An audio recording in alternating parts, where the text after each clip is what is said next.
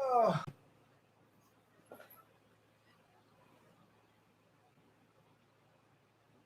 Well, I don't know, you guys.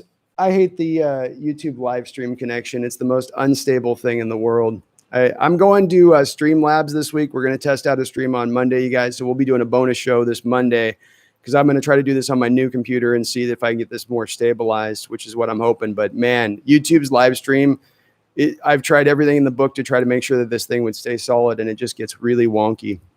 So if I'm sorry if I missed your question on there, please feel free to hop back in here. And sorry about that. My guy, I'm trying to work on these issues, folks, but I'm in a new area, so it's working out the kinks. I've got everything hardwired in, and I don't know. YouTube just kind of is glitchy. Fiji Mark, Dimitri Moore played amazingly. He provided us some pass rush off the edge of times. He was great, and he flashed in the special teams game. That hit that he laid in the special teams game was phenomenal. Absolutely phenomenal play by Demontre Moore in that game. And we needed some juice from the outside. We weren't getting a lot again in this game. Obviously, there wasn't many opportunities really because the running game was working so well for the Vikings. They didn't have to pass as much as other teams have had to pass against us. But, with all that said, it was he's given us a player. The other guy, too, Bullard, by the way. Bullard was in there, and he almost had himself a sack where he shot through the gap. I was watching some of his tape. You want to go watch some impressive tape. Watch Jonathan Bullard, who we just picked up this last week as a 3-tech defensive tackle out of Florida. He really flashed as a just a pure 3 technique like we don't really have on this roster right now. I don't know if he's a player going forward, but I like him right now for what he's showing. I like what he's doing right at the moment. Garrett Dillo says, can you talk about the Browns? Yeah, the Browns are in. This was a team I predicted was going to go into the playoffs this year. I saw more of a 10-6 type season from them because that division is going to be so tough playing the Ravens and the Steelers a couple times in there. But I do see them getting to the playoffs and they can make some noise. The problem is I think they lost Nick Chubb. And a big part of their upside for me, Garrett, was Nick Chubb and the kind of player he is. But with that said, hold on one second, folks.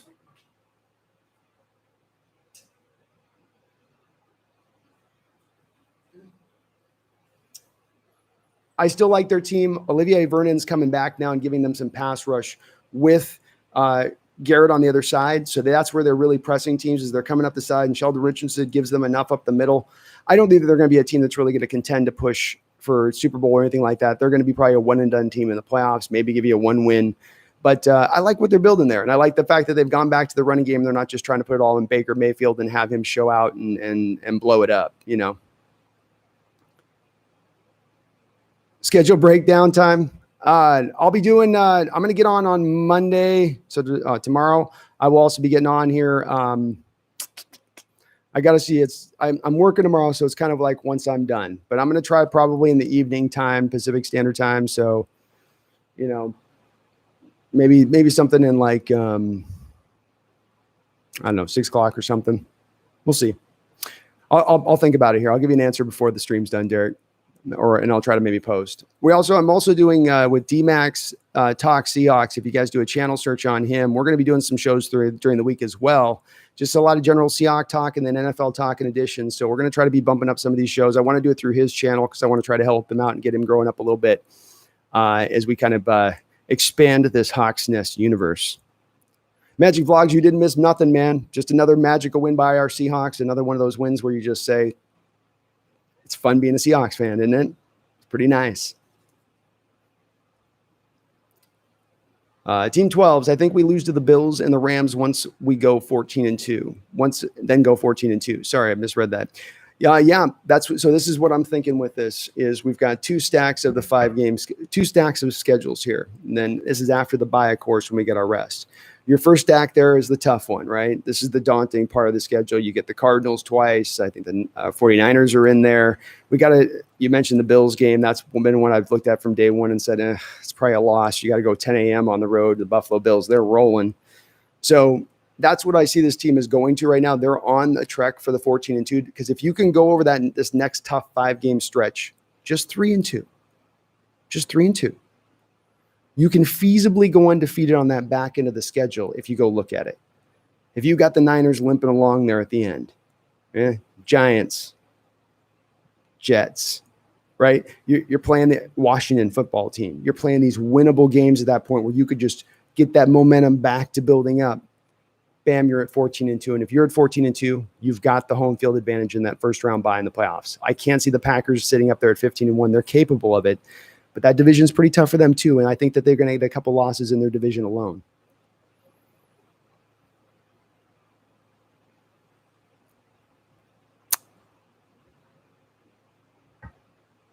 We had over 350 people in the chat, the Hawks Nest. That's a new record. That's awesome. I'm going to get this better and better, guys. I'm getting this new computer I'm hoping is going to get the schedule stabilized. I got a fast internet connection. The only thing I can go to is being a new computer. And if it's not that, then YouTube live stream just hates me. No earthquake, Byron. My cat's up in her cat tree. I've got I'm still setting things up here. So I've got my little camera set up, kind of held up, and she decided she wanted to go up and lean around and I'm sorry. Chad, Jonathan Bullard had one decent rush. Need more Gators. Jonathan, but what he did is the same stuff if you go and watch it. I'm sure you're well aware of it, Chad. You watch his college tape. That's what he did. He's very quick off the snap, and he can combo that with a nice little kind of inside move that he sort of sends that out arm into the shoulder of the guard at that point, and especially if he's single blocked, he can knife right through into the backfield. It's an element we don't have with these defensive linemen really right now. Jaron Reed can do it a little bit. It's not really part of Puna's game. It's not going to be part of Snack's game. It's nice to have in there. It's not going to be really part of Monet's game either. They're more the space eaters, like I said, gap control type defensive tackles. Brendan Eichrick. Dunbar needs to step up his recovery game. Always nagging avoidable injuries. Yeah, I think with Dunbar, this is the way it's been for him throughout his career, though. He's always been a guy that's just, there's always a couple injuries dinged up. There's those guys that have to just feel really good to get on the football field. They just have Percy Harvin was a little bit like this. You know, a guy that just, maybe he was just that banged up all the time, or maybe he had to feel like 150 to be out on that field. And I tend to think that that's a little bit of what goes on with Dunbar. I'm not questioning his toughness. Seems like a feisty player. He's been pretty decent out there. When he's been out there, he jumped up on a route today. But I agree with you, Brendan. The two guys on this defense right now that have been real big disappointments for me, and there's been some bright spots. You know, Puna's coming along, and Jaron's back to kind of form where we wanted. And KJ, oh my goodness. But Trey Flowers and Barton are the two guys that have really failed to pop or flash at all. You know, a rare moment here, a rare moment there. But those are two guys that it's been a little bit disappointing in watching him, and we're really going to need Dunbar at this point. I didn't think I was going to say it in this offseason. I wasn't as big on thinking he'd be this much of an improvement over him, but he's got to get on the football field. He's better than what we're getting out of Trey. Trey's just shook. I think his confidence just isn't there right now. Nathaniel Parks, J.J. Watt trade idea. If Bill O'Brien was still in Houston, J.J. Watt for a sixth and a 2020 bag of Cheetos and a 2021 cream soda.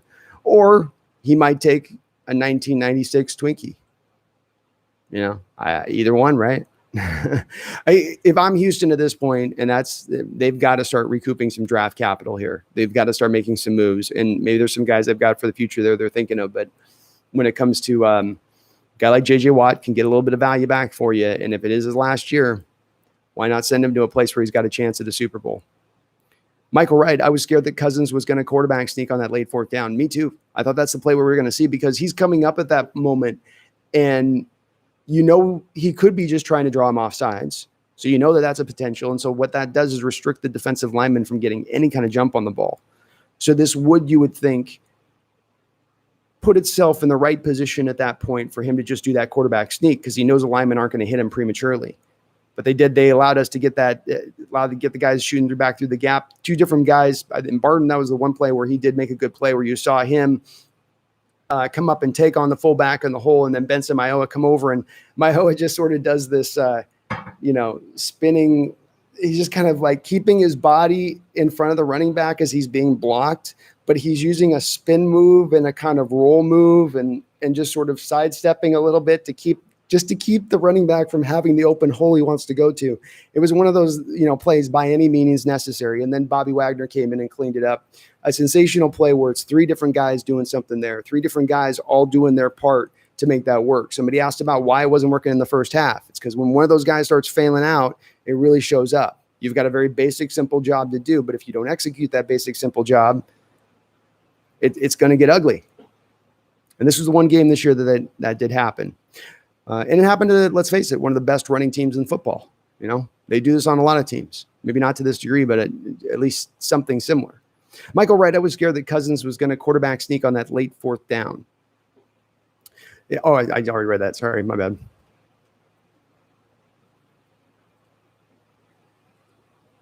Garrett Dillo, let's go. Boom shakalaka, this live. This is live, my guy. D-boy, oh my God, we're going to get this fixed, D-boy. We have good backups. We do. We're a deeper team than we were last year. That's one of the reasons why I think that we can maintain the same kind of rise offensively, if not the better rise than when we had last year. I mean, you still are going to be getting Josh Gordon back into the mix at some point.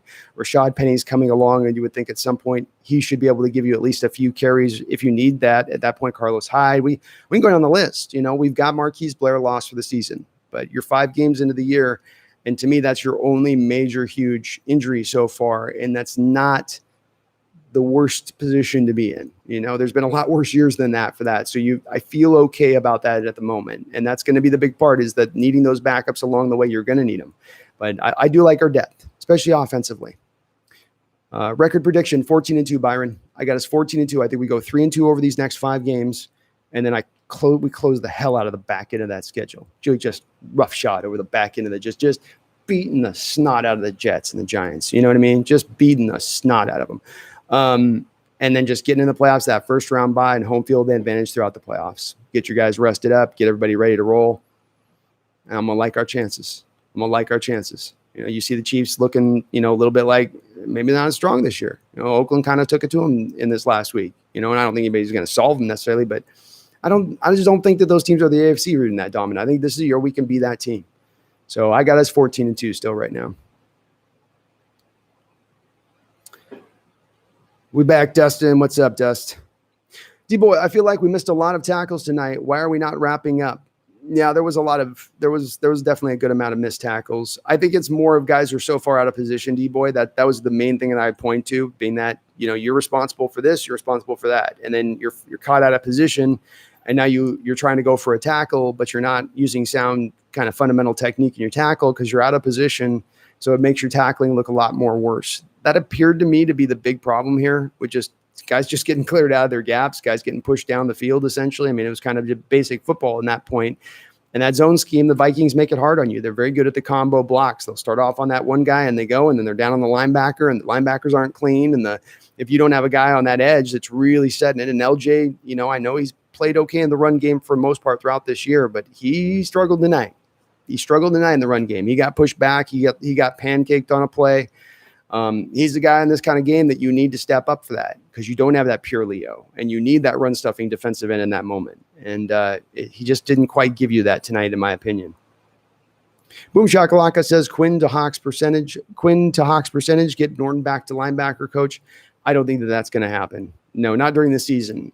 Maybe off season, but I don't think so. I don't think so. I think Quinn's going to probably have other options, maybe go into college. I don't know. It'll be interesting to see what Quinn does. I don't think he's necessarily as much a slam dunk to come back to Seattle. Byron Smith says, where does DK rank among the top wide receivers? He's got to be top 3 right now, in my opinion. He's playing at a top 3 rate. I mean, who's the better receiver? We know DeAndre Hopkins is playing pretty phenomenally right now. Yeah. Michael Thomas ain't even playing. You know, if I go through the list in my mind, I mean, Mike Evans is very good, and he's right there with him as well. But, you know, go down the list, you know, who, Tyreek maybe? I mean, probably top 5, I guess. Top 5, Byron, I guess. You could probably make an argument with a couple guys, but he's vaulting up the list. And if we look at the end of this thing, he might be right there as the number 1 guy. I mean, he's just week in and week out putting up the quiet 100. He hasn't even had his go for it week. You know, he hasn't had his freakish Philadelphia Eagle-like week in the playoff game. That's still probably coming at some point. So, which will end up, you know, potentially padding those stats even more. But you can make a stronger argument top 3 right now, and with a bullet, you know, with a bullet.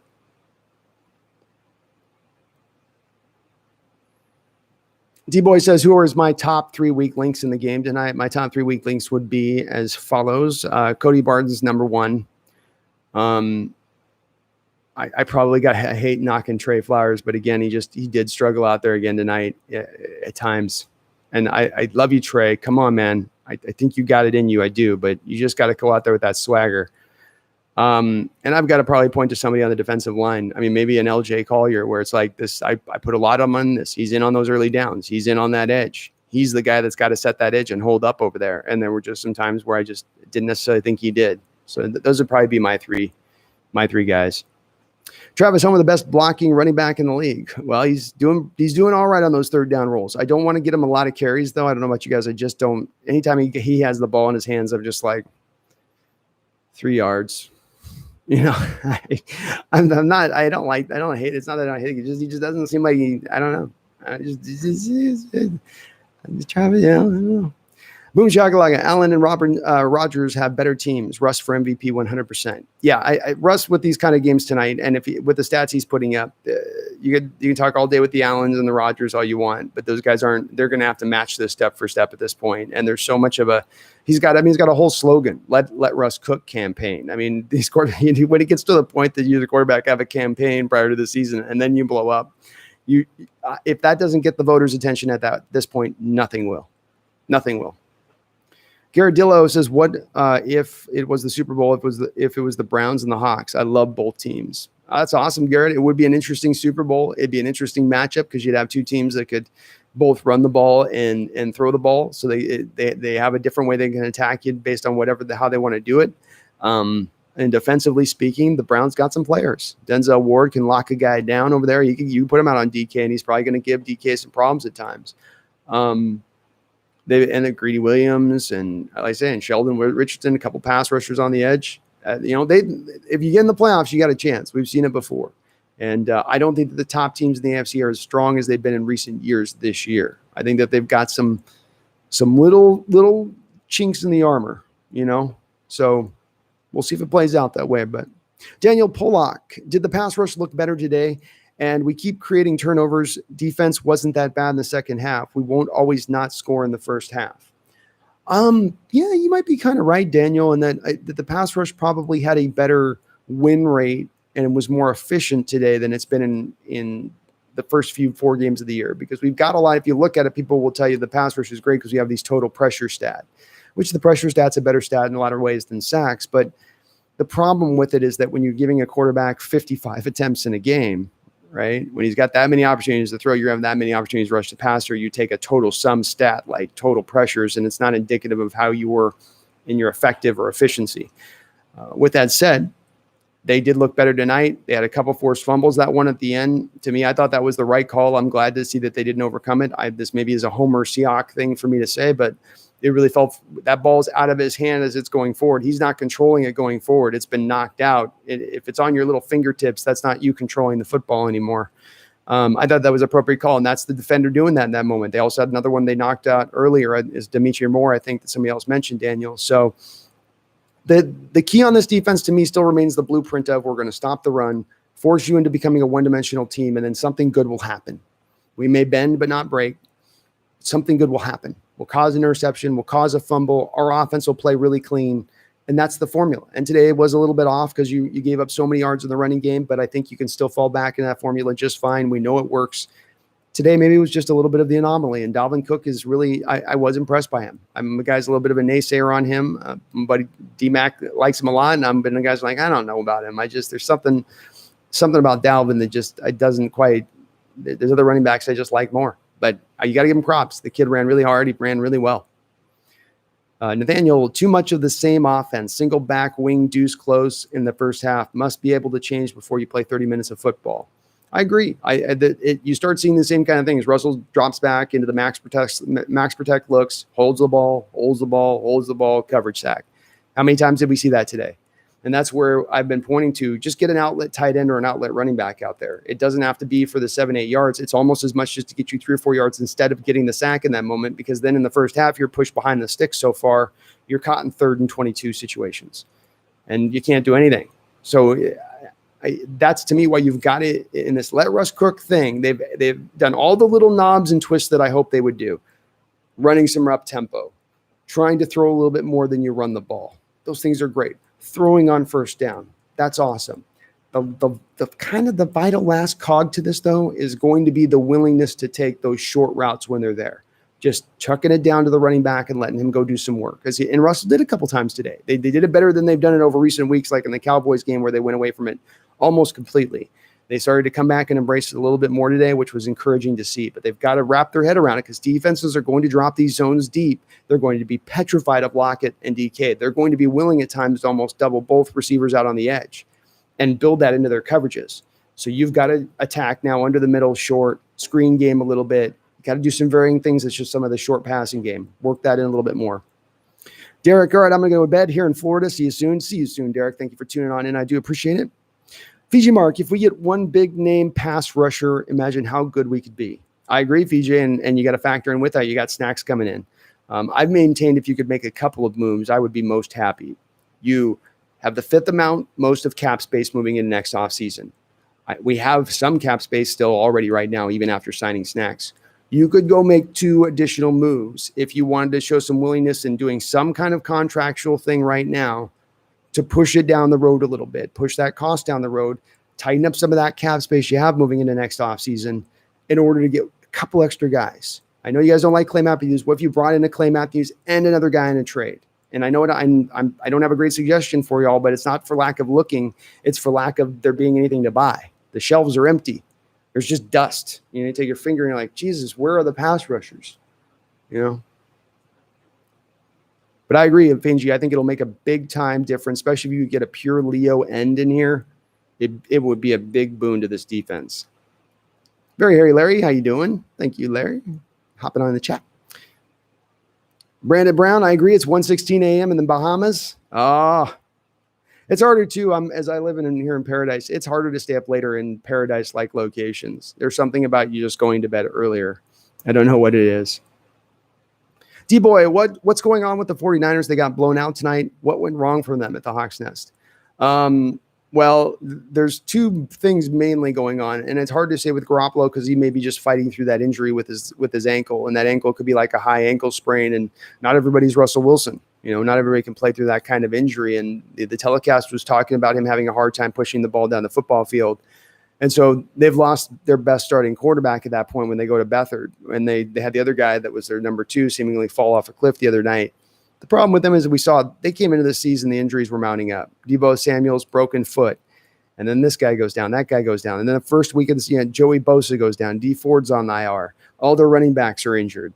Another receiver goes down. And then the defense Sherman goes down. It just gets thinner and thinner and thinner. And you have to, as well, factor in those Super Bowl losing teams tend to fail out the next year. Most of them don't even make the playoffs because you've had to sell out a lot to get to that Super Bowl. You've had to play a couple extra games. You put it out all on the line. We all know those playoff games are made with an intensity of you're having like 3 games worth of hits in those single games because everybody is just laying it on the line. And they're probably having a little bit of exhaustion from that D-boy, which is understandable. The thing that does work in their favor with this, though, is if they go on to have a crap rest of their season, and we're looking at it, and they could only maybe get a couple more wins through the rest of their schedule right now, they're going to have another high pick to go out there and do something. They could go do a couple of different moves through that at that point. Maybe they go and get a quarterback. Maybe they're going to have some flexibility. The Niners are still going to eventually be scary again, I think, because I don't think they're going to get devastated with injuries like this forever. Garradillo, you think the 49ers are trash? Yeah, well, they're not. Probably this year they are. And unfortunately, that injury situation's making them trash, though. They still have a lot of talent. Daniel Shaq has been pretty bad outside of one game. Big play saving the touchdown today, though. He does. He pops off with those one little plays that'll come through, and it goes, God, yeah, just do that a little more consistently, my guy. And he still gets like the third downs where there was one play where he's got the linebacker on the inside to him, and he should have the knowledge he's got the help to the inside. So he's either taking the deep half or he's covering to the outbreaking route, and it's a third down. So there's a good chance the receiver's going to the sticks. This is where I would love to see his route recognition understand at the moment that he can jump into that route. He gave Thielen all that space for him to eat up and then cut out to the corner. That's where Shaq, when he gets into that tentativeness, teams will go after him a little bit. And it's where now I want him to be a little more locked in at times and really be pushing that, putting his foot in the ground and knowing he can drive on that ball in those moments, knowing that's what they're going to go try to do. Just didn't do it as much today. Brendan says, what is some, sorry. Oh, goodness, I'm behind a little bit. My bad, guys. Brendan says, what is some realistic compensation Seattle would give up at this point? I'd give up quite a bit. I didn't think initially at the start of the season there'd be any way that Schneider would be willing to part with that second-round pick in this next upcoming draft. He's already given up a first and a third, and next year he's given up another first-round pick. But I got to say, from my standpoint, what I'm willing to do is I'm willing to go for it this year. You didn't go for it this offseason with the moves you made. You signed a lot of 1- and 2-year deals. You left yourself a lot there that you could still kind of use and take from and pull from. I'd like to see them do that. I really would like to see them push and go hard at that.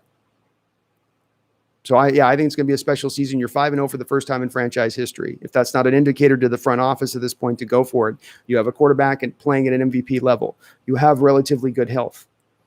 What other signs do you need from God to know to go for it in a given season? Randall Dak going to walk. He'll come back fine, but his nightmare happened today. Wentz, Jimmy G, Goff all got paid. They're basically all in that second-tier group. Yeah, to me, it's just brutal. It sucks for him, and I feel like he got the shaft on this deal. And it's surprising to me with a guy like Jerry Jones, who's Oprah with the cars, right? You get a car, you get a car, you get a car. That's Jerry with the money, right? Jalen Smith, you get paid. DeMarcus Lawrence, you get paid. And all of the offensive line gets paid. And Ezekiel, you get paid. And Amari Cooper, here's $20 million a year. Dak, no. No. We're not breaking the bank on you. It's an odd place to draw the line. And today it just wasn't a good look. It wasn't a good look when your quarterback's foot's sideways. And you know damn well what Alex Smith just went through.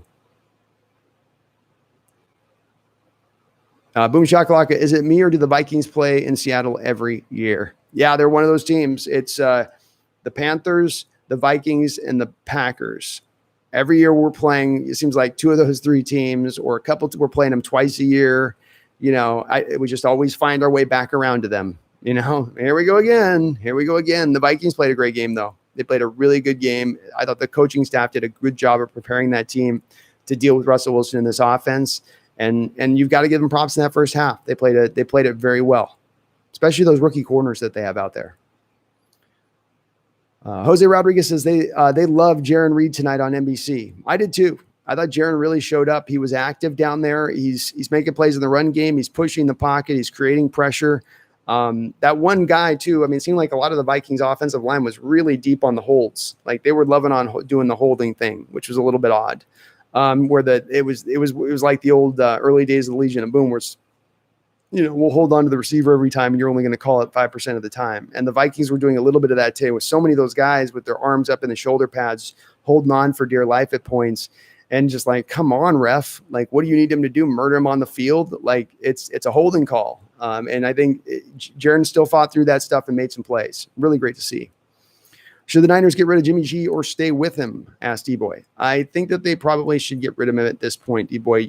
You've got a really good team assembled up there. You could get a quarterback who's very much like what Jimmy G is at a very marginal rate to me. I don't know there's a big difference between Jimmy G and Andy Dalton. Maybe there is. But I think they'll be moving on here shortly from him. Nathaniel, when will Rashad Penny be back? Week 8. I think he's on IR designation for week 8 return. So that's when I'm expecting him to maybe be moved back in. They may give him a little bit more time if they feel real comfortable about the running back situation. So some of it might be determined by how well the health is with the rest of the running backs, which is pretty good right now. So I would say week 8 on. D Nugget, F Jerry Jones. He's been, this is Jerry Jones. Jerry Jones has had some bad looks. Kicking Jimmy Johnson to the curb when he's in the middle of your dynasty because you want to claim credit. That was a bad look. That one hurt you. That one really cost you. This one's not that bad maybe, but it's pretty bad. Raw Vegas Todd. Sorry, late for the party. Feels pretty darn good. Feels pretty darn good to be 5-0 for the first time in franchise history. Yeah, I agree. It's nice. We went through this schedule and we took care of business in the opening 5 games. It wasn't the hardest games on the schedule. There's some tough ones in there. We took care of the teams we had to take care of. We're going to go through the tough part of our schedule now, but you've laid the groundwork here.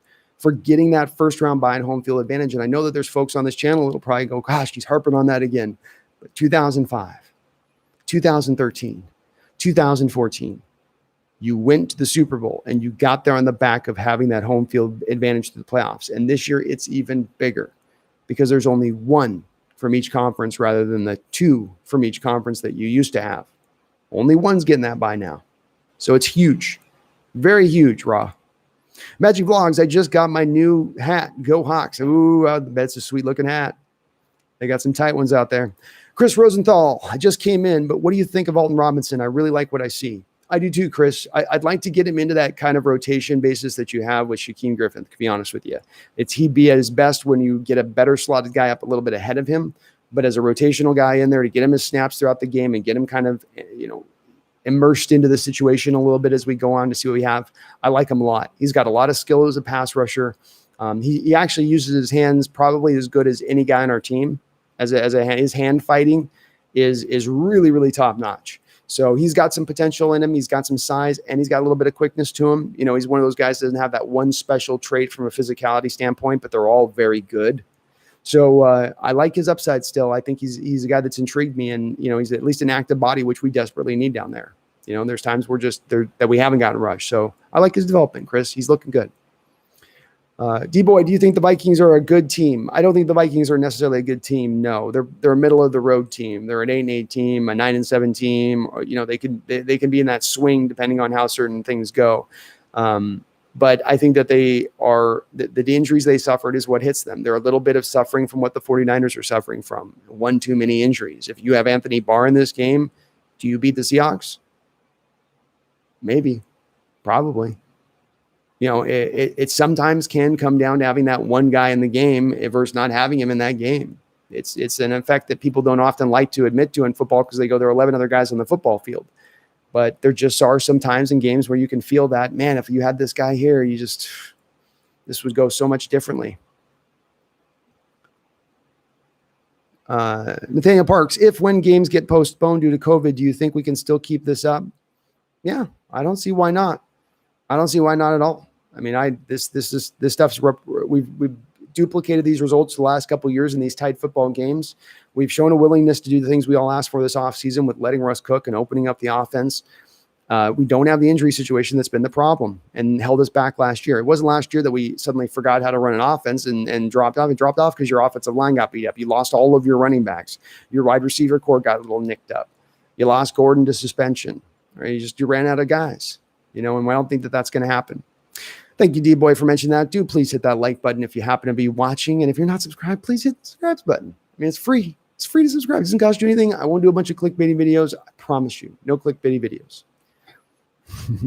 Thanks, D-Boy, for mentioning that. D-Nugget, Chiefs don't have the mindset level of Russ. They're just playing on pure athleticism. I see the same thing. There's just luck. And it's going to happen to all teams a little bit. You're talented. You're deep. You got a good team.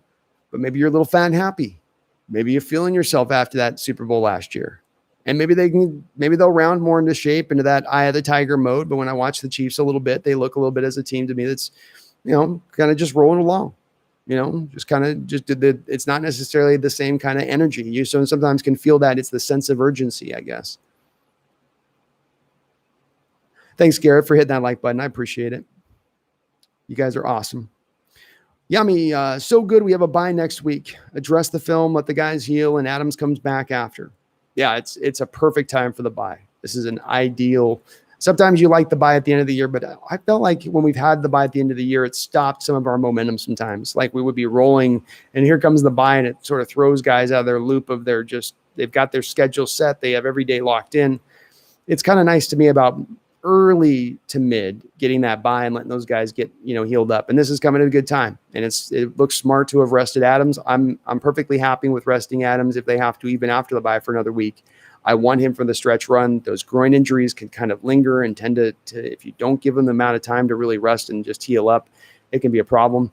So they'll probably bring him back at that point, but the team's trending, as I've said, upwards, and you got more reserves coming into the rank, more reinforcements coming in. Snacks Harrison's going to come in there and help that defensive line rotation. This game, you had those guys out in that football field for so many snaps because the Minnesota Vikings could move the ball so often. getting that extra guy in there to keep them fresh throughout the game and not have a drop off when you have to have Jaron take a couple blows. Could be big. Nathaniel Parks, could we try to get Gerald McCoy in the offseason? We could, Nathaniel. I think I'd be a little hesitant with him, though, at this point. His injury situation throughout his career is kind of stacked up. He's getting older. I don't know if he intrigues me as much. I mean, you see that injury that he had on the play where he's just being barely touched in a very light drill, and he's just tore his quad in half. You're like, okay, maybe the day, Gerald, maybe it's done, you know. The Evis TV, the vest. Sorry, TTV. Imagine the Chiefs without that offense. Yeah, they'd be in trouble if they weren't prolific offensively. We saw that today. They weren't being able to be as prolific, and the defense struggled to stop the run. I was up last night at a gathering with some folks, and we were talking about it, and one of them was a Chiefs fan, and one of them was a Raider fan, and I said, don't be surprised the Raiders pull this off tomorrow. And he didn't even think they had a chance. I go, you guys, the way you run the ball, and we know the Chiefs are susceptible at stopping the run, you guys could maybe get something going there. So they're not a colossus, you know. They're not undefeated, whatever it is. You know what I meant. Jim, I like how Quentin Dunbar plays. He reacts a lot, but he needs to stay healthy. Our corners should do more press or just not drop back so far. I understand where you're coming from, my guy. They drop back. It's what they do. That's the bail technique to the cover three look, right? Cover three is safety high, and your two corners go into that cloud coverage deep.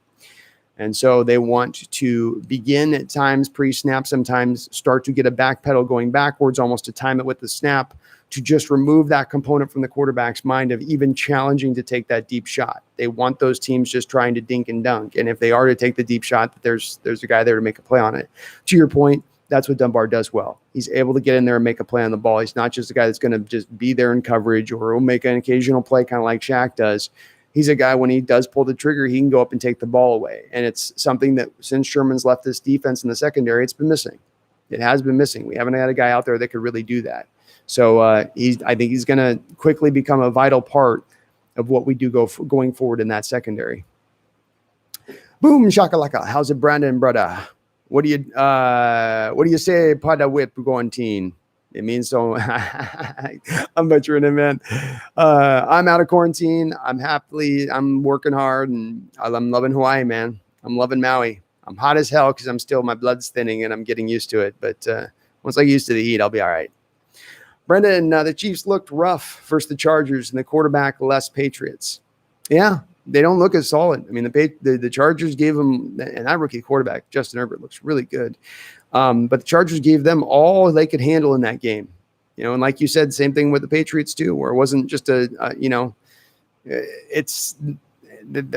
a little bit of some gap here with them. And I know the Baltimore Ravens still look really good, and they've still been playing, you know, top-notch football, but you got to have those questions with Lamar Jackson once he gets into the playoffs, because he's just seems to be a little exposed over his first couple of seasons. Maybe he improves it through and figures it out. He's a young guy, so there's plenty of time, but also, the thing with Ravens, they are a little bit of an older team. You know, do your Derek Wolves, do your Calais Campbells, Humphreys on the outside. They last throughout the whole year. Jimmy Smith, you know, that's my one question with that team.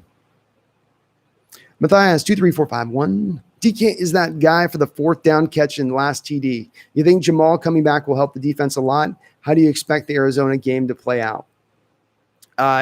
Yeah, DK on those two catches just shows he's got a clutch element to his game too, doesn't he? You saw last year, there's that play, you're icing out Philadelphia and it's close game. You could just try to run it for a first down there, but they try to hit the ball deep. Russ throws it up. DK confidently jumps up and high points the ball on the throw. You know, and yeah, he's got separation at that point. He knows what he's in position, but he's just comfortable in there and ready to make those kind of plays. I thought he was those are just two ridiculous plays. I mean, the second catch is maybe not as tough as the first one because Russ really puts it there, but that's a floating duck. You guys saw on the telecast in slow motion, Russ's ball wasn't his typical tight spiral. It was kind of like, and he just got his hands out there, cradled the ball in, kept it up off the turf. Is a guy that people question on his hands sometimes, no question there. And the first catch where he's just using the body control, going up in the air, using his size, I love that Russell yes, do it, Russ. What do you got to lose in that moment? 4th and 10. That's your best option. Singled up with him, throw him a jump ball, and let's see what happens. It's great. Randall McDaniel, if you already read this on the last chat, then disregard, but Dixon is the best punter in the league and Ugo is the best gunner. How much is Dixon going to cost us? 3 to 4 million average per year? Yep, you're right on the button with that one, Randall. Might push a little bit more, but maybe not because the cap goes stagnant. So that would keep him into that 3 to 4 million per year. I'm willing to pay that mark right now for Dixon with what he's doing. He is playing 2 kicks inside the 2-yard line in this game. And he's got the boomers. He had one today where he kicked a long one, and the punt returner just couldn't figure out how to get over and field it. It's right near the sideline. And Dixon's done this a couple times where he can get the land and then the extra 10-yard roll to the out of bounds, giving him that extra 10 yards on the kick. He's got a lot to his kicking game, to his punting game. I really like the guy a lot. And Ugo's been great. As you point on the Gunners, he's the guy there picking up that ball on the 2-yard line. He's the guy making the tackle downfield when the punt returner should have called a fair catch. He's been really, really good and awesome in the slot. We haven't seen Ugo getting picked on or being the big problem there in the secondary. It's been more the guys on the outside that are getting kind of picked on by offenses. He's been very, very good in the slot. D-Boy, Chiefs lost tonight. Do you think that Las Vegas put the blueprint on how to beat them, or did Las Vegas just get lucky? I don't think Las Vegas got lucky. I think the Raiders are a solid team. They're one of those teams that's not spectacular. They don't have a lot of flash and dash, but they got a lot of solid stuff up and down that team where there's not necessarily a lot of huge weaknesses either. That offensive line can push guys off the ball. That running back is a strong running back. Good. He can do kind of it all and how they need to do it. And Gruden's creative enough as an offensive guy to generate points with Derek Carr as quarterback. I think they're a solid team this year. I don't think they're a team they may get to the playoffs. They're a little bit like in that same Cleveland Brown place where I'm like, I don't know if they can, but they'll be pushing for the playoffs. I just think they're a pretty good team. And the Chargers, I know Justin Herbert's a young guy, but that's a solid rest of the team the Chargers have put out there. They've got some guys that can play on that team. So they're not losing these games to poor teams. These are solid teams they're losing them to, and they're or not losing them to, but having a hard time against. And in the Vegas and Chargers case, these are teams that are very familiar with the Chiefs. They play them twice a year, right? So that's always going to be closer games. We see it in our own division. It's harder for those teams to separate and surprise those other teams because they've seen it all. They know the players backwards and forwards. LJ is turning into a player. First career sack. He's around the ball. Not Reggie White, but he's getting better. He did have his first career sack. We got to pop the brakes on that one, Randall. He got no pass rush on the play. He didn't get any push to the backfield at all. He's standing there for a second, and the quarterback comes running back into his arms, and then he celebrated like he had taken his guy one-on-one and put him on his butt. But he did have a couple flashes of pressures. I think like the Pro Football Focus scores showed with the guy pregame, Randall. He's one of the lower ranked defensive ends in the game right now. It is what it is. He has some moments. He's a young guy coming along. It's been far better than what we had last year out of him. Far better. But there is still some limitations to who he is as a player and what he will be as a player. Matthias, I keep subscribing my friends to the channel, man, trying to do my part. Matthias, right here in the heart, man. You hit me right here in the heart with that one. I appreciate you doing that. It's that kind of stuff that helps this channel grow. Please, folks, if you do have somebody that's a Seahawks fan channel, please tell them to subscribe to me. Like I said, it's free. I don't do clickbait videos, and it'll be good content. I'll bring the goods. I'll always bring the goods. Appreciate it, though, Matthias. Thank you so much for that. TTV, the vest. Jordan Reed was great. Oh, Jaron Reed's looking good. Jaron looking really good. Like I said, he's in that. He's had 4 years of his career. And 3 of those 4 years, he's been solid in points and times. Last year was probably his worst year, but that was 6-game suspension, playing with a high ankle sprain, I think, through most of the year. This year, he looks healthy. He looks ready to roll. He got a little bit of money in his pocket, right? Feeling comfortable. And he's wrecking shop. He's never going to be an Aaron Donald-like presence down there, but few are. He's playing at an upper-level 3-tech defensive tackle realm right now, and we desperately need this. We desperately need this because despite that play, we're still getting gashed in the run. We're still struggling at times to generate some pass rush. So I love what I see out of Jaron. If he can continue to give us what we're getting with him, and we're going to be able to start to keep him fresh now with snacks. It's the thing I'm really excited about. Start to get Jaron into more of a fresh role where he can just be that much more ready to roll, play in and play out rather than being. They look gassed into the second half tonight. They really did. DK got the peanut punched at the end in the end zone. Just needs to work on his hands securing the ball. Yeah, he sometimes will get just a little bit lazy right after the catch where he doesn't get it into the secure. He did on the game-winning catch. He secured it well as he's going to the ground. The guy did try to to punch through, but he did a good job of understanding how to get his role and move through there. But I'm loving his development. DK is right. I mean, he's exceeding what I thought he was going to do this season. I had him at 75 catches, 1,200 yards, 12 touchdowns. I mean, he's going to end up right now, it looks like, into that 1,600 yard range, if not more, probably 13, 14 touchdowns. The guy's going to be a Hall of Famer at this point, folks. Nathaniel Parks, if only we could get Cortez Kennedy back. That man literally took over games single-handedly. He did. He was that one bright spot, in that 2-14 season. You got to be a really good defensive player to get Defensive Player of the Year on a 2-14 ball club. But that's what Cortez Kennedy did. He was that good of a player, just a phenomenal, as you said, game-wrecking player. And if you had that on this defensive line paired up with Jaron there at times, I mean, that would destroy. That would definitely destroy. Though defensive tackle is going to start rounding out, I think, to be one of our stronger positions with Snacks in there, and it's going to be more now onto the defensive ends and what's going on out there and who's able to give us something. Boom shakalaka. Barton started with 2 terrible plays, then 2 great plays. Thoughts? It was a lot more to me than 2 terrible plays throughout this game. Boom shakalaka. I'm really sighting in on him, and he's just looking kind of tentative out there. He's not looking like he's recognizing things. There's times you could hear in the communication on the field tonight, him trying to set Bobby trying to get Barton set into the right position. These are little things that are kind of disconcerting when I watch him, but I just don't think we're seeing his development quite where I'd like to see it. Boom shakalaka. He struggled last year when he played, and he'd have games where he had 10 or 11 tackles. It's not just about when getting a tackle or making one play here. Play in and play out, the guy is really a struggle, and the Vikings attacked him tonight. They went after him. But he's, I don't know. Does he have? I don't know if he's got anything else. Part of me wonders, is Ben Burke-Irvin that much worse than what we're getting right now out of Barton? I know he's smaller, but I mean, maybe he gives us some playmaking out. I don't know. At least he gives you a 4.5 speed out there. Former safety. We'll see with him. They're probably going to sign Michael Kendricks. Randall McDaniel, at their peak, who's better, Cousins or Dalton? I think the Red Rifle was better. Yeah, I think, damn. They're so close, Randall. They're so close. They really are so close. Both when they have all these things around them working right, a good offensive line, a tight end to throw to, a couple wide receivers, a running back. Yeah, they can do something, right? But they're both in that same realm. I would probably say I'm going to point it over to Dalton because Dalton's never quite been outside of. We're gonna get to see Dalton now on a team where he's got as much talent as he ever had with Cincinnati. So it's maybe for just what the upside could be still remaining for Dalton more than he's just vastly superior right now than Cousins. Because brother, they're like right on the same line for me. D Nugget, Dak, Tua, and Watt to Seattle. Dak, Tua, and Watt. Why Tua?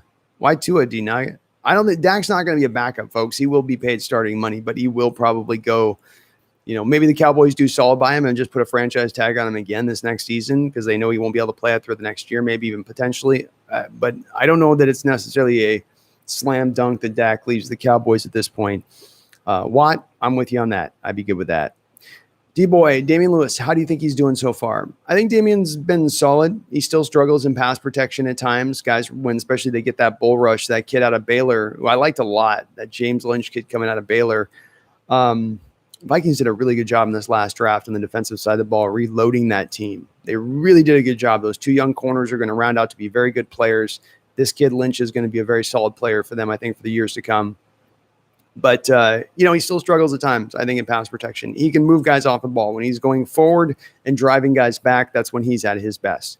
There's a lot of time for him to still improve in pass protection. He's a rookie. He can't be great at everything out the block. But we seem to be able to run okay today. It seemed like we were trying to get to the edges a little bit more, and we weren't able to get much push, and that was more on the tackles than the guards. But he probably – I didn't look at him as closely today, D-Boy. So I'm not going to make a guess on his play today, but he did struggle a little bit in pass protection. David Moore or Freddie Swain? I'm all about David Moore at this point. I'll take David Moore this season as we go forward over Freddie Swain. I like Freddie Swain. He's been solid. Every time you throw into him, he's caught. Doesn't have a single drop. Another catch in this game. But I'll just try to sneak him on the practice squad at this point. I think even as we go forward after this season, now that we see Josh Gordon's not going to come back till mid-year, it's a real good chance that he's going to be back on a discounted deal going into next season too. Why is he going to go anywhere else at that point? There's a really good chance he's going into next season and, rolling with 3 receivers right out the box being DK, Tyler, and Josh, and then to build in the back half around him. The receiver core doesn't become as important or worrisome that we have to have this 6th and 7th guy that we got to worry about getting plucked by another team if we put him on the practice squad. Demo for me. Yeah, we're in agreement there, D-Nugget. Boom shakalaka. Mike Iapati lost today? I think so.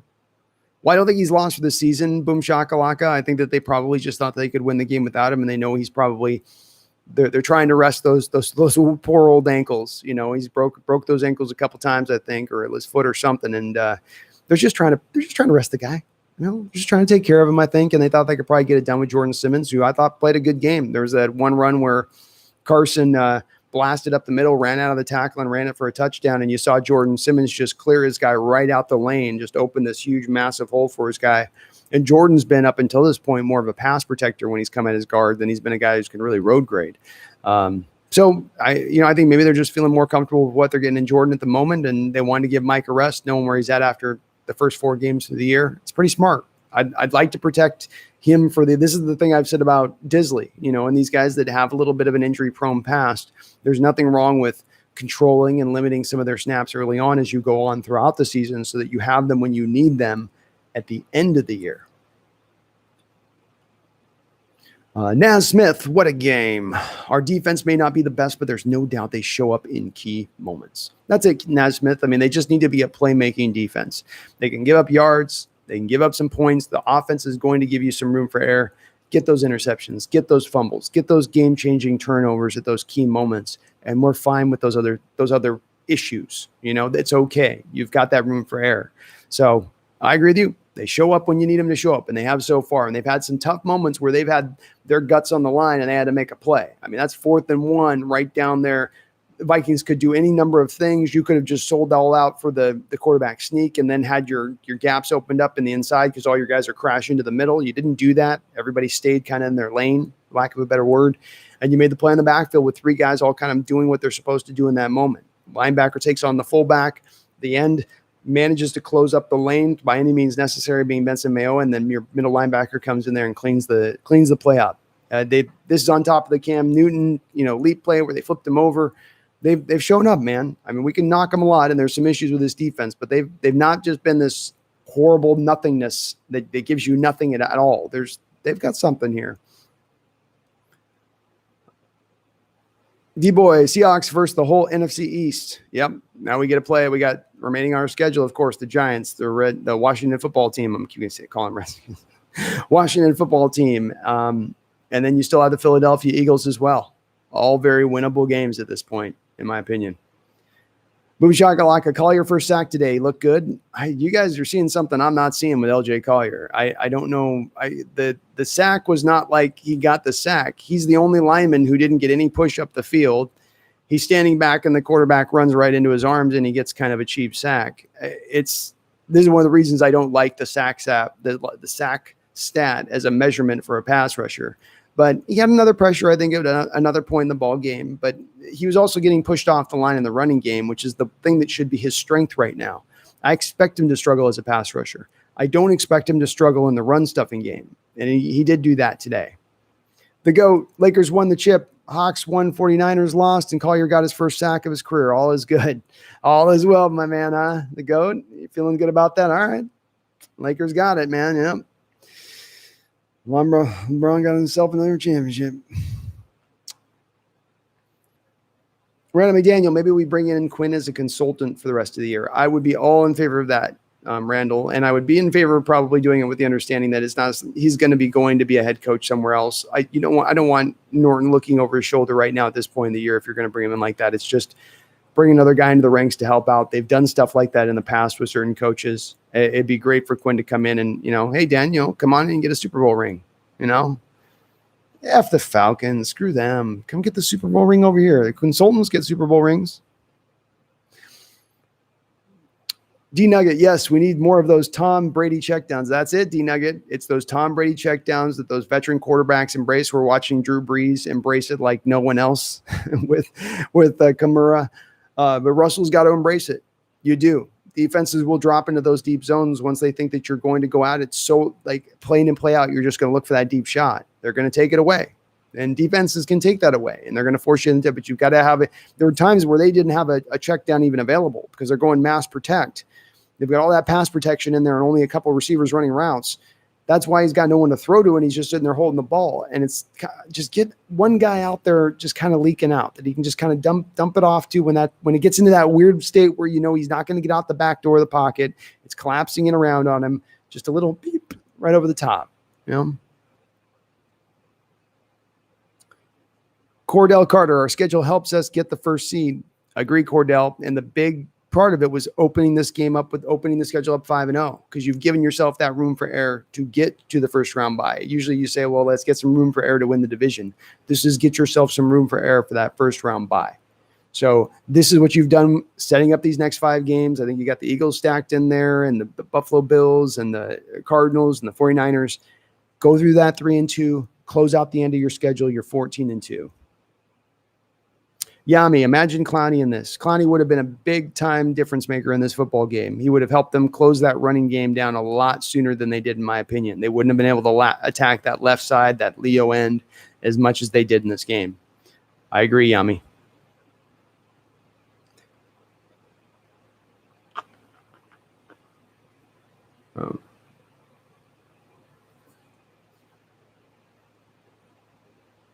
Yami, still need to sign Adams, and he is going to feast on the cap. I don't know that he's going to feast on the cap.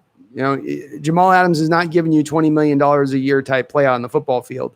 Budda Baker just signed that big contract. He went down to a major injury. I've not heard of anything as far as a contract extension coming for Fitzpatrick with the Steelers.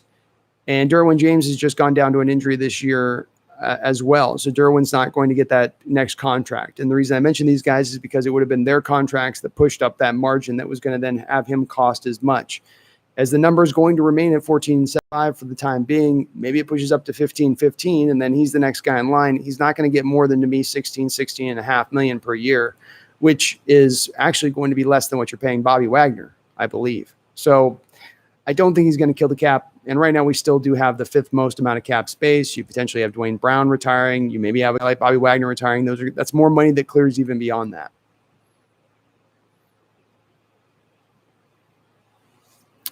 D-Nugget says, D-Boy, Dak is loyal, plus where would he go as a starter? Saints. Yeah, hard to say with Dak how the situation is going to play out. It's probably too early to tell on that, how that goes. I mean, I would think that the Cowboys may in this come back, like I said, and just try to do right by him and say, here's another franchise tag, even though we know you're not going to maybe be able to play much next year, or you're going to be limited, or, it's a good chance you're not going to come back playing at the level you were playing at prior. But we also know that we've sort of, didn't give you the next deal like all the other guys got, kind of. And I know there's people saying he got paid, he's being offered a lot, but I just feel like probably the Cowboys were just undercutting it by just a little bit on that one. They have so many other contracts on the books that they're trying to manage. They were trying to cut in a little bit underneath on the quarterback position. And Jose says, am I the only one that needed a drink tonight? Yeah, no, you were not. This was one of those pop the bottle. Please pop the bottle open. The Go 209, that KJ Wright 2-point conversion was one of the reasons we won this game. Yeah, KJ Wright I can't believe he's playing as good as he's playing right now. And he still does look like he's lost that step, but he's just instinctively going into the right places. You saw it from the first snap of the game when he's bearing down in on Kirk Cousins, and they've moved him over that Sam linebacker, and I'm surprised. It's working. It's working great. He's a natural fit over there for doing it. He sets the edge well. He's able to cover the tight end into the flat routes, which you'll try to run a lot out of that formation. He looks like kind of a natural fit so far as he's playing it. I know he'd probably prefer to be back over at the will there, but I think Barton would give you far worse play over at the Sam if you flip them back over. KJ is always going to be a little bit of a victim of his own versatility. Nathaniel Parks, Benson Mayo at quarterback, pressures have been great, but the no sacks have been frustrating. Yeah, it's been a little bit tough. I mean, I think the part with Benson Mayo is he's just being asked to play a lot of snaps. And this is why you don't want to ask your guys to play a lot of snaps, is so that you can keep the rotation and keep them fresh. In our Super Bowl year, I don't think we had a defensive lineman who played over 65% of the snaps. We have guys across the board this year playing 90% plus of the snaps. It's not sustainable. It's one of the reasons you went out and signed Snacks Harrison. It's one of the reasons why I say you got to add more guys. We need more. This isn't enough yet, you know. Luke Wilson says, what happened to Dak? Dak was, and the one guy I want to talk to, Randall, you've been a guy saying big time you'd love to see Russell run more of those, you know, rushes right up the middle of design quarterback sneaks. That was a design quarterback sneak by Dak up the middle initially, which he didn't do the Russell thing, which is, oh, there's only 4 yards here. Let me take a knee and slide. He tried to break it to the outside and get himself some extra yardage to the edge. And the guy held on and clung onto him, Luke, and then pulled him down. And then he broke his foot sideways, and it was gruesome. Dak was sitting there on the ground, and his foot's literally turned in a direction that it should not humanly be possible to be turned towards. Brutal injury, and it's a compound fracture. I don't know if it's as bad as the Alex Smith one was, where that one took like 62 surgeries or some stuff for him to get back. I hope not, but man, that was a brutal one. Boom shakalaka. Benson always wraps up the quarterback, but they slither out. Why? There are those guys that just kind of struggle to close out the sack. You know, this is the one thing where Clowney's a little bit, this is why his sack numbers are down. He's a guy that gets a lot of pressures, but he doesn't always close it out with that sack. The guy sometimes can just slip through his grip in his hands, and Benson's got a little bit of that game too. I do wonder in the closing out and some of that stuff is if you've got a guy that's just being gassed and he's playing too many snaps, that would be something you would expect to see, is them to struggle in tackling, them to not be as good in that respect. So, sorry, my cat's moving around on her perch up there. So I think Benson will be fine. A couple of these guys will be so much better if we can just get him into lighter snaps. A little bit. He was brought in here to be a rotational pass rusher with Darrell Hunter and Rasheem Green and LJ Collier. And remember that, guys? Remember those forecasts? So he's just playing too many snaps. We got to lighten the load there. Randall says, with Browns being good, I hope we don't have to see Mayfield commercials for another 5 years. His energy is cool when they win, but annoying as hell when they lose. Something about Baker rubs me the wrong way. I don't know why. It's probably not right for me to have that feeling on him, but it's just something about him. I'm just, the guy just rubs me. I don't like the commercials either. I don't know. I think he's just limited too. He's got a lot of hype. He's number one overall pick, and I didn't understand why he's the number one overall pick. It's like, don't you need talent to be the number one overall pick usually? And right now they are kind of protecting him a little bit. So I am definitely behind on the chat. I am sorry, you guys, but I'm going to catch up. So bear with me. If you're new to the chat here, I usually try to answer everyone's question, but that also leaves me being far behind in the chat. And I know that can be annoying, but I will try to bounce through these a little quicker so I can get your guys' questions. Seahawks Brasinho, what's up, man? Any thought on Cody Barton outplaying Jordan Brooks? Don't think he outplayed Jordan Brooks. Jordan Brooks hasn't had enough snaps to be outplayed, but Barton's not outplaying anybody right now.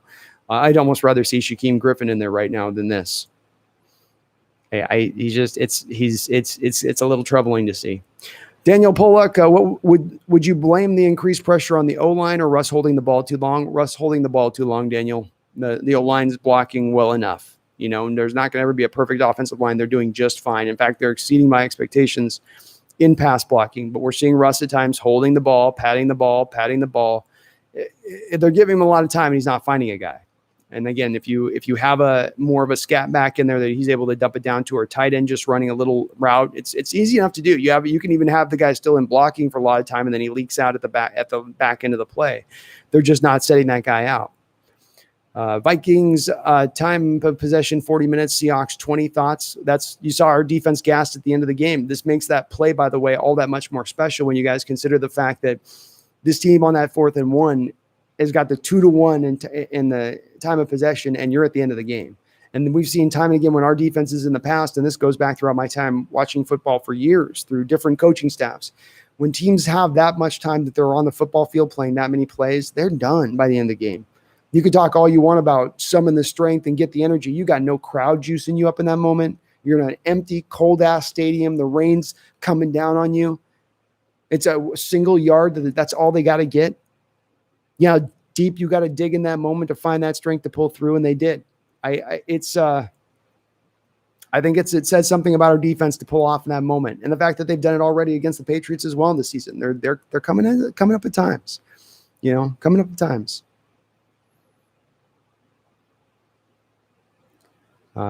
Randall says, I think the kid from Atlanta, Tank, I think his nickname would be a nice Tariq McKinley, I think, as you're talking about, Randall McDaniel. Without looking, I think he's entering the end of his rookie deal. I doubt they committed to his 5th year. They did not commit to the 5th year of his deal. He would be a candidate, Randall. So Tariq McKinley would be a guy that does fit into our scheme. Atlanta ran the same scheme, of course. He'd be a guy that they probably put in at that Leo end. I don't know if he gives you a lot of improvement. If you go look at his numbers, the guy has really underperformed throughout his career. He's not, drafted, I think, in the top 20 in the first round, and he's not really ever been that player. Weak hands. I think I missed something with you, Boom Shakalaka. No, he's not weak hands on that, Boom Shakalaka. Just Benson Miles, I think he's a little tired. Splash and Skills, Lakers champs, Seahawks win. I'm in heaven. There is it. We've got a couple of those folks in the chat tonight. It's a good feeling when you got multiple teams winning, huh? D-Nugget, Dak to the 49ers? Maybe. You might be onto something there, D-Nugget. You might be onto something. Jose says trade for Tariq McKinley. I'll tell you this, there's not a lot of options, and he may be one of the better options, even though I'm begrudgingly saying, okay. There's just not a lot of stuff out there. Folks, if you go through it team by team and go look, and you got to first segment, the teams that are going to be competing aren't trading, right? So you got to take them all off the board. You got to find those teams that are just in the kind of loserville that know they're out of it, have fired their head coach, et cetera, et cetera. And there's just, the options are very, very, very limited. Nathaniel says, I don't know why we didn't try to get Clowney as well as Jamal. Go for it already, dang it.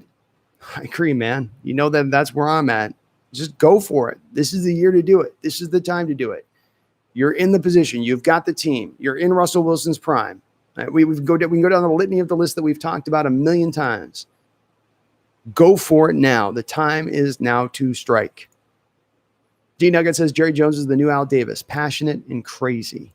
He is. And D-Boy's dad, I'm sorry you got to hear this, but he is the new Al Davis. Meddling far too much. An owner should never be a general manager. Most certainly the owner's son should never be the general manager. That's, I don't like it.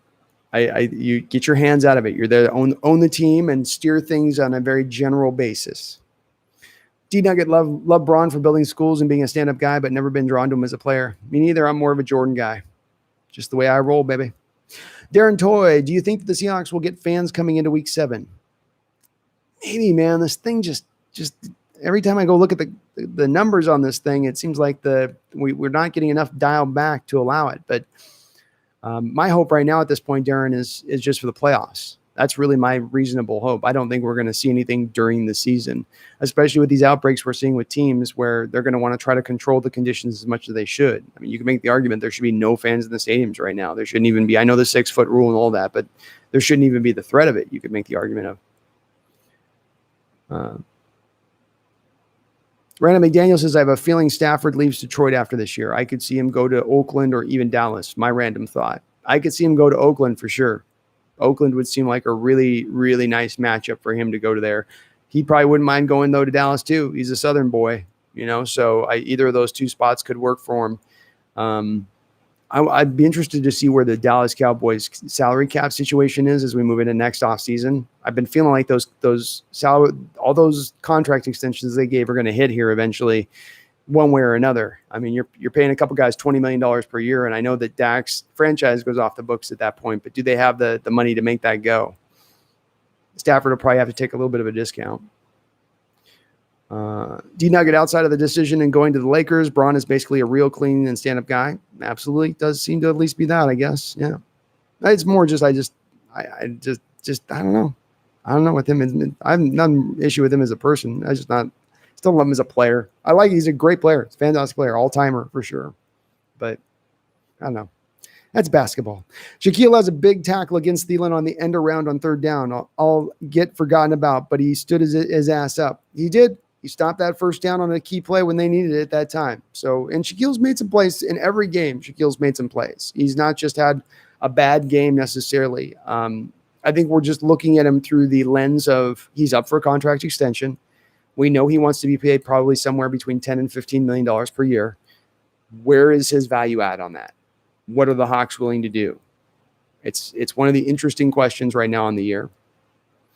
TTV, so many sacks that were broken. Some of it was as the lineman got called on it for a couple times. Those linemen would, as soon as the guys got their hands on the quarterbacks, the linemen's almost like they were taught as a technique, started to get their hands in the upper edges of the pads and then hold on and force the officials to call it. And we know this year the officials haven't been calling holding as much, and this is maybe why linemen are doing this a little more. But to me, that was a little bit of it, is the guys are getting kind of pushed off as they're trying to tackle the quarterback. And honestly, I think guys were a little tired. Our team, as somebody said, that we had 2-1 on the time possession. It seemed like there was a whole quarter the Vikings were out on the football field offensively. Guys just get gassed. You don't have a deep enough roster to keep guys fresh all the way through. Torser. Pete gives up plays on third and fourth.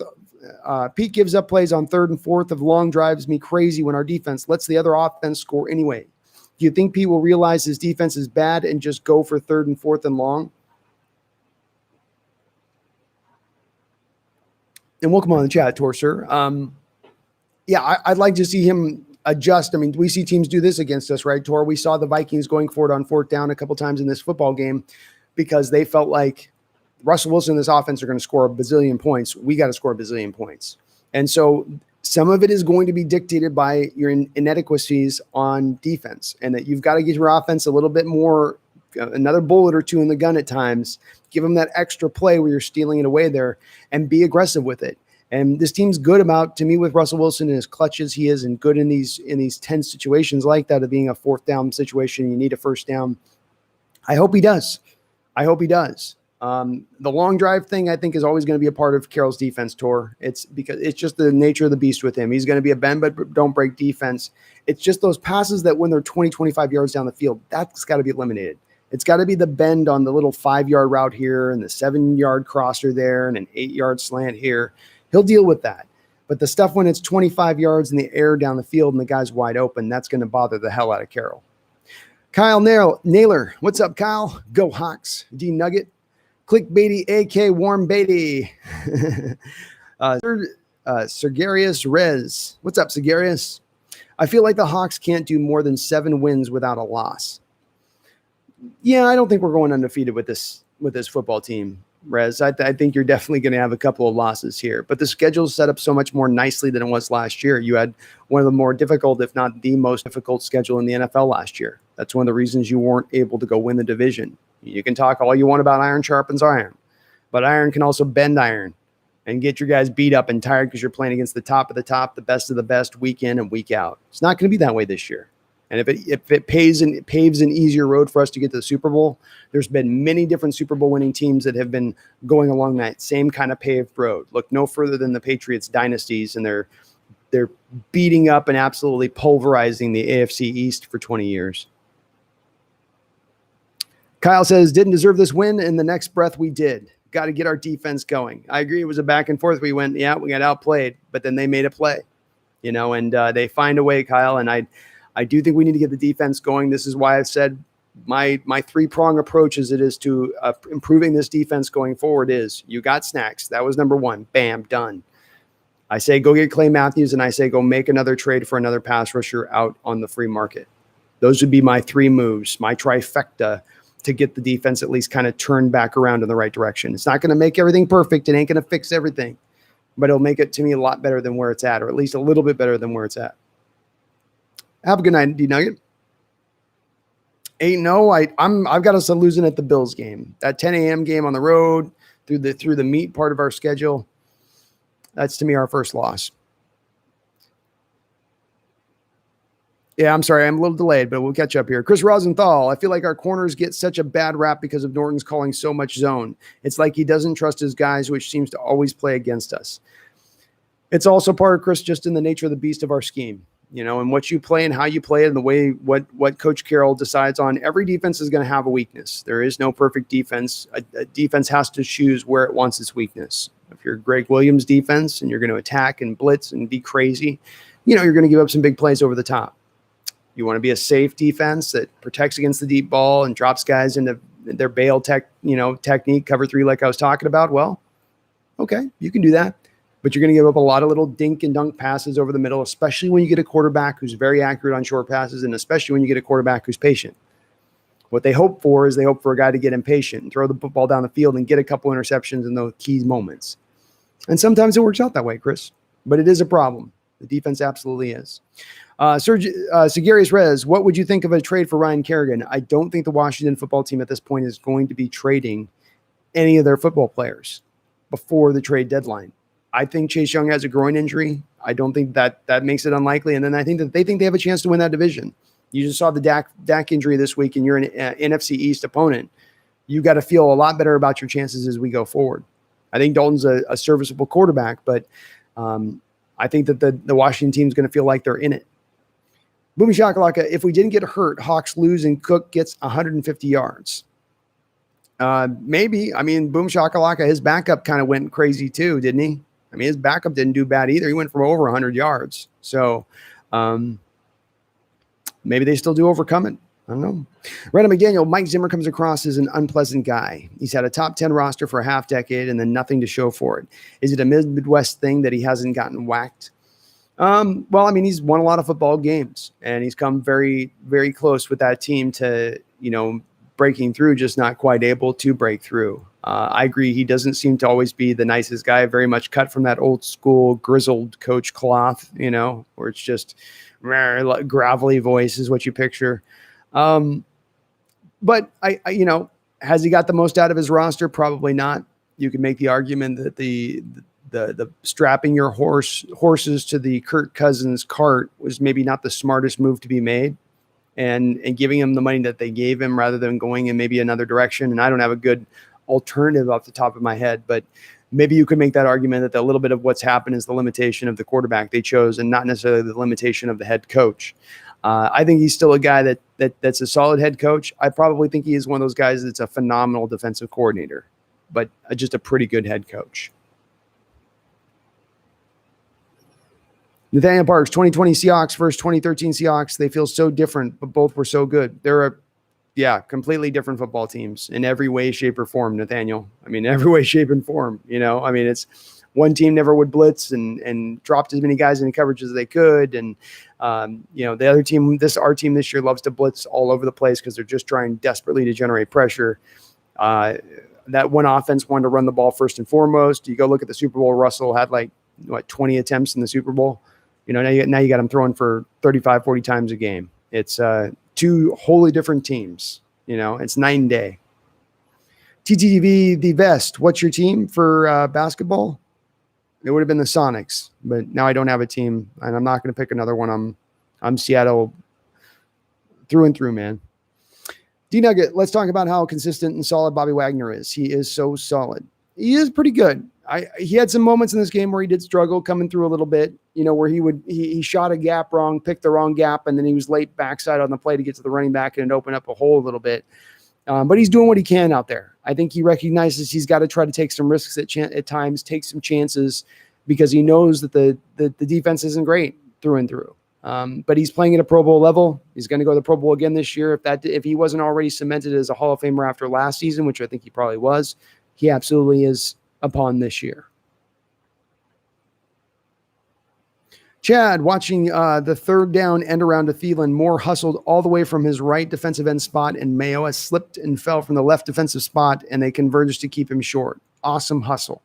And that's what this team's got to do with this, Chad, because you don't have the game breakers. You don't have the game wreckers on the defensive line. We need the guys chasing. We need them to play that true everyone rallied to the football type approach. And we saw that today. It didn't work as far as the gap stuff went, but they were all still rallying the ball. Everybody was still kind of coming to it. And that's what you need to see. Especially on that fourth down stop, you saw it. So it's the little bit of silver lining I take away from this defense in these spots and points. The defense isn't great. The defense has holes. The defense is still a problem. But there are some things you can hang your hat on with this defense. They do a relatively decent job of causing turnovers, if not top 5 in the league. And that goes back to last year. And yeah, they don't get a lot of sacks or pressures or quarterback hits, but they've been pretty good about stopping the run up until this game when they were facing the lead running back in the NFL as far as yardage goes. You guys get what I'm saying? I mean, you were going up against one of the tougher backs in the league, one of the tougher running games in the league, and you gave up a lot of rushing yards. It sucks, but you're not going to play against that every week. But good observation, man. I agree. It was an awesome little play. TTV, KJ Wright, Odell. What do you mean, TTV? I don't know what you mean. Jeff Rhines, good Lord. That was a nail biter. It was, wasn't it, Jeff? Welcome on the chat, man. It was that was me, and I was watching there with my stepdad and mom and over at their place, and just all of us were just on the edge of our seat and screaming, and it just typical Seahawks game. And Jeff, thank goodness for DK and Russ. Indeed, those guys came up so huge in this game. It's a magical combination. Just a magical combination we're watching here kind of unfold before our eyes. And we're just seeing just the little start, the little tip of that iceberg. And beneath is this big, huge iceberg beneath, hopefully, in production and classic plays. Dak to Hawks, where is your brain? Yeah, I don't think Dak's not going to the Seahawks. Randall McDaniel, I like your point about Schneider upping the ante on being aggressive. 5-0, Russ is balling. We have a glaring weakness. Go fix it. We can tag Shaquille in the offseason and recoup some draft picks. Yeah, you've got a couple things you can do with the Shaquille thing, and that shouldn't be a thing that holds you over a barrel either, right, Randall? Like, nothing in the moves you make right now to me should be held up on, but we have to sign Shaquille this offseason. Okay, yeah, it's not holding me up. I'm going for the now, and this goes back to last year. I've been in this mode for a while. You're not at the beginning of Russell Wilson's window of his prime, and you're not at the end of it. You're smack dab right in the middle of it. If there's a time to go forward as a team, if there's a time to push off for tomorrow for the now's that time to me. Is it a risk? Yeah. Could you go out and get a guy in who just gets injured and then you screwed your cap up for years to come? Yeah. But you could also screw up the moves in that extra cap space that you've kept, as we saw this offseason where we had $50 million to spend, and I'm still not certain that we exactly spent that money in the appropriate fashion. So holding on and having the 3-year plan is great. Sometimes you need to understand the moment and what you have in your fingertips. The NFC is not as strong as we thought it was going to be at the start of the offseason, right? Our division's probably not going to be as strong as we thought at the start of the season, right? All these little indicators and arrows point you to go for it, Schneider. Push that envelope. Go for it. Hit the NOS button. Live your life 1/4 mile at a time.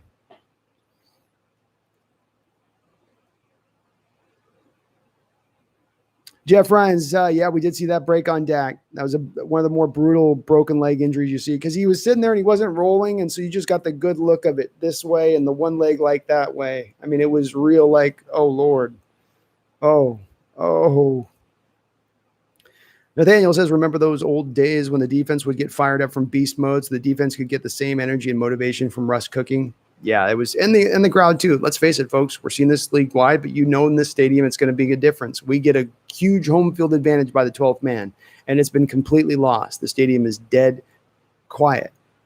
So it is hard for those defenses. They feed off that energy. They feed off that need to have them in, kind of raising them up when they're tired at the end of the game. And it again just says how awesome it is that they overcame in this game, not having that as well. And the defense still found a way at the end of the game. But I think you'll see that a lot more, Nathaniel, once the crowd gets back into the stadium. D. Nuggets, his only problem with DK is his hands. Securing the ball is peanut butter. Oh, I think Garrett Dillo, I am so tired. I live in Ohio. Well, I appreciate you staying online with me, Garrett. D-Boy says, should more have helped on that ball and got that touchdown? On the ball where it was the deep ball where he almost caught it, D-Boy, if that one, I think he made a good try for it. It was going to be a tough catch because of the timing of the ball, where it was coming down on the, all that stuff. And the quarterback made a relatively good play on it. I think Moore did that right there. That was just kind of a sort of a Hail Mary type throw in that moment because he didn't have separation when Russell threw it. D-Nugget, Dixon and Meyer have been really good. Hey, our special teams unit as a whole may be the best in the league right now. And that's going to be a big factor as we go forward for you out there that are worried about the defense, and those worries are rightfully in place. You've got a top 2 offense in this league, and you might have the best special teams unit in this league as well. Those are things that are going to be very important as we move forward, and things that, if you want to talk about items that can overcome a little bit of a weak defense, these are things that can do that. Some teams have just that great offense, bad defense, and an average special teams. So it's just wholly reliant on the offense. But our special teams right now is a force all the way around. Jeffrey Huggins. What's up, Jeffrey? I've been screaming for years for my Hawks to fix that offensive line. What are your thoughts about its progression, and what can they do before season's end to improve? Jeffrey, when I went in this last offseason and I knew we had the money that we had to spend, which was the first time in many different years that we actually had some salary cap space, I said on the stream right during the end of the Packers game, there's two things the Seahawks need to do. And these are the number two things that I want to see done above all else. In fact, you can concentrate wholly on these two things. The first item, and this is the priority number one for me, was go get the pass rush reinvigorated, retooled, recalibrated, and not just get a guy here or a guy there or re-sign Jaron and this guy like we kind of did, right? Ben Samayoa, Bruce Irvin, Jaron Reed, we're good. Darrell Taylor will come back at some point after his rod in his leg. We're sure. No, I would have gone at it and really pushed hard, and my ideal scenario was getting a true couple of guys.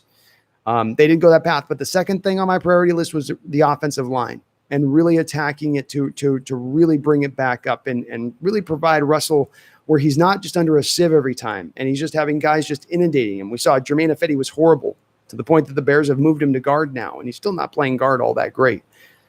And they just, it was almost like the way the coaching staff and front office looked at it, like they said, Russell, you've taken the top of the market as far as contract goes. You're leaving us no more money there really for the offensive side of the ball outside of a couple places. You're going to have to make do with your offensive line.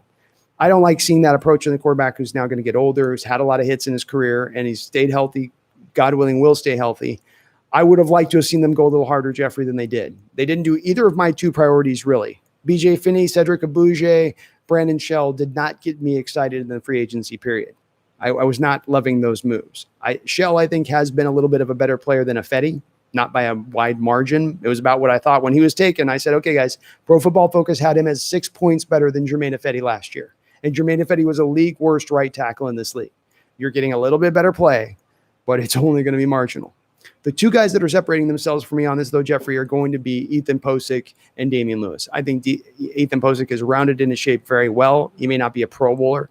He may not be the best at his position, but he's been very solid there for us.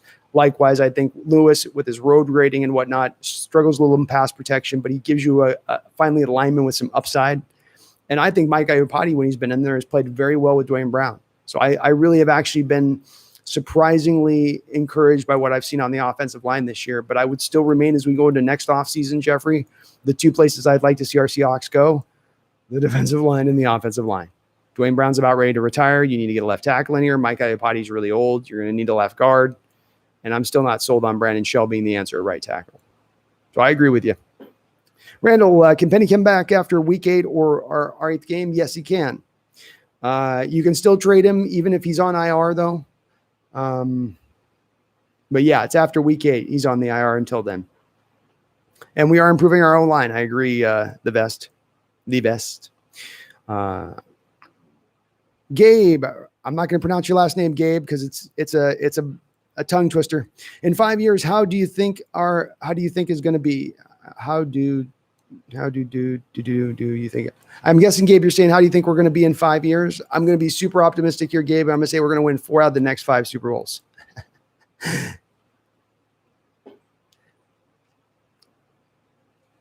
Matthias says, how do you think the Arizona game will play out? Well, I would have said that in these next 2 games that we're going to play in Arizona that we would have lose one of them, and we may still very well lose one of them. But I think the fact that Chandler Jones is out is going to be a big factor in both of those 2 games. And in fact, it probably has me leaning into the direction of thinking those games are going to be wins now rather than losses.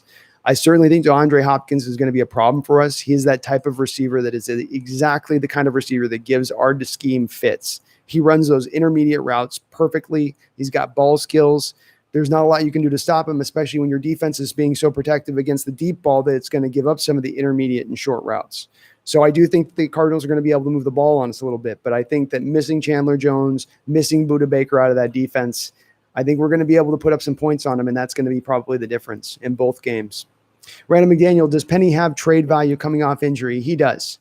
He does because of the stat that I brought up a bunch to you guys, Randall, being that when you look at last year on outside runs, Rashad Penny, and keep in mind, this wasn't on 5 carries, right? This is on a decent amount of carries when he got injured at the time he got injured. But when Penny got injured, he was averaging 8.2 yards a carry on outside runs. He was averaging 7 yards a carry on runs outside of the tackle. Some team's going to look at that kind of stat and they're going to say, well, Seattle was trying to run him up the middle so often. They weren't running him enough to the outside. We could better utilize him in that capacity. And I think that would give him some trade value. Now, how much? Your top end is probably a 5th rounder at this point. That's probably about as high as you're going to get. But I mean, it's something that you can maybe combo in and then, put him together with a draft pick to get a pass rusher. That's really the way his value would come in at that point. Jesse, as a Seahawks fan, I know how good Russell Wilson is. And do you think that if Wilson got hurt, our season would have had a chance? No, Jesse, our season wouldn't have a chance if Russell Wilson got hurt. Wouldn't have a chance at all. Geno Smith doesn't come close to getting us past the 50-yard line on that final drive, much less down scoring a touchdown. And Geno Smith is probably a pretty serviceable backup. But Russell Wilson is playing the game of football at a better level than anybody else right now. He's playing the quarterback position far and away better than anybody else, in my opinion, right now. And that's even with the interception in there. And when he's on point, and he brings so much to the game, the movement ability, the scrambling, the throwing off platform, the ability to the deep ball and just to lay it in there at a certain precise point, 50, 55, 60 yards down the field. The decision-making, the control pre-snap. He's added all these elements to his game now where he's just got this big toolbox and it's full of all of these just specialized tools and parts and pieces and bits and drills. It's beautiful to watch, Jesse. Nathaniel Parks, thoughts on Herbert? He looks really good, but a little 2012 RG3. He's being asked to do too much. Yeah, they're not protecting him very well. You're going to throw him into the fire, a kid that you probably wanted to give a year of on the bench anyway, knowing where he was coming from. I agree with you there, and that they're definitely asking him to throw too much, and there's a lot on the plate. But he's playing fearless, and the guy looks big and strong in the pocket. He's not a robotic looking. In college, there was just some times when it was a little bit like that when you watch the film on him. It was, if everything had to be in the structure of the play. If things got a little uncomfortable for him, he was really thrown off. He was just a very A, B, C, D, E, F guy. He wasn't a guy that could kind of play off the modern game, right? The modern game where you got to play off script. You got to go to the second routes. And I think that he's shown a little bit of that. He's made some really gutsy throws where he stood in and he's shown toughness that also didn't necessarily show up as much on his college tape. Some of it could have been just the Oregon Ducks were kind of protecting him a little bit, but he's been a lot better as a pro out the gate than I thought he would be. Hopefully they don't get him beat up and injured, Nathaniel. It's not the best offensive line there right now for them. Honestly, if I was them, I would probably be putting him more on the bench, give him a couple starts, but then put him back on the bench. I really would. He needed a year on the bench. He did. And there's some quarterbacks that they're just like that. But I like his upside. I like his future. They got a quarterback of the future there. Looks like a really good pick. Gabe, in 5 years, how do you think DK will be? Gabe, I've predicted now for a while that DK is going to be on a Hall of Fame trajectory, and I'm going to stick to that. I see him having a good 5-year stretch. Maybe we're in the middle of it now where he's going to get into that point of 80, 85, 90 catches, 1,500 to 1,800 yards, 14, 15, 16 touchdowns in a season over a few season span. Not just 1 year, but a couple of years that he stacks together like that. I see him being able to pull that off. He's got the quarterback to do it. He's got the talent to do it. And he's matching that with production on the field now through, what have we seen this through? Almost 20, with the playoffs, 20 games almost. D-Boy, we went from almost 400 people in the chat to under 100, but whatever, go Hawks. Hey, I don't mind. I love the fact we got so many people in here. Thank you for getting some new faces showing up. If you're new here, please do smash that like button and hit the subscribe button. Doesn't cost you a thing. And here at the Hawks Nest, we do no clickbait videos. Guaranteed no clickbait videos. Never, not a no. J-Dub, go Hawks. What's up, J-Dub? And Russ, we trust. Randall McDaniel, Brooks, Adams, Dunbar, Penny, Parkinson, Hyde, Gordon, Snacks. Basically, it's 20% of our roster coming back. Maybe even Taylor can make a second half run. You got a lot in reserve, Randall. You got a lot in reserve that you're holding on to, and I would argue that some of it was purposeful. Some of this, the moves they made this offseason and going for depth over front-end talent, and the way that you ran out this draft a little bit, it was to buttress yourself up against what happened last year where you just lost too many guys and you couldn't field enough guys at certain positions to be competitive. They don't want to fall into that same kind of trap this year. And this is why you stacked up your running back. So you went and got DJ Dallas in the 4th round after you already then signed Carlos Hyde as your backup running back with Travis Homer on the roster. They really wanted to just have a bunch of guys, a lot of depth. So, yeah, we're going to have guys coming back. Reinforcements are coming. Boom shakalaka. O-line gets better as the game goes on. Every game, they do. I think they've played outstanding football this year so far. We've seen horrible offensive line play here for the last 8 or 9 years. I mean, truly, truly bad offensive line play. Tom Cable teaching pass protection sets. It was not a beautiful thing. This is a night and day difference. They may not be the best in the league. I'm not looking at like the Cowboys like offensive line or the Kansas City Chiefs like offensive line when both those ones were really rolling, but they're still, to me, they're very solid. And Dwayne Brown's playing great over their left tackle too. He had his hands full today with Yannick Ngakoue, and he did a pretty darn good job over there. Jeff, or you're talking D-Boy, sorry. Randall, Carr, Stafford, Matt Ryan could all be on new teams in 2021. They could. I think Matt Ryan probably stays. I think Carr and Stafford probably go to different teams.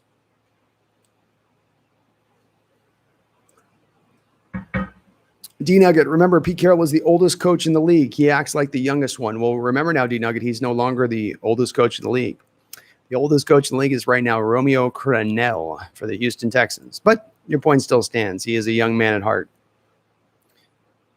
J-Dub, Chris Carson, Beast Mode 2.0. He's running like Beast Mode 2.0. J-Dub, I think just Carroll has his prototype since Marshawn Lynch. Marshawn Lynch got into Pete Carroll's heart, and there are no other kind of running back types out there. There's no other types he'll ever look for. And Carson is in that mode, and he's a great back. He seemingly has been a lot better as far as not as much with the fumbles this year. You're seeing him keep both hands on the ball. While he's still able to run solid and strong, carry guys, drag guys, push the pile, fall forward, all that good stuff. It'll be interesting to see how his contract situation does play out, J-Dub, but hopefully we can keep this guy through the year. That's the thing with him right now is the injury thing. I just need him through the whole year. And once they get back in, Hyde, get him back in, flipping carries with Chris, because I want Chris healthy and not just healthy, but not worn out. I don't want some tread left on that tire by the time we get to the playoffs. D-Nugget says, why don't we use our tight end more? I don't know. They're using him a lot for blocking right now, D-Nugget, for whatever reason in this game. And some of it could be that defenses are blitzing us more. And as defenses are blitzing us more, you can attack that in a couple different ways. One way is to send a bunch of guys out on routes, flood zones, and throw as many guys out there as possible because you're going to have somebody's going to be open because the guys are sending too many guys at the pass rusher. It's going to leave open space on the football field. Seattle's going about it a little different way. They're saying we're going to keep our tight ends then to block and help on those edges. We'll get a man-on-man, hat on a hat, and we'll block it up. And then the guys will eventually break open and free. But they're now not getting enough guys necessarily out running routes at that point. And now you end up with Russ patting on the ball and holding the ball because he has two guys essentially being double covered out there at all times. But I too, J-Dub, would like to see us utilize the tight ends a lot more. In this game, Minnesota Vikings played the cover 2 defense predominantly. And the cover 2, of course, is the safeties drop into their – so we run cover 3, which is our safety goes high, and then our corners go high. More often than not, we'll do cover 1 and do man on the side sometimes. Cover 3 is mainly what we run. They ran cover 2 with the safeties going back out. And so the couple ways that you usually will attack this defense is that you will hit the hole shots where if there's press with the corners, you're going to have your quarterback throw between the safety and the corner and hit him in the hole shot. It's kind of a tough shot to hit. That's one particular way of attacking it. The other way is up the seams. You go right up the seams because the safeties are essentially trying to get to the out of bounds markers. That's where they are, and that's where you'll get a little bit of open space right up the middle. Seattle didn't attack the seams once in this game at all. So I would have gone that route as well, I think, a little bit more. Jose Rodriguez says, more Queen, less Cody. I go to that too, Jose. I mean, could he be that much worse? Is he going to be that much worse than what Cody is? I mean, Cody's not giving me anything out there that I don't think that Shaquem can give you, if not more. Debo said, Segarius says, I think KJ must be re-signed this offseason. It's going to be hard to find the money for him, and you just drafted Jordan Brooks. But he may force your hand if he has a Pro Bowl year. He may force your hand. D-Boy, when someone gets hurt, it's never a good thing. We all love the game of football, and I'm a Seahawks fan, but I don't want no one to get hurt. No, I don't either. That was brutal watching that with Dak. That hurt. That hurt. Boom shakalaka, Randall. Falcons going to blow up the team, right? And I don't know if they are. They should. if you're out of it at this point in this type of team, it behooves you to me. Get yourself picks, clear cap space, all that stuff. Nathaniel Parks, KJ Wright re-signed on a 2-year deal this offseason. Maybe KJ is a little bit to me like Bobby. Where you got one thing with these players we have to understand is they played a lot of football. It's not just a matter of you're a 10-year vet. It's a matter of your 10-year vet with all of those playoff games on your record too. And these guys, I think, are a little beat up. I wouldn't be the least bit surprised to know that even if KJ has a great year, he's laying it all on the line for this season because he's going to be done at the end. But if he does play at a Pro Bowl level, I would expect him to be signed probably to a 1-year deal rather than a 2-year deal because he is just getting kind of up there as a linebacker even for a multi-year deal. D-Nugget, I think Tua has the same mindset as Russ and would mentor very well under Russ, plus Seattle is way close to Hawaii than Miami. Well, D-Nugget, you're showing your Hawaii love there. Yeah, Tua's not going anywhere, and I think Russ is going to be the vastly better player at the end of the day. The problem with Tua is that he thinks he can get away from things that he can't get away from, things that like Russ can get away from, and it ends up getting him injured because he holds on. And this is just a little bit what happened with Dak to a little bit of a small degree. And that Dak Prescott should have just been getting down there, protecting himself, but he's trying to get the extra yards and push it. I wonder that if Tua is going to learn that as much as he needs to learn that lesson at the pro level. Sagarius, I was under the impression he's a free agent after this year. Nathaniel, yes, he is a free agent after this year. KJ Wright is. Random McDaniel, we know DK is a physical freak. He has a work ethic that rivals Russ. What he's gaining is even more confidence, clutch plays, and big games that are now in his portfolio. Yeah, it's just taking that next step, that next level. You get that confidence, the physical. It all comes together, right? The whole package comes together to give you that player that is truly special, is a Hall of Fame football player. It takes all those factors. It takes the talent. It takes the work ethic. It takes the right circumstances and having the quarterback and coach and the scheme and all that stuff fitting right. And then it all comes together with the final little points of the confidence and the rounding out of the game and the working on the skill. That's what we're seeing. Debo says, what's next for the Falcons? Well, certainly somebody mentioned trading Matt Ryan. I don't know if you're at that point yet. If you're the Falcons, I don't know how much value Matt Ryan's going to have on the open market. But I would imagine from their standpoint that they got to look at retooling the defense. It's going to be probably a defensive change. A lot of it's just going to be based on the coach that they want to decide to bring in. You know, are they going to go offensive, defensive minded? They could go in a lot of different directions, and it's not as clear as to the direction they're going to have to go with the coach they bring in. You knew with the Cowboys, they were probably going to bring an offensive minded coach in with the talent they had on the offensive side of the ball with McCarthy. I didn't necessarily love that hire, but that you could understand logically why they went that direction. I don't think that there's something as clear with Atlanta in their direction to say this is where they could go. They could bring an offensive guy in, they could bring a defensive guy in. You know, they've got some flexibility there. They're one of those teams, though, that does have to get out of that place that I tell you guys is the dreaded nowheresville for NFL franchises. And that's not sucking being horrible, and that's not being great for all the years. It's when you're in between, when you're that 8-18. This is what's happening with the Vikings a little bit. You get stuck in that, 7-9, 8-8, 9-7, 10-6, and you just can't get out of that realm. It's just like you're just swirling around in a circle over and over again. And that's where they've kind of landed. So they probably got to do some extreme things. Maybe even look at moving Julio Jones and seeing if there's somebody out there that'll give him some good draft capital for him. But I do think it is going to be a major, as Nathaniel says, I think it will be a major rebuild. John Abed, do you think the Seahawks should fire Norton and then hire Dan Quinn? I don't think you can do that midseason, John. I think it's really hard to pull that off, especially as a team that's 5-0, and how that could affect the locker room and how that can make things disjointed. Now, if you're meaning for this offseason, yeah, it certainly is going to be an option on the table. I'm not so certain that Quinn's not going to have an opportunity to head coach somewhere else. Maybe the NFL loves to do its retreads, doesn't it? But with that said, as an option to come back to Seattle, Coach Carroll's shown a willingness to bring coaches back before, right? He's done that. That's our current defensive coordinator was formerly a defensive coordinator with the Oakland Raiders a couple of years ago. So, but we have seen enough of Norton at this point that I think we can say he's not a schematic mastermind. He's not a guy with a lot of wrinkles or a lot of creativity. And he's not necessarily got the answers. Is he the problem? Who knows? But does he have the answers? It doesn't seem like it. The name's Dill. That's an idea. What's up, the names? D-Boy, what is Tyler doing wrong out there, and what can he do more to get into the game and play a bigger part? Well, he's getting double teamed, D-Boy. I saw a couple of shots off the background shot, and they've got the safety over the top that's just hovering there, and he's locked in on Tyler from a very early part of the play while Tyler still has the corner trailing him. It's tough to get open when you're getting double teamed. And what can you do? There's not a lot when you're getting double teamed. When you get a receiver being double teamed, the other guys should be out there flourishing. Somebody's getting single coverage. Somewhere there's some open space, right?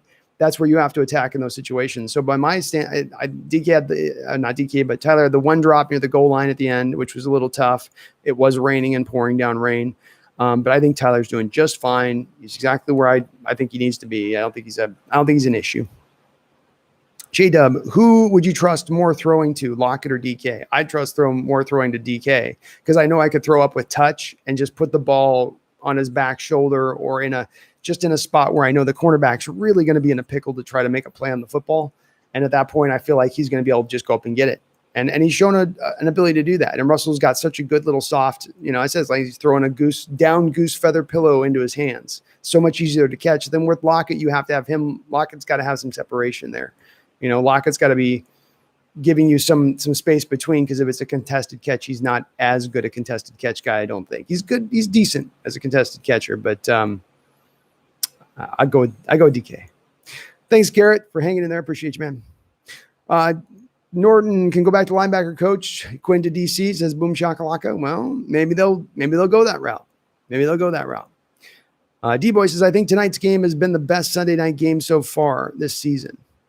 Strong contender. I'll agree with that. I mean, it's definitely harder to pick a better one. You're tired, Garrett? I understand, man. No worries. Marcus Kovisto. What is up, Marcus? Good morning and greetings from Finland. Woke up to watch the fourth quarter. Well, greetings from Maui to you in Finland, from the far other side of the globe from you. But thanks for tuning in from Finland, my guy. I hope it's a bright sunshine day over there and we'll go out and some fun. But it was a hell of a fourth quarter to wake up to. I'm sure you woke up very fast watching that fourth quarter. J-Dub, glad I got to see the fourth. That was a fourth you had to catch. If you missed that fourth quarter, you need to go get the game replay off NFL, because that was must-watch football right there. There's been some dogs this season as far as some games out there in the NFL where you're like, ugh. I mean, I was watching some of the earlier games, and it was just kind of like yawn city. But this was not yawn city. This was edge of your seat city. And J-Dub, that's right, 5-0 for the first time in franchise history. We've been 4-0 once when we went to the Super Bowl. Never been 5-0. And that's something that it's not just an empty 5-win. No, it's hard to do. It's hard to do when you haven't done it in 40 years of your history. Random McDaniel says, if LJ played like he's playing now last year through 5 games, would you have said it was a success? No, I think that there's a lot of fans, Randall, right now with LJ that are trying to squint their eyes and turn him into a good player. He's not a good player right now. Not a good player. If you had a scout in the stadium looking at him, they'd say he's not playing that well. He has moments where he flashes, but remember, this is also a guy that's going to be 26 next year. He wasn't a 20-year-old rookie. He was an old rookie coming in this league. The production kind of needed to be there right out the gate. That it hasn't been there, and again, knowing why one of the reasons I didn't predict the production would be there is because he's not a technician. He doesn't have great bend. He doesn't have get off. If you watch him, he's one of the slowest guys off the line of scrimmage each and every time. There's limitations to his game. I put his floor at a low point. I put his ceiling at a low point, but I think that they're appropriately placed. Altheria, Nosi, what's up? Not Dan Quinn. Bring Wade Phillips in as a consultant. It's hard. I'm with you folks. I like me some Wade Phillips too. The problem is Wade Phillips is a 3-4 guy, a little more of an attacking scheme. I don't think that would fit as well in with Carroll. I think he's going to want more of a guy that with some 4-3 background and be bringing that in. So I like him though. I'm with you out there. Yeah, I do like him. The GOAT, Dan Quinn, D-line coach, Wade Phillips, defensive coordinator, and Norton linebackers coach. Oh, we just have the dream team defensive coordinator staff then, huh, GOAT? That would be an awesome defensive coordinator. Sorry for the lag, Nathaniel. Hopefully I'll get back up here. Boom Shock, or J-Dub says, do you think Russell is the best quarterback in the league? I think he is by far right now. I think he's playing it a phenomenal level right now. Absolutely phenomenal. I don't know how many quarterbacks in this league can conduct that drive at the end of the game in the rain like that with those conditions. I really don't. I don't think, Mahomes probably has it in him. Yeah, he probably has it in him. But past that, I don't know who does. Shervins, what's up, Shervins? He says we need to trade for a pass rusher. When is the trade deadline? Week 6 is the trade deadline. So you've got the bye. You got some time to just concentrate on going out and making a trade and bringing guys in. There's time to get it done, and I agree with you, man. You need to go get it done.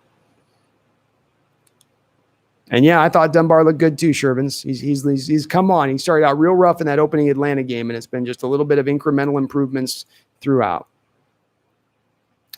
Boom Shakalaka. Clowney ain't doing crap for the Titans. He's hashtag overrated. Maybe Boom Shakalaka. I mean, maybe. Whether he's flourishing in there, playing in a different role with Tennessee than he would be playing over here in the Leo end, which I've always argued is his best, most natural position in this league. We could probably have a discussion on that one. But I think he'd be playing a lot better for us than he's going to be playing for the Titans. I think that the Titans offered the most money. And at the end of the day, being also a team that was a contender were the two factors that probably pushed him over. D-Nugget, Clowney should have taken less for the ring. I don't know, you guys. It's really hard to ask a guy to take less money when he's already on a one-year deal as it is. It's not like you're asking him to take less money for a nice multi-year fat deal. It was going to be a heavily reduced deal for him to come in and take. And so it's a tough pill to swallow. Etheria Nosi, Collier more sacks than Clowney this season. Laughing out loud. I know. Don't kill me on this. And it's go watch the sack again, folks, that he gets. He's the only guy on the line not even giving an ounce of pressure on the play. It's that he's sort of just standing there and the quarterback runs into his arms. He also had another pressure later on in the game, but a couple pressures in a game does not make it a good player. He still has some upside. I'm hoping for him to be a pretty dominant run-stuffing defensive end when it's all said and done. He's not there yet, and tonight that was put on display. But Collier is what he is, folks. He just is. And Clowney's going to be just fine. He is generating pressure. He is helping that team out, and they are undefeated, by the way. The Titans are undefeated right now. So he seems to be helping out to some degree. Enrique Mendez. What is it? Up, Enrique. Why do you think Wagner is retiring? Enrique, the Jordan Brooks pick to me was the one that pointed to this more than anything else. I'm led to believe that there's some sort of understanding between the Seahawks front office and Wagner, and I will fully put this out there and say that I'm guessing on this, Enrique, but as folks can probably attest on this channel, my guesses tend to be pretty close to the mark. I would tend to believe that Bobby Wagner probably is not playing, if not this season, the next season is probably his last year. The Jordan Brooks selection, in my opinion, was made for Jordan Brooks to slide into that middle linebacker position. That's going to be his best position as a pro long-term. He's going to be a very good middle linebacker in this league, probably. But it's that pick especially to me that stands out, Enrique, because where they can move Jordan over to the Will or the Sam, yes, you can do that. The end of the day, his best position was going to be middle linebacker. It was obvious from his college tape, whether you looked at his 2018 or his 2019 tape, didn't matter. That's where you needed to put him. So that's the thing to me that really drives it, Enrique is. And look, Luke Kuechly, the guy drafted in his same draft class, just retired this last year. Bobby's going to have another season plus on his belt past that. So I think the clock's probably ticking. If you were the head coach of the Vikings, would you have went for it on the 4th down? No, I would not have. I don't, that whole stat that they were running up there with the 0%, if you kick the field goal and 43% chance of winning if you actually go for the 1st down. Yeah. Get the field goal. And on the flip side of this, I was one of those guys early on in the 3rd quarter when Seattle was up, and at the point they were up by 7 points. I am one of those people in that moment, though, who will tell you to go for the 2-point conversion in that moment to put yourself up by 9 points there. I like being aggressive in that moment, but when it's flipped to the other way like it was there, where it's a chance to put you up by 8 points in that moment in time in the game, I take the field goal, force them to get the touchdown and the 2-point conversion in those conditions. Because remember, it's those conditions that play the factor in there where it's raining, it's hard for Russell to throw, it's hard for guys to catch. Boom Shakalaka, LJ catch, Odell Beckham catch worthy tonight. LJ Beckham catch. I don't know. What do you mean on that, Boom Shakalaka? I'm sorry. Sigirius Rez, thank you for the $5 donation. I really do appreciate it. Thanks so much, my guy. He says, KJ must be resigned. I don't see Bobby retiring anytime soon. Is a trade for a defensive end necessary for a Super Bowl run? Well, we've seen this year, a little bit to unpack with the question. We'll go blow by blow. KJ Wright, he should be re-signed if he wants to play. I think the key with him is not a matter of will Seattle want to bring him back? Will they be willing to put him back on a 1 year, $7 million deal again? Let's say like we have him on this year. Yeah, probably. Does he want to play another year? Because remember, I think he's played even one more year than Bobby Wagner has. And again, there may be a point with these guys with their bodies. They've had surgeries. They've had their bodies beaten up pretty good. Maybe he's kind of done after this year. Maybe he's had enough at that point. But I would expect them to re-sign him if he does want to play. We'll see on Bobby. That's going to be one of those big question marks. Is a defensive end necessary for a Super Bowl run right now? I think to win a Super Bowl, you need more pass rush than what we have right now. And that's going to have to come by another defensive end. Yeah. Because I think you've done what you can do with the defensive tackle position with the snack signing. Him, Brian Monet, Jaron Reed, Poona Ford. That's good. That's fine. Now we need a little bit more help on the defensive end. And whatever way they got to get creative to do it, I think they need a couple of guys, frankly. Segarius. Thank you so much for that donation. Shervin's next 5-game stretch is a brutal one. Yep, Shervin's, I compounded into its two game stretches here we got, right? This 5-game stretch and then the back end collection of games. The nice thing about this is by going 5-0, you've given yourself the room for error. You've given some room for error. If you could go 3-2 over these next 5 games, close out the back end of your schedule pretty feasibly, and end up at 14-2. So I think we can do it though, man. I think you're on the same page with me on that. It sounds like, because you're saying 3-2 as well. Shervin says the doctor said Dak should be good in 3 months. That's great to hear. You remember that Alex Smith one? I don't know. It was a softy. Maybe posted like a tweet of it saying this guy's playing today and this is the surgery, and like it was a picture of I think his wife, Alex Smith's wife, released of like it where they had the leg opened up down to the bone, and it was like, oh, you're just going, this guy's gonna play football again. The guy that went with that surgery just looked brutal. I hope Dak doesn't go through that. It looks very hard and painful to get back from. Then how do we carve without giving up much? And Matthias 23451. Any Darrell Taylor updates? Is he done for the year? Carroll's not talking as much to the media this year, Matthias. It seems like that we're getting a little bit less than we ever used to get as far as these updates go. I think that if we're going to read the tea leaves are saying Darrell Taylor IR for the year. That would be the appearances to me. We've not heard any optimism about the return or a timeline on return. It's been that he struggled to come back. So, Garrett, can't go to bed quite yet. I love it. Keeping you up, man. Keeping you up.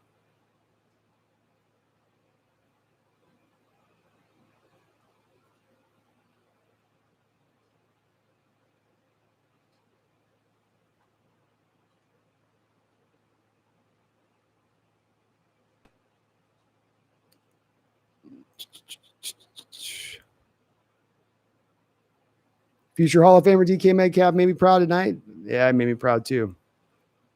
D-Boy says, what do you think of Clowney going to do next year? And was it smart for him to take the money over staying with us and maybe getting a ring? Hard for him to take $6 million less to stay with us. That's quite a discount off the $15 million a year he had on the table with the Titans. He is still in play, I think, for next year. He's going to be a free agent. They can't tag him, so he will be on the open market. I think there's a chance Seattle does make a play for him. And I think there's a chance that he can come back. He likes the team. He likes the coaching staff. There's a lot to this that he liked. I think that just the money just wasn't quite right. Now I'm going to try to get down the comments. I know I'm a little behind, so I'll speed this up. Loverboy B, I knew Russell would score. He does it against my 49ers every time. MVP. Loverboy, I feel bad for you guys. You have a lot of talent this year. You made some really smart moves this offseason. The Niners did. And the injury thing just hit you. You know, we got clipped by it last year. It seems like it's your turn this year, and it sucks. But, the one good news is you guys should bounce back next year after this. So he's a special quarterback, man. Russell is an amazing – we didn't just get a franchise quarterback. We didn't just get a Hall of Fame quarterback here. We got one of the truly, truly special ones of this league's history, 100-year-plus league history.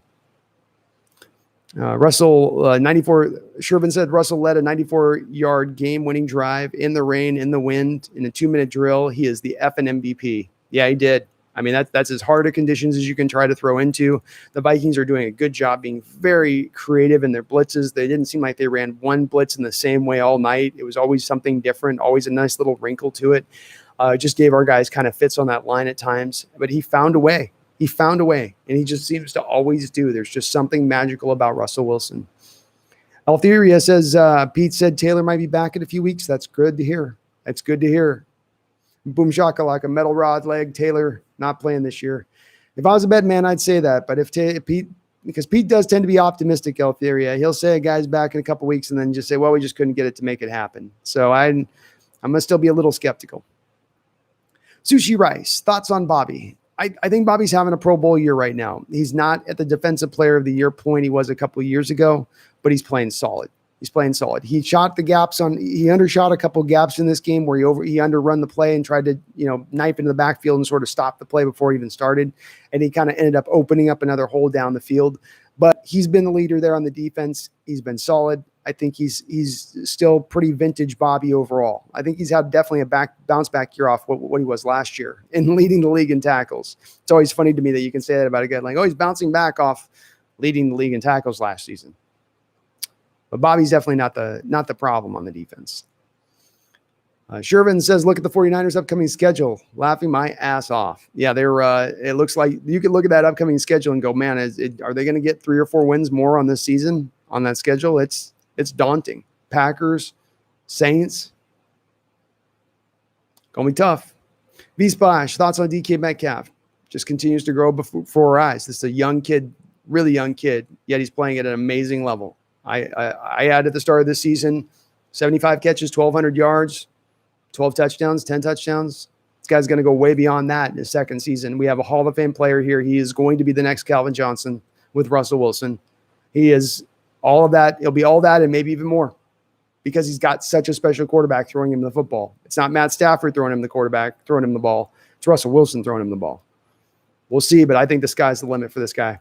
Absolutely, the sky is the limit. Sushi says Bobby got the tackles, but he did play well. He played solid.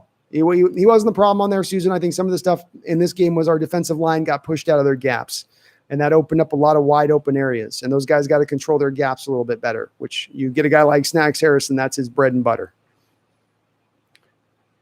D-Boy says, is it true that the 49ers were going to draft DK? I haven't heard that. I would not necessarily think so because Shanahan's offense with the receivers they're going to bring in was going to be so reliant on guys that are route runners, very precise route runners. That's what Brandon Ayuk's claim to fame in this last draft was. Pro Football Focus had him rated as the best route runner in the entire draft amongst a very deep wide receiver crew in this last draft. So I don't know from that standpoint if that makes sense, but it could be true. Robert Rowett, what about replacing Ken Norton with Gus Bradley for defensive coordinator, but keeping Norton on the team? Well, I think Gus Bradley's still defensive coordinating the San Diego Chargers right now. So you'd have to have him being released from them to be able to do that. I'm more in favor of going and getting a bright young mind at the defensive coordinator position at this point. Somebody that's more adept to the modern game and just trying to do new wrinkles into it. Just be a little more innovative and forward thinking. AB asked, did Shaquille Griffin play well? Not particularly well. No, he didn't get beat over the top. He's assignment correct, but Thielen got to him a bit, especially as the game went along. He made a play here and there, but again, as a guy that's up for that $10 million a year contract, if not more, it's really hard to necessarily pay that for the type of play we've seen exactly this year overall. He's had flashes. He's had moments where he's played good. But am I willing to pay him at that mark? Am I willing to pay him that kind of money right now? I'm a little hesitant. Team 12s, if we had a Clowney, our secondary would be pretty good and our defense would be solid. I think we'd be a better team. Now, if you have Clowney, I think you're a better team right now. It wasn't even as much as me being caught up on Clowney. I know I was one of the big proponents of saying Jadeveon needs to get in here. We absolutely have to have Jadeveon. We need to get this deal done, find a way to get it done. But it was as much about what you hadn't done through the whole offseason.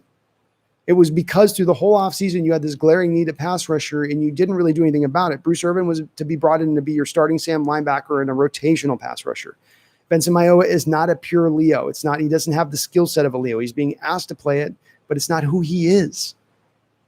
and you didn't do anything else out there. It was like you were waiting for the Clowney domino to drop in your favor, and then it suddenly didn't drop in your favor, and it caught the front office by surprise. And they didn't have a plan B. So it isn't even just about the Clowney player itself. It's about insert the player into that position, you would have been fine. Insert the Yannick Ngakoue, the Everson Griffin. It's just finding a guy that's just better than what you had there and what you went with as far as when you lost out to him. So it's more of that than anything else. Just you need that. This defense thrives at its best when it has a really good Leo, like we saw with Chris Clemens back in the day, right? Clemens came in here as a guy that had kind of underperformed through his career, had a lot of talent, but never able to tap into it. He became an 11 sack a year guy here, playing at that Leo position, which really lets those guys go and hunt. Boom Shakalaka, as Pete still thinks he has the LB, but Freedom County, go Jets. I got to give you props, Freedom County. You're a Jets fan right now this type of year, saying go Jets. Hey, you guys are stacking up the draft capital right now. That's the thing I like with teams. I don't like the teams that sit there and like, well, we'll just do a little of this. Go whole hog in, buy into that process. Because in the NFL, you can twist and turn a team around very quickly, but you have to buy into the process of fully letting go what you got out the door, i.e. making the trade with Jamal Adams for the 2 first-round picks, getting what you can get back for the value that's not going to be there when you guys are good. And I think they're going in that direction. They just got to figure out what they're doing with the quarterback position. Randall McDaniel, I don't necessarily want to see Russ run more. Just my observation that he doesn't run up the middle on the design runs, nor has he ever run a sneak. You're still right, Randall. I mean, and it's still maybe a thing that they should utilize. I think if he ran that same play that Dak ran, he slides for 3 yards, where Dak tries to go get the 6, 7, 8 yards on the play. That's probably the difference between the two there is Russell will protect himself a little bit, at least on that run, if it's not opened up. If the guys have come down and they recognize what you're trying to do. Viva Snacks, yummy, yummy, yummy. Snacks is very yummy. Andrew Vita's, what's up, Andrew? How many times do we teach you this lesson, old man? Houston M. Warms my heart to see the Niners get spanked by the Dolphins. Really expected Jimmy G to take another step forward in his second full year starting, and he's done the exact opposite. He has. Obviously, it's a little bit it's hard for him because his wide receiver core has been really decimated. The running backs are off the board. So that's definitely made it harder. And then he's got this, it looks like a high ankle sprain thing going on with Jimmy G. So he's really fighting against factors that aren't leading him to be able to be having easy success like last year, where there's a lot of easy completions in that Mike Shanahan scheme. The problem with Jimmy G, and to me, the problem reigns kind of 2 things for me with him. He can't throw to the edges of the football field with any sort of accuracy or any kind of threat. He's not going to be a good deep ball thrower at the edges of the field, at the sideline routes.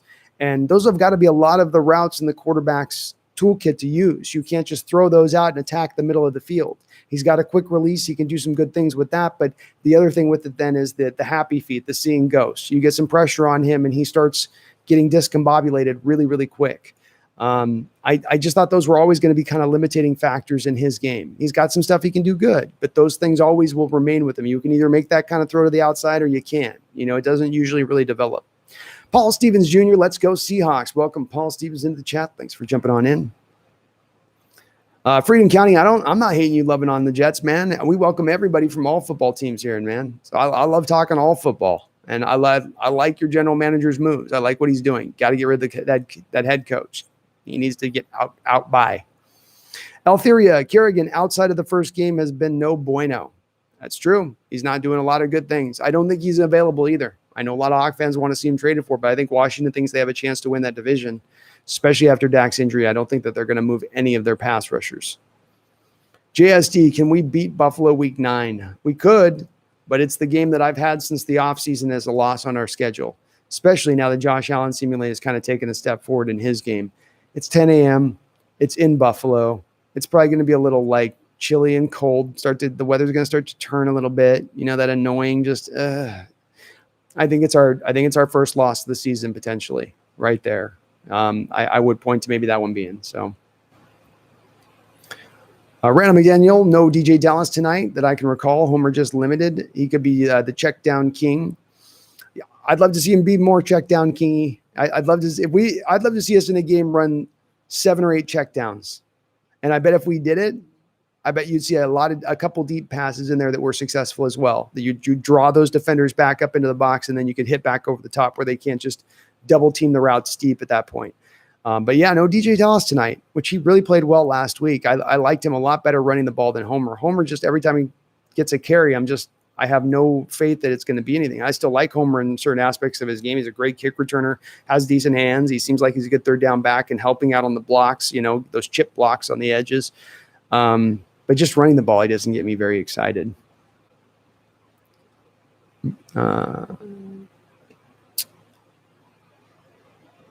D-Boy, how do you feel about our ladies winning in the WNBA? Awesome.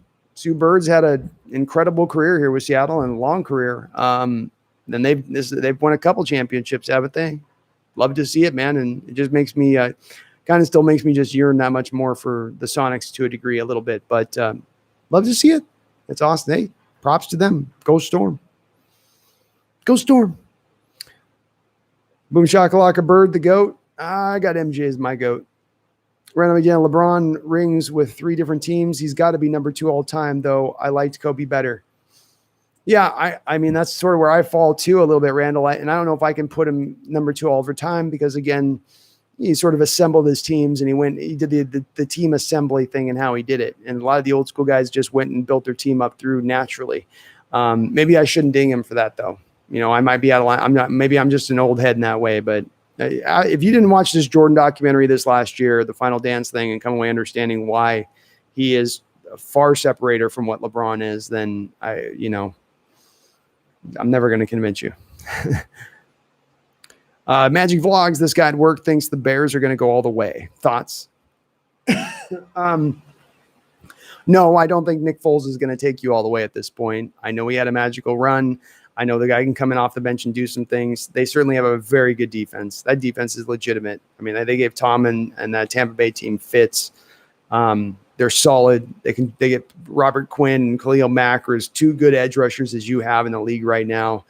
They're very solid all the way through. The one thing I would wonder with them is, do they have the kind of offensive line to get it done there? Because they need to run the ball and they need to be able to be more than the gimmicky stuff that they were able to get away with at Tampa Bay at the end of the night. That's my thing with them, is they've got so much gimmick necessary in their offense because they can't just do the natural things other NFL teams can do to get yardage in this league. It seems to me the thing that will be the limiting factor for them. But I do see them as a playoff team. So I just don't think that they're going to beat the Packers in that division. Master Chief. Hello, Master Chief.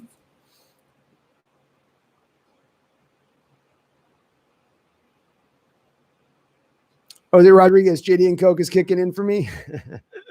What's up, D-Mac? And everybody make sure you subscribe to D-Mac's Talk Seahawks channel. You'll find me during the week. We're going to try to do a show or 2 during the week, just some quick in and outs, 35, 45 minutes. So go sub to his channel and I'll get you guys some timelines on when we'll be on. We'll get a schedule for you guys on that. Peace out, Jeff. You have a good one, man. I appreciate it.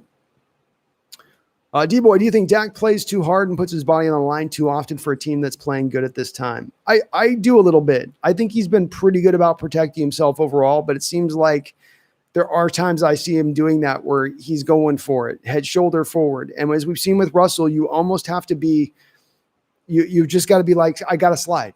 I know I can go get that 4 or 5 yards here. I know the first down marker's right there. I got to slide. I just got to slide. I got to take the safe way out on this. I got to live another day. And he just didn't do it on that play to me. And that's one where it's like, you got to do that. It looks rough there. We've seen this with Russell. D-Boy's dad, you've seen this where Russell looked like he's out in space and he's got 8 or 9 yards in front of him, but then he just goes to the slide instead. And you go, man, Russ, you had the thing there. Just go forward. But there's a price to be paid for playing it like that. Lamar Jackson's going to pay this price soon. Cam Newton paid this price last year when it finally came. It finally, all those hits racked up on him finally. If you're going to be a running quarterback in this league, you can be a running quarterback, but you have to run with this ultimate protective factor at play in your mind. Always be thinking that at the forefront of your mind, because if not, these guys are going to take that extra shot, that weird little angle hit, that weird little angle roll, and you'll be done. You'll be done for a very long time. So it's hard to say on him. I hate to ding on the guy, Debo's dad, for it, because he's trying to go for it. He's being a competitor, but Brandon McDaniel, I feel like the listeners on the channel are the 2012, 2013 Seahawks fans. You should get in a beef with Hawk Blogger channel. They're the wine and cheese crowd of 2014 to 2019. Oh my goodness. That's a great way of putting it. Hey, we take all types here, Randall. All types. Oh, Kitty's moving. Kitty's comfortable. Ryan Jackson, 5 years in the NFL is 100 years in real world time. It is. It is. This is one of the reasons I say if you're a team that goes for it, you want to rebuild, buy on the rebuild. You can turn a team around really fast. We had the Niners even recently here where they lose for a few years back to back, have these top 5 picks, stack up their defensive line, and they're flying. Obviously they hit the wall this year, but you can move things around so much faster in the NFL per any other organization, from the NHL to the NBA to baseball, where you're really locked in when you suck for a long time, and it's really hard to move through things, as we've seen with our Mariners, for instance. Zorn 76, what's up, Zorn? Russell Wilson and the power of positivity. Hey, he believes he's putting the secret to the test, isn't he? He's a living example of the secret, it would seem, because that guy just he visualizes it, meditates on it, constantly speaks it into existence, and he does it. He is so special in this realm, in his ability to be able to come back and to, it just doesn't matter the circumstances or situation. You always have a chance with him, and you can go watch other quarterbacks in the league. You just go, this guy's got no chance here. He can't even come close. He needs a miracle in this moment to even have a halfway shot. So the man's done it, man. The man is a marvel. Zorn 76, we need to draft another running back too next spring. I agree. Zorn, here's always been my school of thought with this. If you're with a running back, you never pay a running back if you're the Seattle Seahawks team with Coach Carroll as your head coach. You always draft a guy between the 4th and 7th round every year. Draft one guy. Target a guy that's just perfect for what you want, that Marshawn Mold Lynch prototype guy. Okay, if it's that, fine.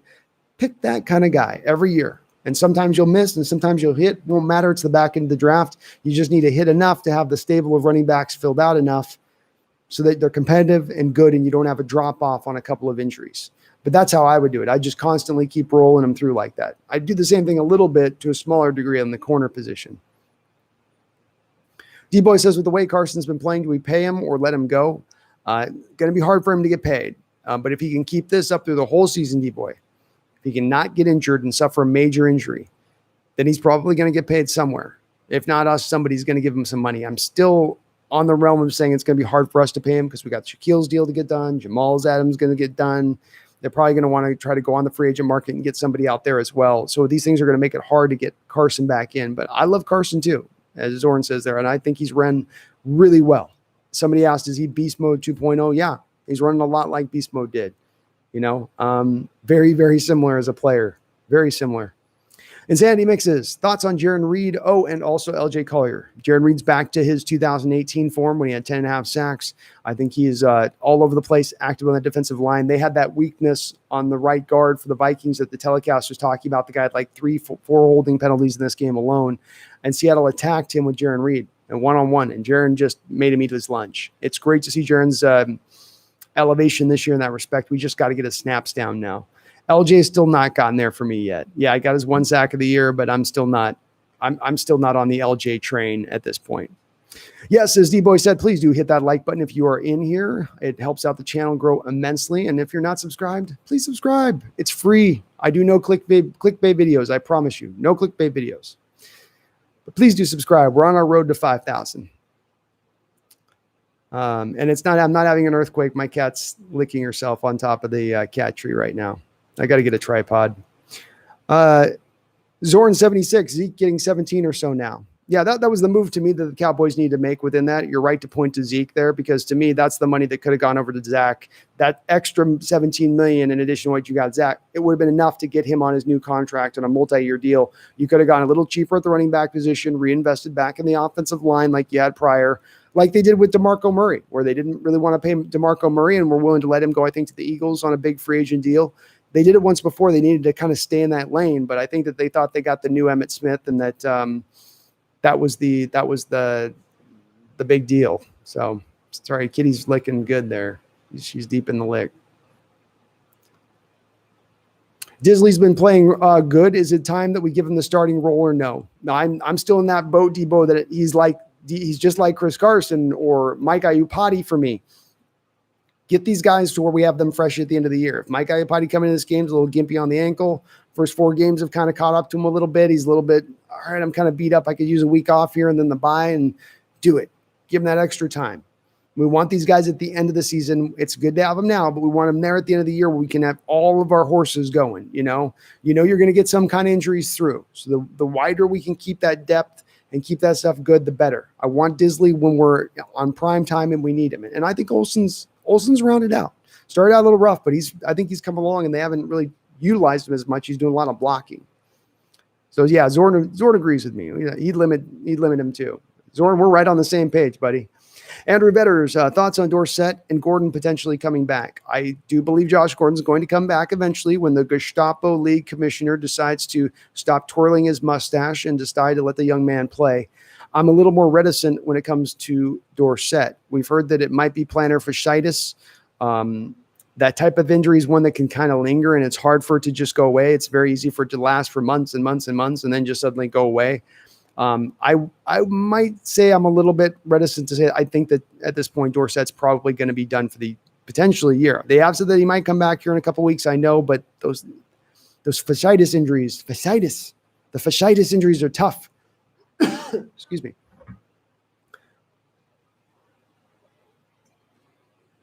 Yeah, Josh Gordon's coming back, and let's face it, folks. I know a lot of you don't like this, but there is the reporting out there supposedly that Josh Gordon or Antonio Brown is also potentially coming to the Hawks after week 8 as well. I know some of you out there are like, no, I get it, but those are the reports. And I love me some Josh Gordon too, Zorn76. I think some people think he's cooked and done, but I don't agree. I think he's got some gas left in the tank. Gary Ganon. I probably mispronounced your last name. Sorry, Gary. Not a fan of the Seahawks, but that was a good win. Kicks Vikings closer out of the playoffs. I'd love to know your team that you're on if you're a Vikings fan there, Gary, but it was a good, if you're not even a fan of either of these two teams, to me, if you're watching Sunday Night Football, this is what you want to see. Nice, close, harrowing game, back and forth, well fought, both teams laying on the line, pretty clean game overall. Just a fun game to watch, So appreciate you hopping in the chat, Gary. God loves you. Praise and glory goes to Jesus. Hallelujah. Hallelujah. Jeffrey Huggins, awesome answer. I totally agree with you. I'd like to see them pick up a cornerback, maybe a safety, and yes, at least one pass rusher. Good stuff, bro. Thank you, Jeffrey. Appreciate it, man. The Vikings should have closed out that game. Russell Wilson was like Jason Voorhees with a neon green mask. He was. You just can't kill him, man. You chop off an arm, you slice his neck open, you kneecap him. Doesn't matter. He just keeps just lumbering forward towards you, and there's nothing you can do about it. It was the amazing part to me off that last drive is those first 2 throws he has. He's got the scramble for 11 yards, but the first 2 throws look horrible. The telecast is telling you that the rain's coming down like never before. It's seemingly a monsoon in here. I mean, they didn't say that, but that's the impression I was feeling. And some of the shots of the rain, it's like you're going, man, how do you throw in that? How do you catch in that? And those first 2 throws, he grounds at the receiver's legs, right at the receiver's feet. And you go, oh man, there's no way he's going to make this happen. But just he adjusts on the fly and finds a way. And that's Russ. He can adjust and find a way.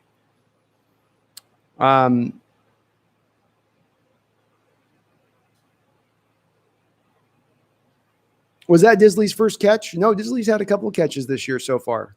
I think it's the first touchdown catch maybe, but he's had a couple grabs. It was a pretty sweet little grab too on him. He's just running right up that sideline. He's still got a little bit. It's one of those catches where for a guy that you wonder on, okay, he had a second straight year with a lower leg injury that ended his season, and it was a major injury like an Achilles. Is he going to have still the juice in his legs to get the football field here? Kind of still looked like it there. He outran that linebacker pretty well in that catch, a little wheel route up to the end zone. Is there anything Matt Ryan can do to turn his team around, or is he doing his best out there already? There's nothing he can really do. I mean, Matt Ryan's going to always have to fit within the limitations of his scheme and be one of those quarterbacks that's quick through his reads and can have an offensive coordinator scheme things open and rely on Julio Jones and some of his ability and what he does. He's a good functional quarterback, but he's obviously not when you're not a scrambler in this modern age. We've seen with some of these quarterbacks, if you don't have an ability to extend plays, you will, to a degree, limit your offense. It doesn't matter how much of a big brain you have, how quick a release you have, how smart you can be. Eventually, at some point or another in the game, you need a guy that can use his legs to move around. Jeffrey Huggins, Geno Smith. Yeah, okay. Brady R, O-line sucked today. I don't know if they sucked as much as they were bringing some really exotic blitzes at us. And they were doing some real like delayed blitzes, and they were really testing some things in there with that. I think that our O-line would have looked a lot better at times, Brady, with two different things. Number one, more checkdowns, more giving a short pass there for Russell to just get the ball out of his hands. And the second part of it is Russell's holding on the ball too long. Now, part of it is holding down the ball too long because he doesn't have enough receivers down the football field because you're in max protect. So he's trying to wait for one of these two guys to open up. So the one kind of bleeds into the other as far as the issue there. But I thought they were all right.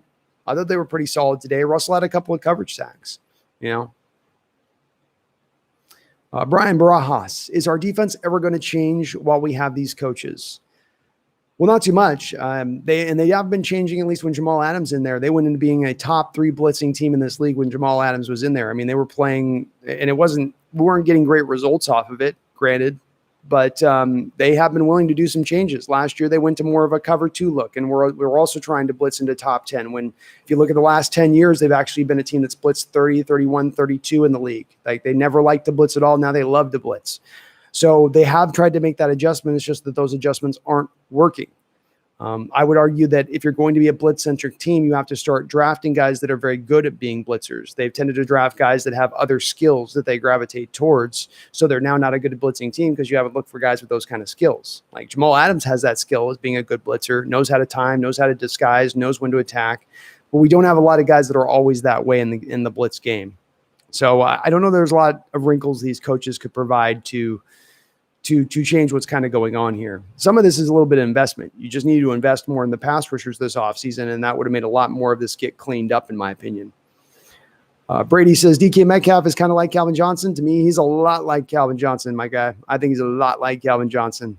Same kind of trajectory is what I'm seeing in both of these two guys. Team 12s, I think the most likely Super Bowl scenario are the Bills, Seahawks, Chiefs, Seahawks, or Packers, Chiefs, or Packers, Bills. I'd still fall back on, I think it's going to be Chiefs, Seahawks. I think the Bills are still like a year away from really being able to push into that territory of things, but they're really good. They're really good. And I've got us as our first loss of the season to them.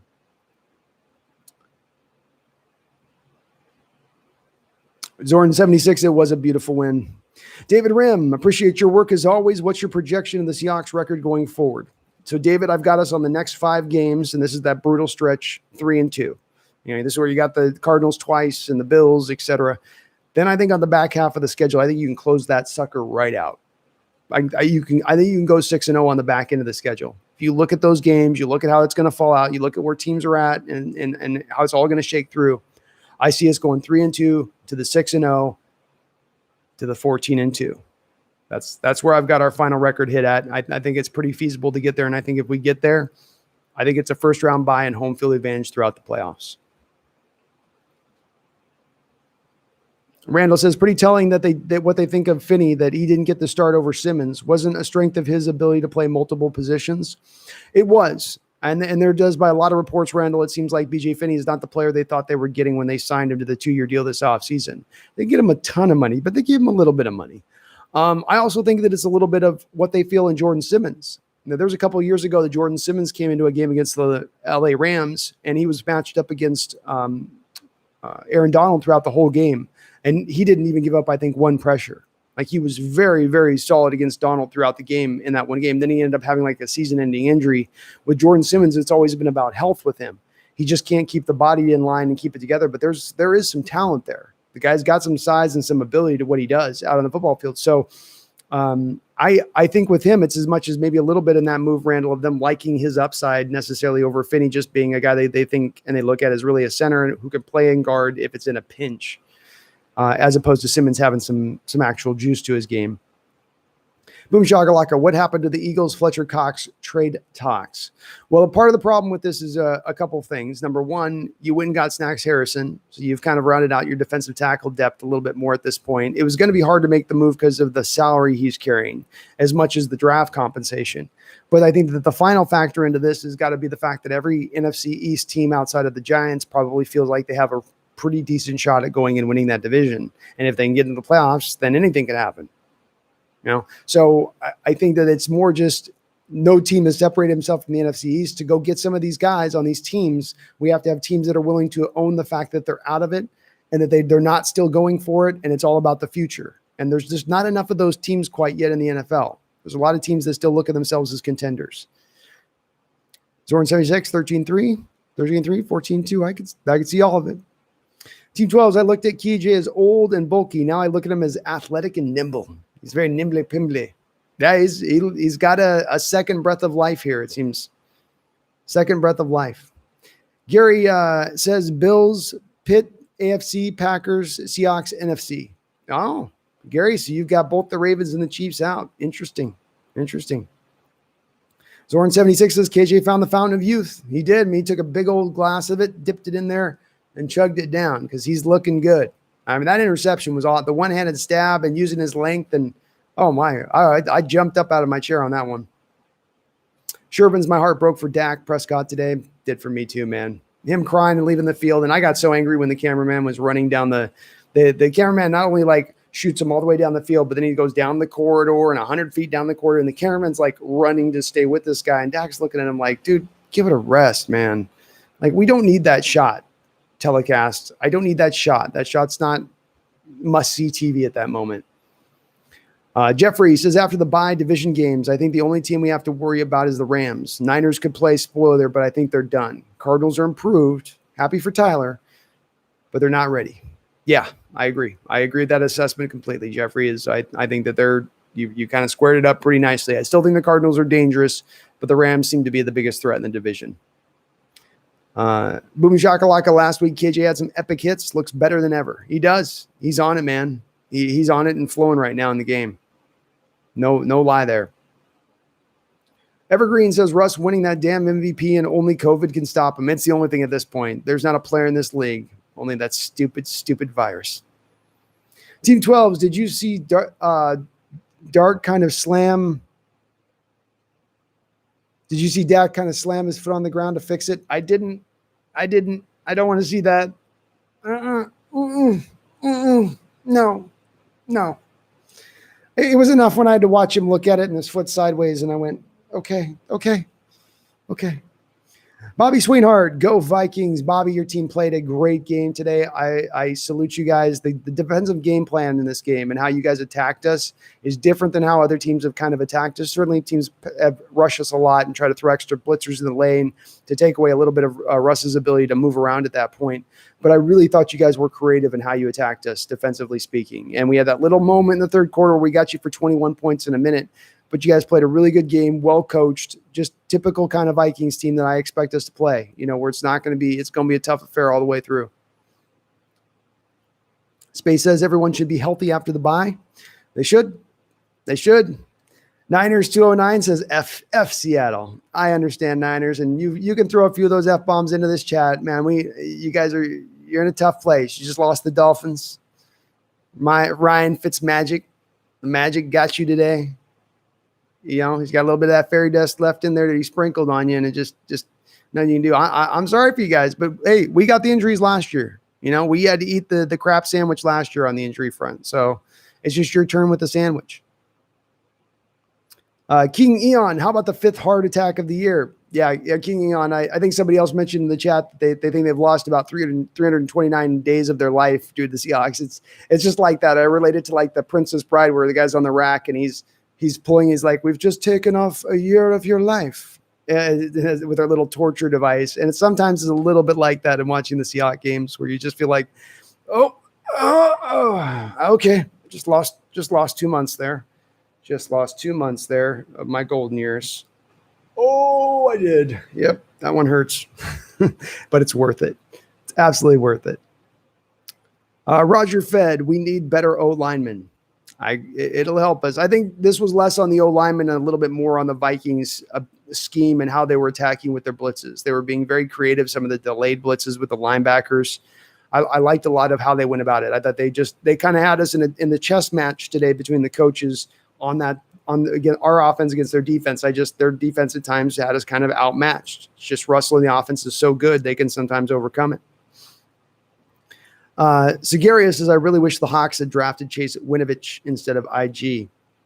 I did. I like Chase Winovich a lot better too. I thought he was more of a known factor in that maybe he didn't have the ceiling that you might look for in that high of a pick, but he was a guy that was going to give you some production on the football field if he's rushing the passer.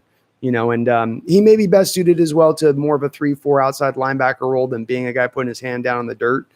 But I did like Chase more as a player than LJ. That's for sure.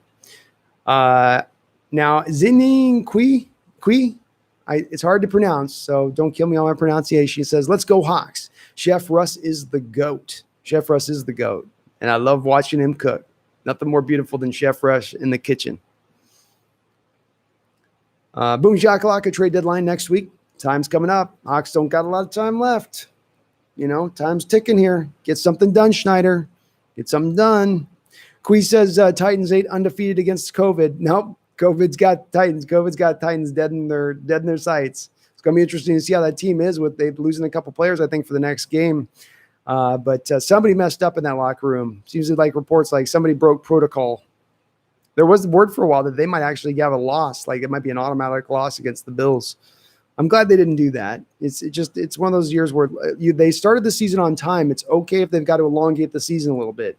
I mean, the NBA is just finishing up now in the middle of October when they usually would be starting their next season. So NFL started out right on time. There's nothing wrong if we've got to go a few extra weeks in the season to get the games off right, to make sure everybody's safe. I'd ask that they'd be careful with that, Fonzarelli, I think Brooks is to fill in for KJ. Yeah, I think they'll put Brooks back at the wheel and keep KJ at the Sam at this point because it's worked out really well with KJ over there. So I think he will be over there, but I think they'll keep KJ on the field at this point. It's more likely Barton is the one that gets the hook. Segarius says Luke Kuechly has concussion injury issues that Bobby hasn't had. That's true, Segarius, though I will say last year Bobby did fight through some injuries last season. That was part of the reason for some of the dip in his play. I don't know if he's beat up this year, but only Bobby's the kind of guy that would know that.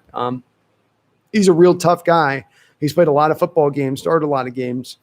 And I don't know it's me definitely in this one making a prediction here. And I'm looking at the logic and reason of it and where Seattle was at and picking Brooks and then understanding and looking at Brooks' tape. This guy's really a middle linebacker. He's not an outside linebacker. That's not where he best plays. And you could make the argument he might struggle playing outside linebacker, but he looks like he'll be a really, really good middle linebacker. So you can kind of see where my logic operates off of this as it goes to with thinking that maybe Bobby's only got another year and a half here. Rev Steady, what is up, Rev? Thank God we don't have head coaches that care about the spread. Yes, I'm glad we don't have head coaches that worry about the spread as well. That would be the wrong thing to be thinking about.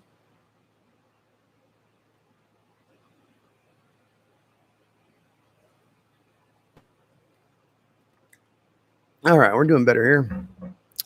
F you, I'm sorry I joined late, so probably have already answered this, but do you think Russ is the MVP? He is clear and far away the MVP right now. It would be a unanimous vote if it was taken tomorrow.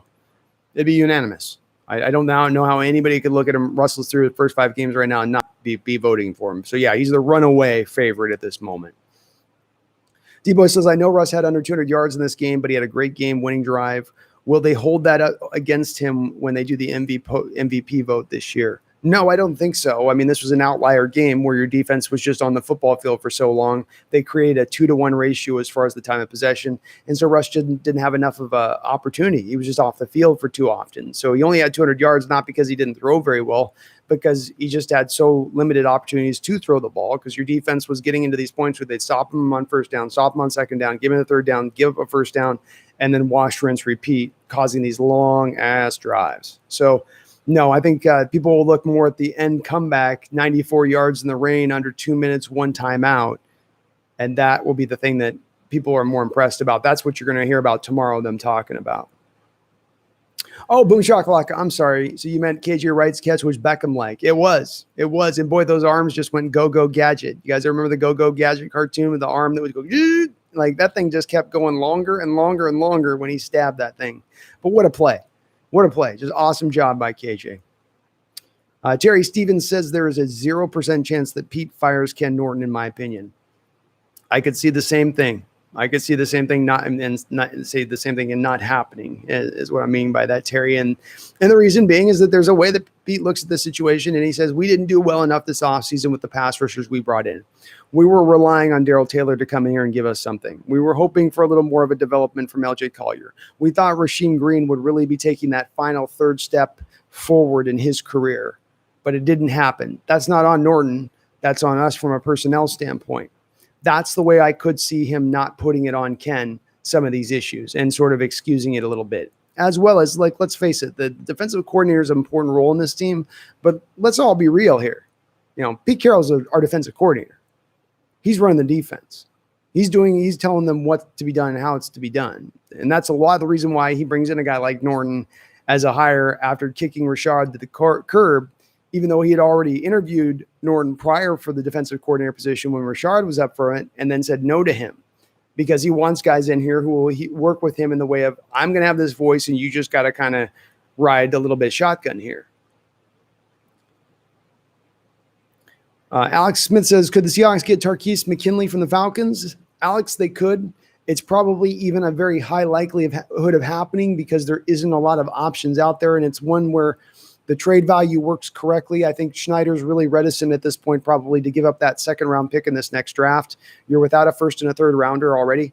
So he probably wants this to be a fourth rounder and on up, whoever he goes out and trades for as a pass rusher. Tarkis is a pure scheme fit. I mean, he's on the Falcons. They run the same kind of scheme we run. He'd be a scheme fit for us as well. I don't know what you're going to get out of him, though. He's a guy that gets you a couple sacks a year. It doesn't seem like he's really that good about generating pressure. He's got some injury concerns. He's a guy that, frankly, doesn't get me all that much excited. I'd prefer something else other than that, almost anything else other than that. Vacuum Billy, what's up, Vacuum? Why are the games against the Vikings always like this? Because they're a solidly coached team. They got a solid team start to finish. They don't have a lot of weak links, so they're going to stay in football games. And they do a good job usually of staying committed to the run, which is going to shrink games and just keep things closer. They've been a good game. They've been a good team. They showed Zimmer's record over the last few years. What is it, like 96-48 or something as a head coach there? So he had a pretty good record as a head coach. They've done a very good job. They won a lot of football games. You know, I mean, they've done pretty good. Jeffrey, thank you for subscribing. I really do appreciate it. I love it. Thank you so much, man. I'm always here to answer the questions, man. I love interacting with you guys. And if you are new on this chat, please hit that like button. It helps this channel grow as far as the people who search for Seahawks videos will now find me because you do that. And if you're not subscribed, please do subscribe. It's completely free. Doesn't cost you anything. I will do no clickbait videos, I promise. No clickbait videos. Space says, go Hawks, man. Showstopper, Pete Carroll, the greatest Russell Wilson, pretty great too. Go Hawks. I agree. Carroll's going to be one of the greatest of all time when it's all said and done. I'm maybe not one of the greatest head coach of all time. Yeah, he will be, I think. The fact he went on and got multiple national titles out there, the fact that he's been to multiple Super Bowls as a pro, he's going to go into the NFL Hall of Fame at one point or another. He will. And Russell's playing at that level, man. Showstopper. He's playing at that level. I don't know of the quarterback recently we've seen that's playing kind of at this kind of pace and this level. Yeah, quarterbacks have put up some high statistical seasons recently, the Mahomes and the Peyton Manning years, but the way he's doing it, putting the team on his back at times, the comebacks, just all of it coming together for him now. Acho Sama, I'm sorry if I mispronounced that, Acha. You're doing great things for the LGBT community. Thank you. Okay. I'm not in the LGBT community, but okay. Showstopper, DK look like T.O.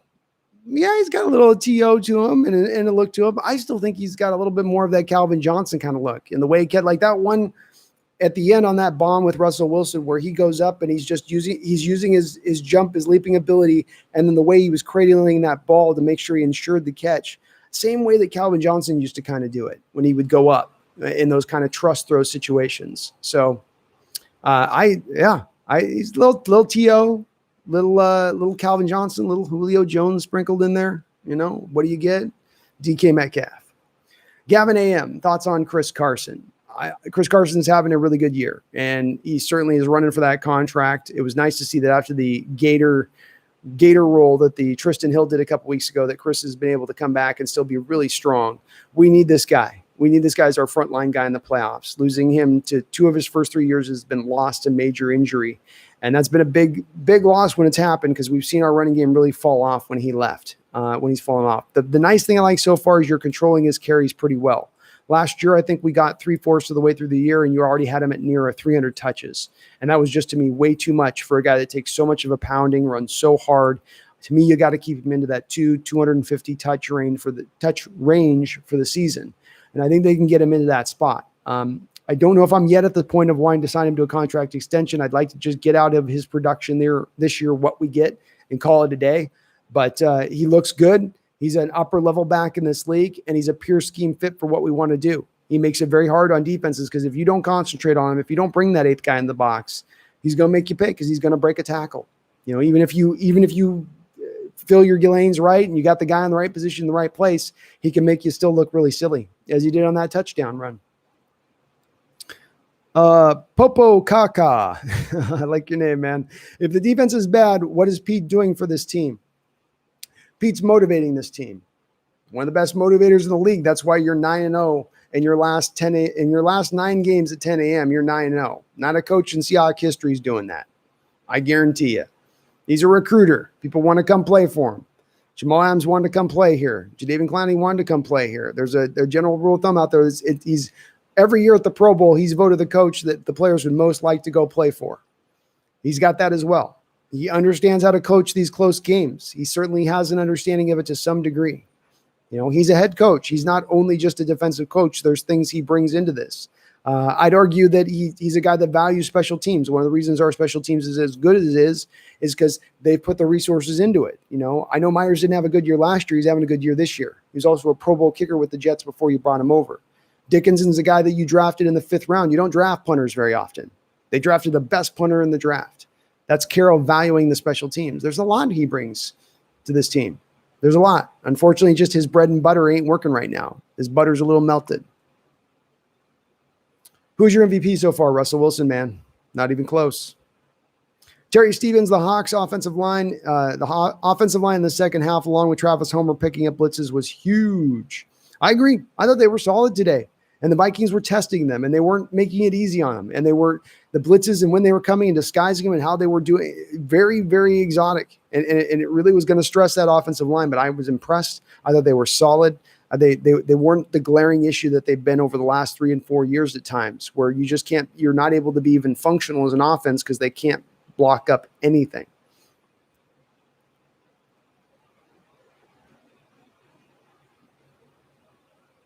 OCC, you have a good night, man. I appreciate you hopping in. Terry Stevens says, could have literally had Griffin or Yannick, like, seriously. Yeah, and that's the main thing with it. It's not me just necessarily being caught up on the Clowney. It's that you could have had any number of a couple guys that were available on the market one way or another. You could have brought in here for that Leo position. You chose to ignore it. They chose to do other things with their resources. You know, they chose to spend $7 million on Greg Olsen and tight end. You know, I mean, it is a little bit of the chickens coming home to roost here with that situation. Boom shakalaka. Dallas looking to ship Griffin, I read. Could he still get him? If you can still get Jefferson Griffin at this point, because remember, by the time you're getting him, half of his contract's been eaten up, signed a 1-year, $6 million deal. That means he'd be on a half a year, $3 million deal through the rest of the season. That would be a bargain for one Everson Griffin. And what would he cost? Probably a 5th round pick. Go do that deal. I don't know if Dallas is willing to ship him, though. I mean, does Dallas not think that they're in that division still? Because they have no pass rush as it is, really. You're going to give up one of your 2 better pass rushers at that point. I don't know. Jarl says, I think Russ breaks Peyton's record and gets 56. He's got a good chance to do it. He does. Because as we saw today, this defense at times is going to give up points. And that's the thing to get to that 56 touchdowns is if you have a quarterback capable of getting to that 56 touchdowns, but he's got a good defense, you're going to be blowing teams out and then running the ball in the second half and not have the opportunities to break that record. But when your defense is doing the tit for tat thing, you know, we get a touchdown, they get a touchdown, we get a touchdown, they get a touchdown. That's when you can start making those hitting those marks. Mr. Cortez 12. Will they move Neal to cornerback when Adams comes back? I I don't think so, because it looks like Lano Hill's out for the season. So Neal becomes the guy, slots into Lano Hill's role as a safety, and they're pretty light at safety as it is, even once Adams comes back, because you're down Lano, because you're down Marquise Blair. Freddie says, you think maybe Yannick will be on the trade market again? Not necessarily.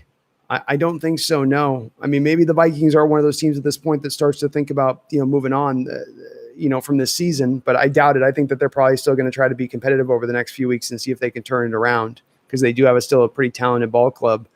But I wouldn't think that they would trade him after they just made the trade for him at the start of the season. Terry Stevens says, Josh Allen against this defense. Yeesh. He's going to have a field day. Maybe. He's very wild at the stick, and he's a guy that this is a defense that will make him pay for some of that stuff when he starts to get out there and scramble and decides not to get down. He's a guy who's going to take a whack if he don't get down with this defense. So we'll see. That's going to be a fun matchup to watch on that one, Terry. I'm going to be really interested to see how that one plays out. But we may be tough. I still do mark it though. Again, Terry, that's at the very minimum, that's my first loss for us of the year. So it's not like I see it as a win at the moment. That's more of it being a 10 a.m. game in Buffalo, as well as Buffalo being good.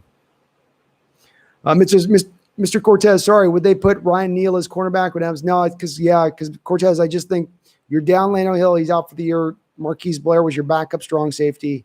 Adams, Quandre Diggs, you're kind of light right now there, so you need some more help. So I think Neal stays right where he is. He's played solidly for you at strong safety. He'll be your backup. Go Hawks, base. Boom shakalaka, Bird got 4 WNBA rings. Wow. That's amazing. I just haven't paid close attention to it, I got to admit.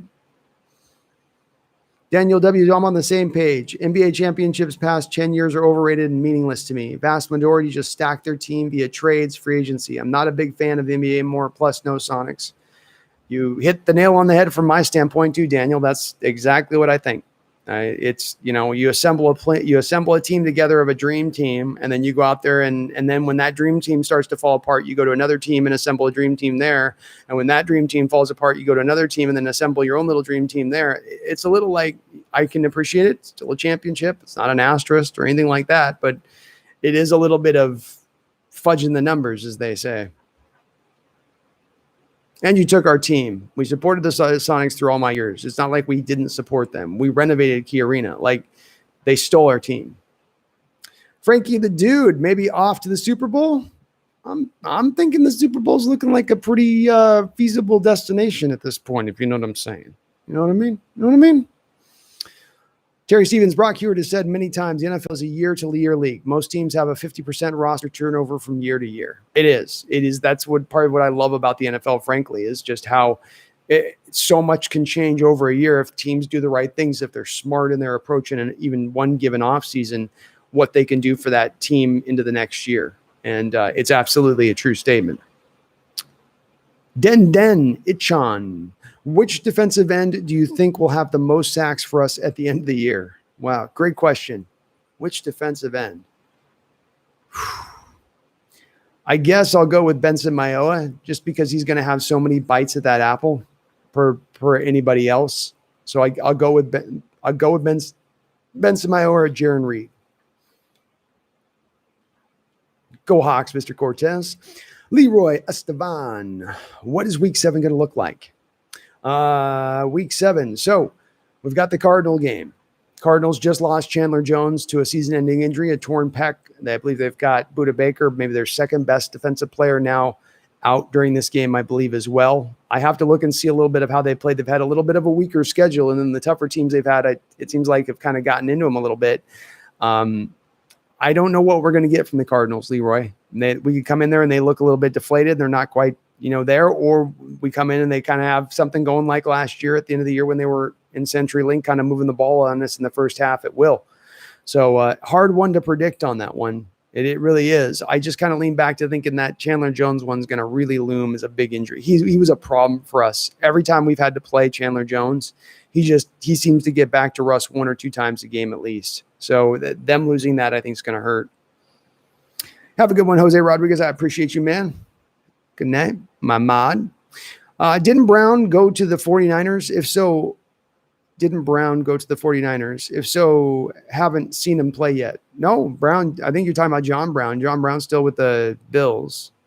No, or you're talking about Antonio Brown. Antonio Brown hasn't gone to anybody yet. Showstopper says, rest in peace, Paul Allen. Still the best franchise in the league. Love listening to Homegrown on the radio. I do too.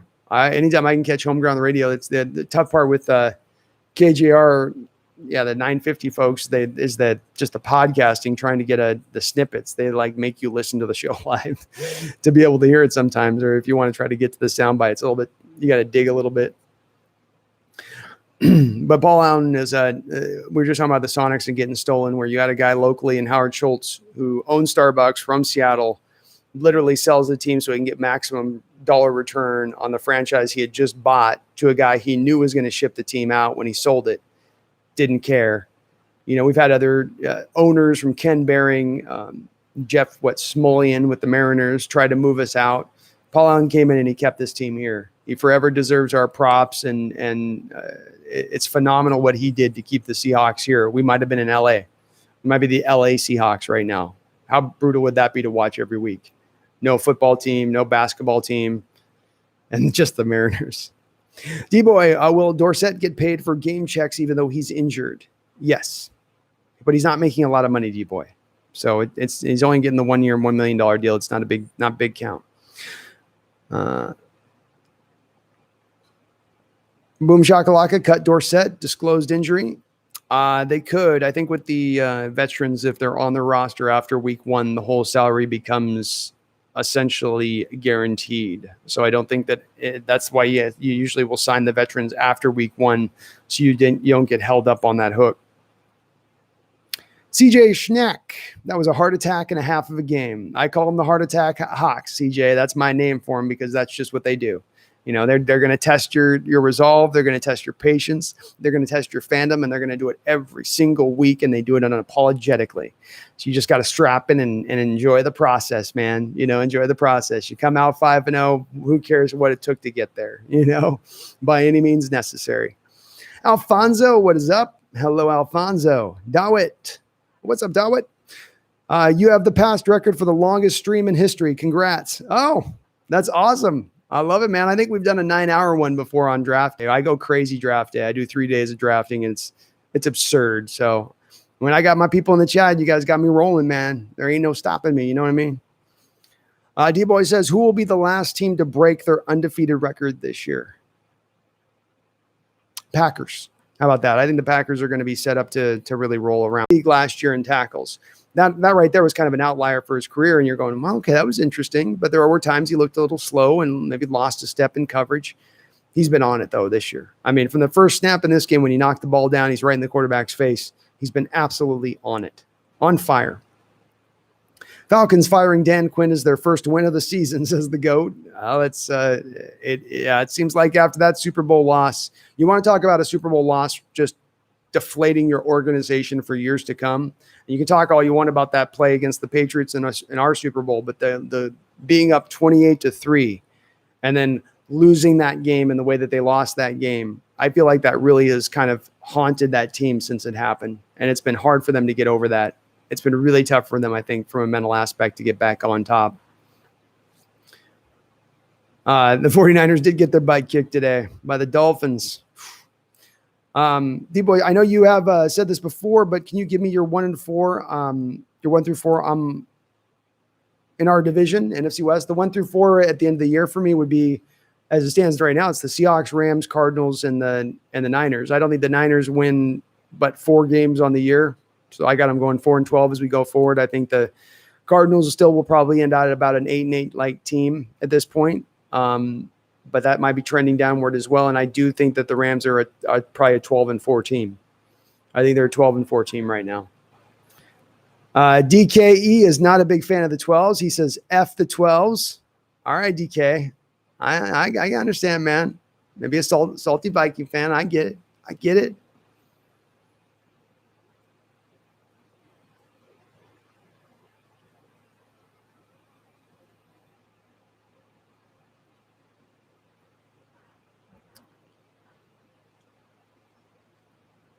Walker Patrick. What's up, Walker? Seattle needs to go ahead and trade my boy Flash to the Ravens. No.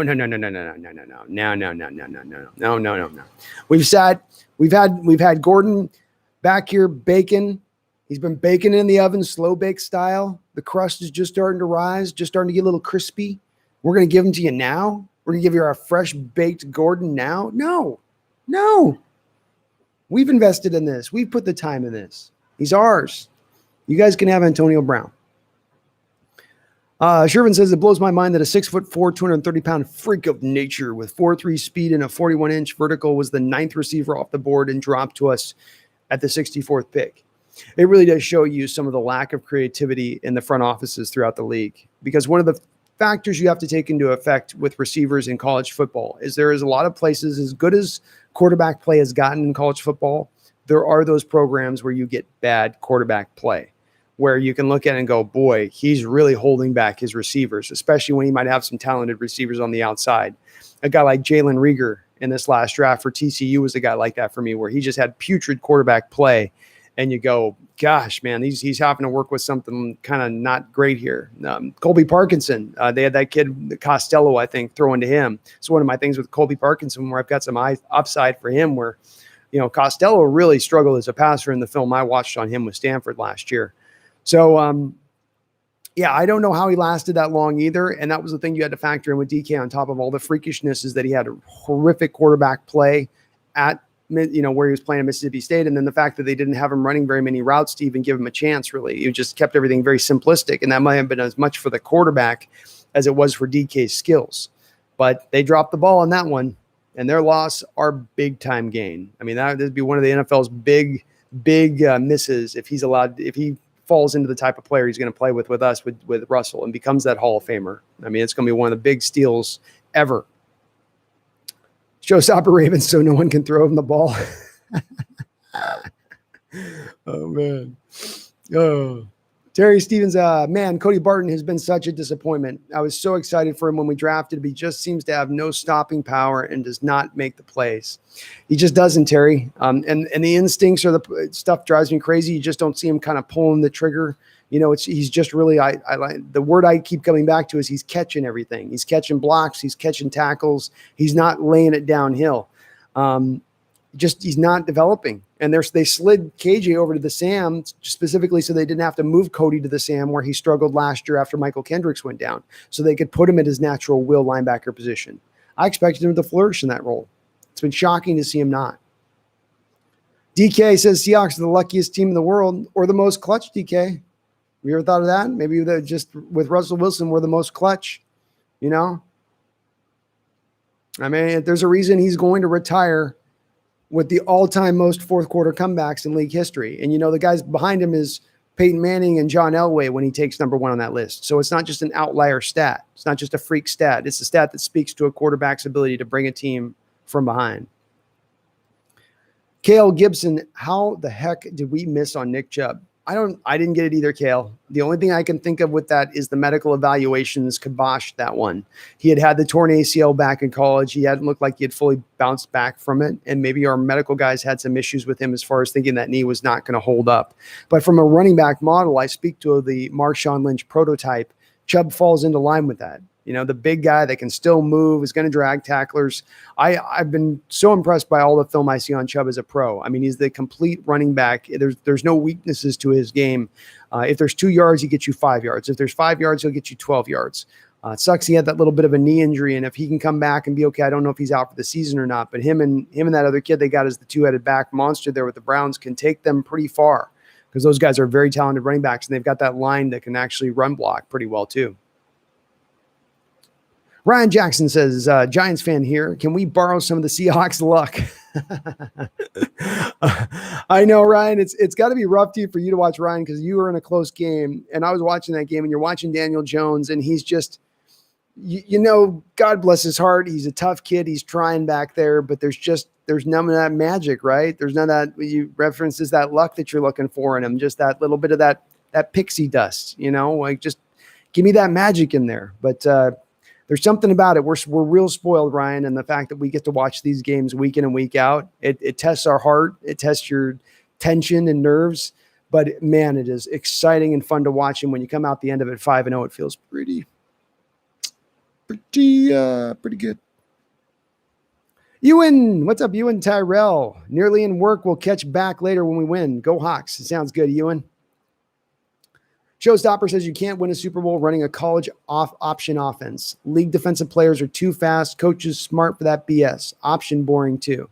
I'd agree. I think that you can't, that type of stuff doesn't work. It's going away further and further. And we saw, I think, the Ravens, not the Ravens, but the Panthers were really the team that embraced this fully during Cam Newton's MVP year, where they're running the read option stuff, and then it's to the one read, and then, or he's just going to run it right up the middle.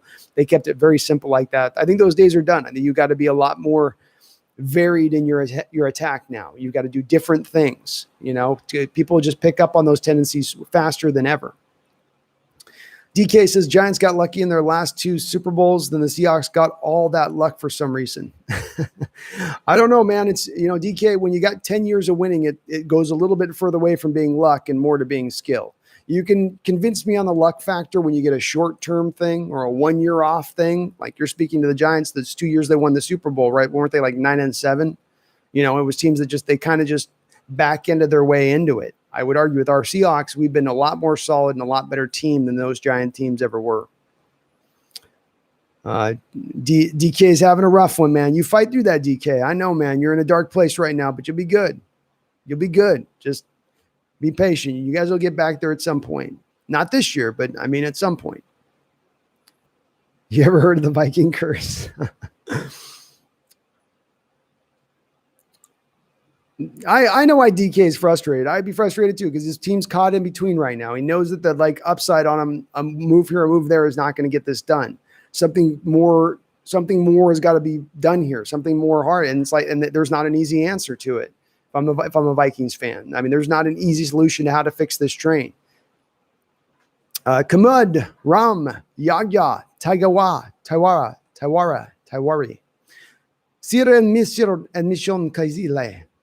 I don't know what you said, but I think it was Go Hawks, so I'm going to say Go Hawks. Luke Lawrence, today's game was the worst win ever. There's no such thing as a worst win, man. They're all beautiful wins, Luke. And you got to, at this point, it's got to be just kind of common, right? I mean, this is how we do this. This is our modus operandi, par for the course, how we roll, baby. You can hate it. It can drive you crazy, but it's just the way it's going to be.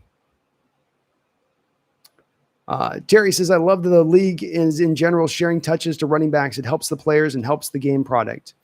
I agree. I think that the days of needing running backs to get 20 touches a game should be kind of over. You know, they take too much of a pounding. It's not proven to be really the smart way to utilize a guy. And you can see it, especially if you're thinking about a guy's longevity. There's enough talent coming out of those ranks to just lean on one guy there, unless they're a real special talent. There's not the need. Chris Gow. Hey, mate. How's it going? I'm doing great, Chris. How about yourself? How good was the win today? The win was so sweet. It was so sweet. And you start out that 94-yard drive at the end where Russell's looking down the barrel of that gun and the rain's coming sideways and the winds are blowing. And you go, well, this has got to be too much. This is finally too much. We can't ask him to get through this. And you're on the 4th and 10 and you're going, okay, 4th and 10, there's what are they going to do here? They're going to throw a 6-man blitz at us. He's not going to have enough time to sit back there and throw. So the guys aren't going to have enough time for the routes to get down the field. But DK gets down the field, single coverage. Russell throws up a prayer, takes the hit. I feel plenty fine about this win. Also, great timing on the live stream. I'm going to be doing these live streams around this. The Hawaii time kind of works in my favor with this a little bit, I think. Den Ichon says, got any trade ideas we could do before the trade deadline? Den, I've looked really deeply on the list of things. There's not a lot of guys out there available. There really isn't. You've got to have teams that buy into the process that they're now out of it. They have no chance at the Super Bowl, no chance at the playoffs. And there's just not a lot of those teams quite yet there who then also have a pass rusher that they can supply us. So it's really lean right now. Tarquise McKinley, as we mentioned, would maybe be a candidate. Maybe a Whitney Merciless from the Houston Texans would be a candidate. Obviously, a guy like J.J. Watt would be a complete pipe dream in a best-case scenario. If you could bring a guy like that in, if he's in maybe his last year of his career and he's looking at retiring.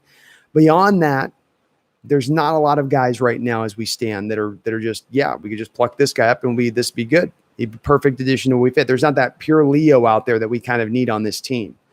They're going to have to get creative. So there's not a great answer for you right now because there's not a lot of great answers out there. We might need to wait another week for the teams to kind of, a couple more teams to figure out they're out of it. Maybe one or two more teams to be willing to fire a head coach and start offloading some stuff, you know? Terry says, I used to love the NBA, but now all the stars just decide to play together on a team and the refs love to play into it. So rough to watch now. Yeah, bit for me too, man. No one was at the Sonics game last season. The tickets were basically free. Everyone was at the games, was drinking in Fox Sports Lounge with Rocky Bernard in the Hawks D line. Well, that's understandable, but some of that's too just the front office mismanaged the way that once the Gary Payton, Sean Kemp era kind of ended there, they didn't do a good job in the way they built the teams up. So some of that was you put a poor product out there on the basketball court, on the baseball field, like with the Mariners. The fans will show up for a while, but you test their patience when you start getting into 4, 5, 6, 7 years without a winner. Chris says, thoughts on Cody Barton today? Thought he had a great game. You thought he had a great game, Chris? Jeez. Did not think Cody Barton had a great game. I thought he made a great play on the 4th down play when he came up and three guys all did their job wonderfully there. Cody comes up and he meets the fullback in the hole, doesn't let the fullback meet into him. And the big problem with Cody's game throughout this was that he was letting blockers meet into him. They was letting blockers take it to him. And it was giving him a hard time of getting around those blockers to make the play. He goes and meets the fullback in the hole. Benson Mayowa does a good job of closing up the lane a little bit. And then Bobby Wagner comes in there and cleans up the tackle to keep the running back from getting any forward momentum so that you can keep the 4th down stop. Great play there, but outside of that, I thought Barton had a really tough game, Chris, and he just has not yet taken that step forward that I was hoping he would take this year, quite yet. Alex Smith says, have you ever watched the AFL, the sport that Michael Dixon came from? Lots of punting, tackling, and catching in its finals time you might like. I'll check it out, Alex. I've not watched a lot on the AFL, though, I must admit. Den asked, do you think Darrell Taylor will play this season? Well, supposedly somebody mentioned in the chat that Pete Carroll had said that he's only a couple weeks maybe away from playing. So if that's the case, that's great to hear. I'm a little bit skeptical as we just haven't heard a certain timeline yet. And you got to wonder, as the clock's ticking down here and he didn't have any offseason and he had no rookie mini camps and no training camp and no preseason games, and now he's going to have been out for the first 6, 7, 8 games of the year. What can we really hope to get from this guy as far as any kind of production goes? I don't know, but I'm a little skeptical that it's going to be very much. Chris says, I'm Australian myself. Oh, okay, AFL and Australian foot. Okay, yeah, so the AFL is so my bad. Yeah, now I know what you're in. Yeah, I like me some rugby, man. Rugby's awesome. You guys are hardcore with that stuff, so. If I see rugby on in a bar, I'll sit down, I'll cozy up at the bar and get myself a beer and watch me some rugby. Najee Eastwick, 14-2, a realistic possibility this year with the Hawks schedule playing NFC East teams. Absolutely realistic. You're going through the toughest part of your schedule right now. You could go 3-2 through this schedule, the next 5 games, and then you could look at those back 6 games on the schedule and very, very feasibly see that as 6-0. Those games on the back end. Jets, Giants, Eagles, Washington football team. It's setting up nice, Najee. It's setting up real nice. Gordon's been baking. Nah, he's been baked. Good one, Shervins. Good one. Look at the quick wit on Shervins. Showstopper, David Stern and Clay Bennett pushed that deal through. Schultz tried to pull out, but Stern and his law firm controlled the NBA. David Silver is the same law firm. Yeah, it was more just he should never have sold to Bennett. He let Bennett lie to him and pack him and say, oh yeah, I want to keep the team there if they can build the stadium and all that. To me, Schultz darn well knew Bennett wanted to get that team to Oklahoma City, and he could have just stopped the whole process from selling in the first place. Why did he buy the team in the first place to turn around and sell them that quick? What was the purpose of that? Did he not have enough money to actually own a basketball team? You should never be buying a basketball team for 6, 7 years and then turn around and sell them. It's a bad look and shows that you weren't really prepared as an owner. Terry says, we literally got Russ because he's too short and DK because it's slow cone drill. Geez, the NFL is outdated in certain aspects. It is in certain, it's a weird dichotomy because in certain aspects, the NFL is better than ever in their scouting and development and understanding how to target players. You see in a lot of respects, fewer and fewer misses in the draft. Guys are look at the quarterbacks picked over recent years. There's fewer and fewer busts than what we might have seen 10, 20, 30 years ago in the same kind of quarterbacks picked in the same positions. But there are still those misses. It's not a perfect science. And there's those points that still get lost where, it just guys falls through the crack, and that's one that falls through the crack. And it's those guys where you have to think a little bit harder on them. You've got to look and read between the lines. Bad quarterback play, not a big route tree that he was asked to play from, which made him more predictable for defenses and easier henceforth to cover. Also had another guy in AJ Brown played opposite him, so he was getting a little bit less touches, a little bit less action because of that. You got to factor all this stuff kind of in together to look at that player. But whatever the reasons is the cause in the drop, I hope the NFL does more of it and Seattle can pick up more of those kind of players. Tom Lappert, what is up, Tom? DK, Terminator, Metcalf, go Hawks. Man, he is playing like that. Hey, this is Calvin Johnson, man. This is Calvin Johnson you're watching to me 2.0. I thought he'd only get to maybe the Julio Jones realm, but I think maybe I'm short selling him. I think he can get even up into that Calvin Johnson realm, which is another of its own rarefied air. It's its own little like magical spot, so to speak. So he's there, man. He's there, and he's rolling. He is at his top end right now, and we're watching it. And we were watching a guy he's had kind of a quiet, almost leading the league in yardage. Like he hasn't even had that game yet where he's like blown up and gone through the roof yet. It's just been sort of the silent 100 yards and a touchdown type game. I love what we're seeing from DK. I love what the potential is with him and Russ. Oh, thank you, D-Boy. As ever, he said, please do everybody hit that like button if you're in here listening on in. It helps this channel grow, helps me be found on the search algorithms out there. And if you're not subscribed, please do subscribe. It doesn't cost you a thing. It's free. I don't do any clickbait videos. Chris Gow, it's not luck if Wilson keeps doing it over and over again. I agree, Chris. That's my thing. If somebody's able to duplicate results and do it over a large stretch of time, you move beyond sample size. You move to a rule of thumb. Den says, what do you think of Alton Robinson? I felt like in the last few games he's played, he's flashed a little bit more than he flashed in this particular game. I watched him on a couple plays, and he wasn't able to do much as far as pass rush goes, but I still do like him and his future here. And I think he's got a place on this team as we move into the future. What that is it outside of a rotational pass rusher? Is he a starter type material? Maybe. But it's been kind of, as we're talking about sample sizes, this is a sample size in what we've seen on him. They've been limiting his snaps on the football field. It seems like he gets the 15 to 20 snaps a game type realm of things. So they're really kind of controlling it. You're not getting as much a glimpse to make more of an assessment on him. But I like what I see so far. He uses his hands great. He's one of the better technicians we have on this team already with his hands, which is a huge factor to helping you generate pressure and sacks really quickly and early on in your career.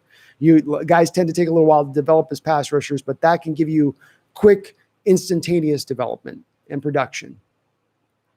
Oh, I love me some salty fans, D-Boy. I love it. And I understand. I know where they're coming from. I'd be mad right now if I was a Vikings fan too. I would be feeling like, we're going to look at these years and we're going to feel like we left something on the table. We didn't get all out of our teams that we could have gotten out of all that talent. Harrison Smith and Barr and Linval Joseph, Daniil Hunter, Everson Griffin. You had the two receivers in there with Thielen and Diggs. They may look back and think that they felt like they underperformed for what they had as far as the talent on the field. Chris says, honestly, Vikings are where we were last season. With some luck, they could go deep in the playoffs still. I still think that too. I still think it's a solid Vikings team. That's probably the other thing that frustrates me as a Vikings fan is it's not that I think they're trash or not good. They're good. They're solid. They're well coached. It's just they're missing that little bit of, maybe it's the quarterback. Maybe it's luck. Maybe it's just not their season. But there's that little factor that you can't quite put your finger on that they're just kind of missing. Elk Hard Productions. I'd love to trade Norton. I know, man. Elk, there's been a lot of hate in here for Norton, man. And I get it. I do get it. The guy wasn't a great defensive coordinator with the Oakland Raiders when he finally got his chance. He seems like more of a better linebackers coach than he does a defensive coordinator.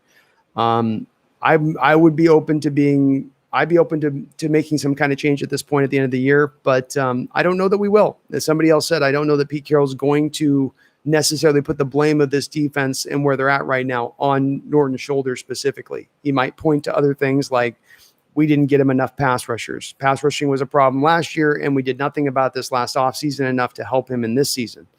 I could see Carroll operating from that logic. D-Boy says, was tonight one of your favorite fourth quarter comebacks from Russell? Yeah, because I felt like the deck was stacked in a way tonight that made it even a harder degree of difficulty. We've seen in this stadium at times when that wind is blowing and when that rain is falling that it can make the passing game almost impossible, especially in those moments when it's kind of fluctuating and it seems like in a real intense moment of rain where when you're looking at the kid, they showed a couple shots of the camera as the guys were talking where you just know it's coming down almost sideways. That added a level of difficulty, and then also the moment of the game where the Vikings have kind of somewhat solved our pass protection. Their blitzes are getting to the quarterback. They're getting the free rusher through, and Russ is not able to make them sort of pay the price for rushing the passer like we've seen with our defense this year. Yet despite all that, he found a way. And again, he was at, 2 minutes left and you only have one timeout. I mean, 94 yards. It's one of his better ones against a team that's very difficult to do that with.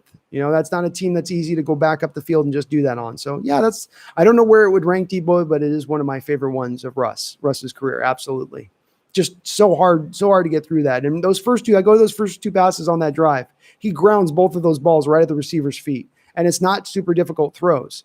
It's just one of those moments you can literally think going, he can't get a good grip on that ball. The rain's coming down too hard. It's coming out like a sponge. Showstopper says they love to hate on the best. Hard to stay great for this long like Pete and Russ against the odds and poor preseason predictions year in and year out. Yeah, you just look, you're not 10 years as a winner in this league. This league's hard to win consistently for a couple years. Look at the Niners. They suck for a few years. They get to the Super Bowl finally last year and bam, they're right back down to being crappy this year. There's some reasons for that, but it shows you how hard it is. It's really hard to be a consistent winner even over a 2, 3, 4 year stretch. If you're a winner over a 10-year stretch, you're doing it's towards things you're doing and meaning to do. You're not lucking into it or just like falling into it. It's because you have a plan and you're executing the plan the way you see fit. It's not always the most perfect plan, but it works and it has created a consistent winner. Debo says, what do the WNBA have to do spicy things so they can get respect like the NBA? I don't know. I think it's an athleticism thing, D-Boy. I just think people want to watch the most athletic people and it's, if you're not watching that, it's a little bit harder from an action standpoint. I just don't think they're ever going to catch up in that realm. D-Boy says, will Snacks play in the game after the bye week? I would expect so, D-Boy. That gives him 2 solid weeks to get himself up to shape, and I'm sure they'll rotate him in and give him a couple games of, okay, we'll keep you at the 20 snaps a game that we've got right now, Alton Robinson at, right? So probably something in that realm. Chris Go, no, rugby isn't the same as AFL. I'm sorry. Okay. Well, at least Pat McAfee made the same mistake, man. I'm sorry. I hope I didn't just besmirch the AFL with that rugby comparison. Cale Gibson, Cody had the roughest 14 tackle game in history. Yeah, he did. This was last year. He had a couple of these games last year at the SAM where he'd get 11 tackles, but you'd go, it's my man's trying. He's trying out there, okay? I mean, it's not from a lack of effort or anything else. It's just the instincts aren't quite there. He's not coming downhill enough for my favor. It's a little bit too much read and react, a little bit too late to react at times, a little too much thinking. But 14 tackles is 14 tackles,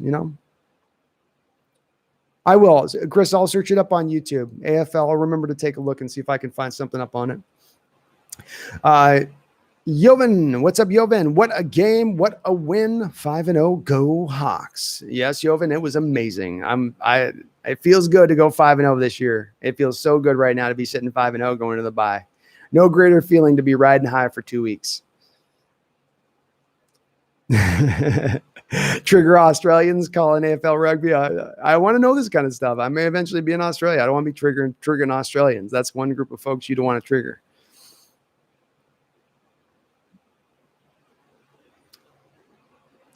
Chris, I thought he made a ton of tackles in the backfield. I don't know that I saw Martin make 1 tackle in the backfield tonight. So he had 14, but I don't think any of them were for tackle for losses. Those were a lot of them were 7 and 8 yards down the football field.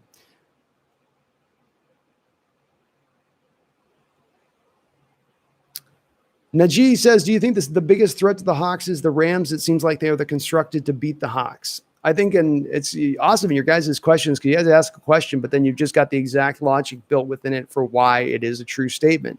And you just hit on that. The reason why there is, yeah, they are a threat to the Seahawks. And yeah, it's because they have in a lot of ways they're constructed to be able to beat the Hawks in what they do.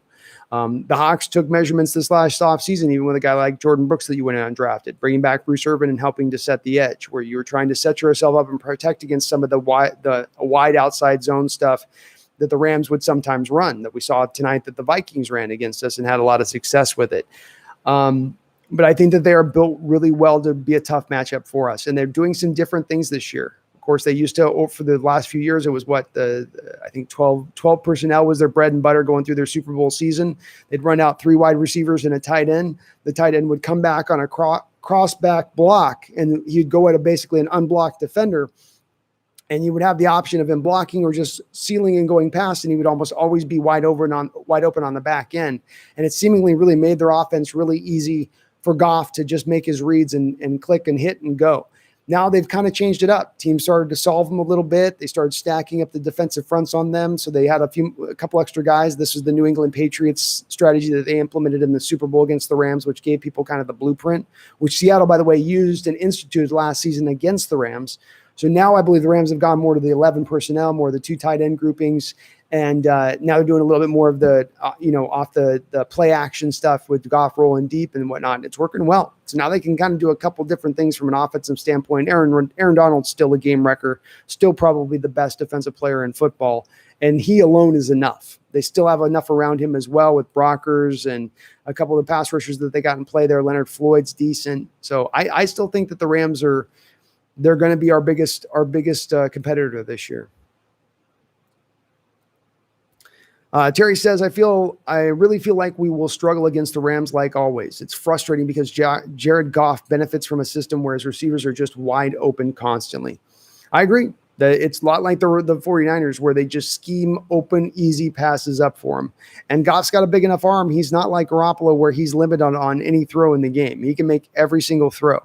So he's got that ability combined with that, and it's a nice pairing between those guys. And again, props to McVay. He was called that mastermind operating that 12 personnel and stuck in that one look, and now he's molding and adjusting it, adding the wrinkles versus off people, kind of solving them a little bit, which it speaks to him as a coach and an offensive mind. So they're a threat. They're absolutely a threat. They don't have the depth that they might have had in recent years. They have lost a lot of that. They've got the frontline guys, but those frontline guys fall off. I don't think they have as much in reserve in the ranks to be able to afford the injury situation, and they've been pretty healthy so far. So that is the one thing to look at with the Rams. Den, who do you think is playing at a Pro Bowl level this season on our team? Russell Wilson, DK Metcalf, Dwayne Brown,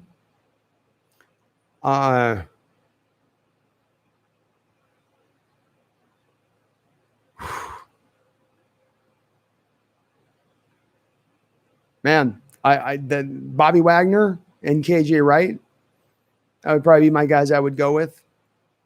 I think that's probably about it. So you got 4 Pro Bowlers right now. Jamal would probably make the Pro Bowl, but it'd be more on the reputation at this point to a degree. He's played solid for us. He's been pretty good, but he'd probably be the other guy that slept in there at that point. Maybe Carson, but it depends if he gets enough touches and stuff. D-Boy, how do you feel about Swain's game tonight? Do you think he's done the work to get pushed up from the practice squad? Once Josh Gordon comes back, no, he'll be pushed back. And some of this is David Moore's development as well, because David Moore's really come on this season too. So I think once Gordon comes on, you're going to probably see Swain at that point try to get pushed back on the practice squad. And I think if anything, he's done enough to maybe get plucked up by another team. If I'm a New York Jets team that's really light on wide receivers and you see Swain playing so solidly like he has, I would think that he's probably going to be picked up and ripped up. But they've got a couple guys I think they're trying to protect. Steven Sullivan, Colby Parkinson's going to be coming back. They're going to get stuck in a little bit of a bind with some of these guys where you're going to have to let one of these guys get taken and plucked up, unfortunately, and there's just not a lot you can do about it. So it's a nice problem to have. It's called first world problems. But unfortunately, I think Swain's end game here is probably going to get stolen by another team. Den says, do you think Snacks helps our pass rush? I actually think he does a bit, not because he's a great pass rusher, but just because of how weak the pass rush has been for us off the inside. If outside of Jaron Reed and Monet here and there, you really don't have many guys giving you much off the defensive line, but he can help out just a little bit. It's a marginal. He's not, but he can push a pocket. If you single him up and it's a pass play, he can crush a pocket and push a guy back in there, even if he doesn't get the sack. So he can at the very least generate some pressure if he's not getting there. And as well, the thing we always have to think of with Snacks, and this is something that I like to think about with a lot of guys in the NFL, when you get stuck on a loser teams for a long period of time and you haven't been on a winner forever, and you're just in, you go from the Giants and then you're over on the, then you're over to the Lions last year. It's got to be down your soul a little bit. And I feel like he's going to get onto a good team. I wouldn't be surprised to see him a little bit rejuvenated playing on the Seattle Seahawks and playing for a Super Bowl. So I think he's going to help. I do think he's going to help. It's not a massive improvement with him in there, but he's going to be a boon to this team, a benefit. Elcard says, anyone else confused on how the NFL allows teams to decide on fan attendance? Cowboy Stadium had a ton of fans. What a disadvantage for the teams who can't have fans. I agree. And I think it's jacked up that they allow for certain stadiums to have fans and other stadiums to not. It seems like that's not fair and balanced to me. If nobody can have fans, then nobody should have fans. I'm sorry if you lose your whatever, but how much money are you really making on 20,000 fans? I mean, like, is it really that much of a difference? Maybe, but it still is. It's not really right to me. Najee says, I just hope they don't stick with the base 4-3 cover 3 because McVay's playbook is designed to roast that defense. Yeah, I hope they don't either. But to their credit, Najee, if you go back and watch, especially in that first Rams game that we played at home against them, they ran out a lot of the same looks that the Patriots were running out, which essentially is you've got your 4-man front, and then they bring out 2 guys out on the edge. You bring a safety and you bring another linebacker. You got your Sam linebacker on one side, and the safety is someone serving as another Sam to the other side. And that's what really kind of upended his scheme on that. Seattle used that last year. So they showed a willingness last year not to just hang in that 4-3 scheme when they played him, at least in the first game. I can't remember on the second game, but first game they did a good job with it. Well, Forth, what is up? Well, Forth, I salute you. Welcome on in the chat. UK Seahawks fan here. Go Hawks, man. I love it. We got a lot of UK contingent. I'll tell you what, Well, Forth, I will be eventually doing a Hawks Nest travel to the UK and my Brits. We've got a bunch of you guys over there. We got to do a meetup once this COVID stuff gets figured out. Shaq, Jovan says, Shaq maybe played the best game this season. I don't know. Shaquille was all right. He got picked on by that second half on. Thielen was kind of giving it to him on a couple of those first downs, on the touchdown where, Thielen goes in on him and then goes out, and then Shaq gets tripped up a little bit. Now, some of that I think was just the turf was a little bit wet, but he was okay today. He was solid. Francisco, what's up, Francisco? Adams was till injury. Yep. So Adams, and I think once he bounces back from injury, I think he'll play at a Pro Bowl level, and I expect him to probably go to the Pro Bowl. So you're sitting with 5 Pro Bowlers right now, probably. Oh, 6. That's right, Dickinson. Thank you, Terry. So Dickinson would give you another Pro Bowler there as well. So you'd have 6 Pro Bowlers as we stand right now, and maybe even a guy they can slide in there like Damian Lewis, who was really grading out well with Pro Football Focus, is another guy that maybe can kind of sneak in there. I know he's a rookie, so it's hard when you're a rookie to get the Pro Bowl, but he's got a little bit of an outside chance as well.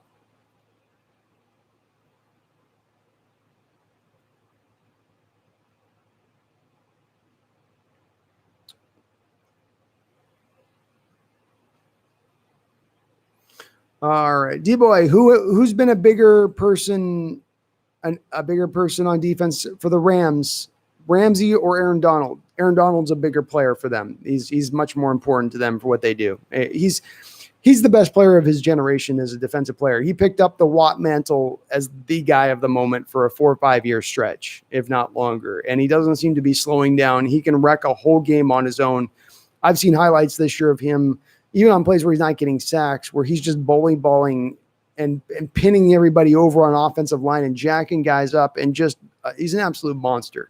He's an absolute monster. Ramsey is a very good corner in this league, one of the best corners in the league. I still think that they got lucky with this situation to be able to offload Gurley's contract and Brandon Cook's contract, which saved them a little bit to eventually pay Ramsey like they did. And they're a good combination. They probably fit well with each other in their skill set as far as having those guys on the same team. But I think Donald's the bigger impactful guy for them. Terry Stevens says, anyone else think Aaron Donald is a borderline dirty player? He does play on the line.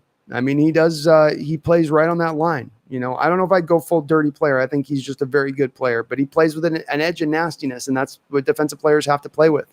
You can't have nice guys out there. We've seen when we've had a defense constructed of nice guys like last year, you need a few of the edgy dudes. You need a few of those guys right on that line. I think Adams is kind of like that. Francisco says, how do we like our matchup against the Cardinals? Dependent on injuries. I think that's a big part of this. Can you attack the loss of Budda Baker and Chandler Jones? Those are glaring holes for that Cardinals defense at that point. They still got some talent. Offensively, they can still move the ball. But can you really just dice up that defense at that point when they're missing those guys? That's going to be a very interesting part of that game. Would I expect them to be able to do it? Yeah, I think they will be able. I think it's one guy too many for them to lose at that point. Budda Baker in that second game was wrecking shop against us. That's going to be a huge loss. And Chandler Jones is just always generating pressure against us in every single game we've played against them. So I think that will prove to be big losses for them and probably have me bending over from initially thinking it's a 1-win, 1-loss in that 5-game stance between the Cardinals where we play them twice in that 5-game realm to thinking now that there's a really good chance that we can pull off both of the wins and go 2-0. D-Boy, sorry, the Hawks Nest. I was trying to ask you about Neal. Do you think he played well enough to get pushed up? I don't think he's going to have a lot of snaps once everything's all said and done with Adams coming back into play here. So I think but I think as far as being the backup strong safety as we move forward this year, yeah. We don't have a lot of options behind because Lano Hill's now out for the year at this point. So it's sort of like his fault, his job by default, no matter what. But he's been solid throughout. He had a couple moments of struggling in this game, a couple moments where he played pretty well, blitzing off the edge, and he came in, supplied some pass rush. So I think he's been all right. And he's got a nose for the ball. And talking to D-Mac, he went back and watched some of his college tape, and he just says the guy just always really has a nose for the football. He's just always around the ball, always near at hand, just kind of one of those guys got a knack for always being in that right place at the right time. I love his game. He came into this game, I think, as the 5th rated safety in all the National Pro Football League. That's small sample size, but I think it shows you that the kid's got a little bit of talent to his game.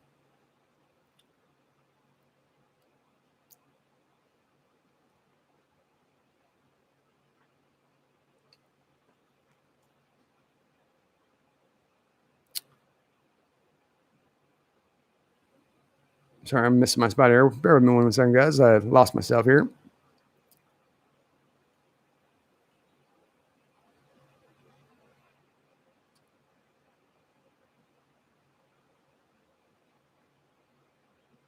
Yelvin says we need to give credit to our D. We played really bad in the first half. That 13-0 result was good for us.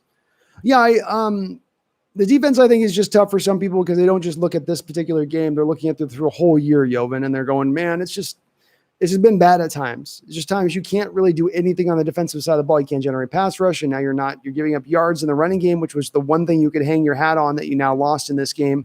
It was hard for people, I think, as they're watching that, and especially looking at the game in retrospect. The defense is just going to have to do just enough as we go through this year. They're going to have to do just enough with their playmakers, cause just enough turnovers, because they will give up points. They will give up yards. But if they can do enough of those things on the flip side of that, they can overcome that because the offense is so good, because the special teams is so good. So it's, they came in when we needed them to in this game. They had times where they couldn't stop much of anything, and it looked really rough out there. But there's reason to believe that this defense can improve. You will eventually get back Rasheem Green. You're going to be able to round this out with Snacks. I would expect them to either sign a pass rusher or go at least make a trade for another pass rusher. We don't know if maybe even Darrell Taylor comes back into the mix here. So we do have some thought here that maybe there's some room for optimism.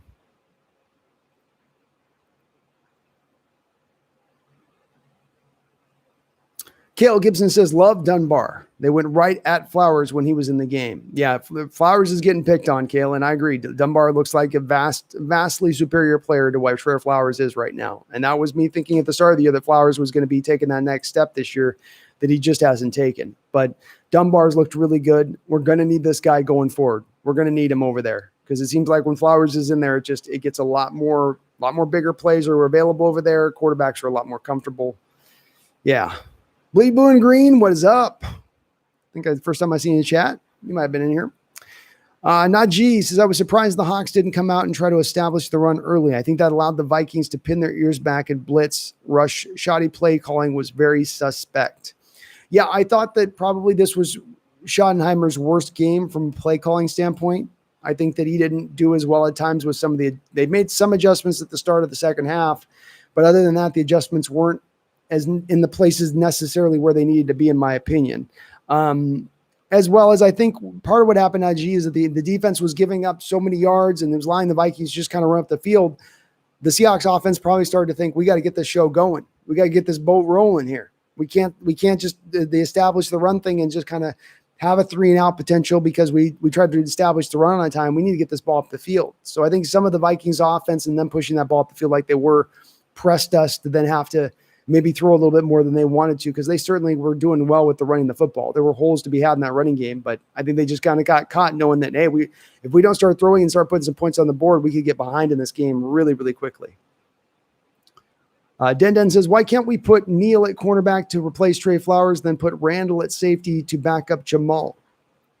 I just don't think it's probably their natural positions, Den. You know, I think that at the end of the day, Neal's probably better at strong safety, and Trey Flowers is, I think, fine as a backup corner to Dunbar. Dunbar's going to get injured a couple times this year. You need a backup there at least somehow. I don't know if Flowers is better than Randall at this point. We haven't had enough of a view of Randall, but I think Demarius is more of a pure, just a cornerback, I believe. He can play, I think, a little bit of safety, but I think you want to keep him at the corner.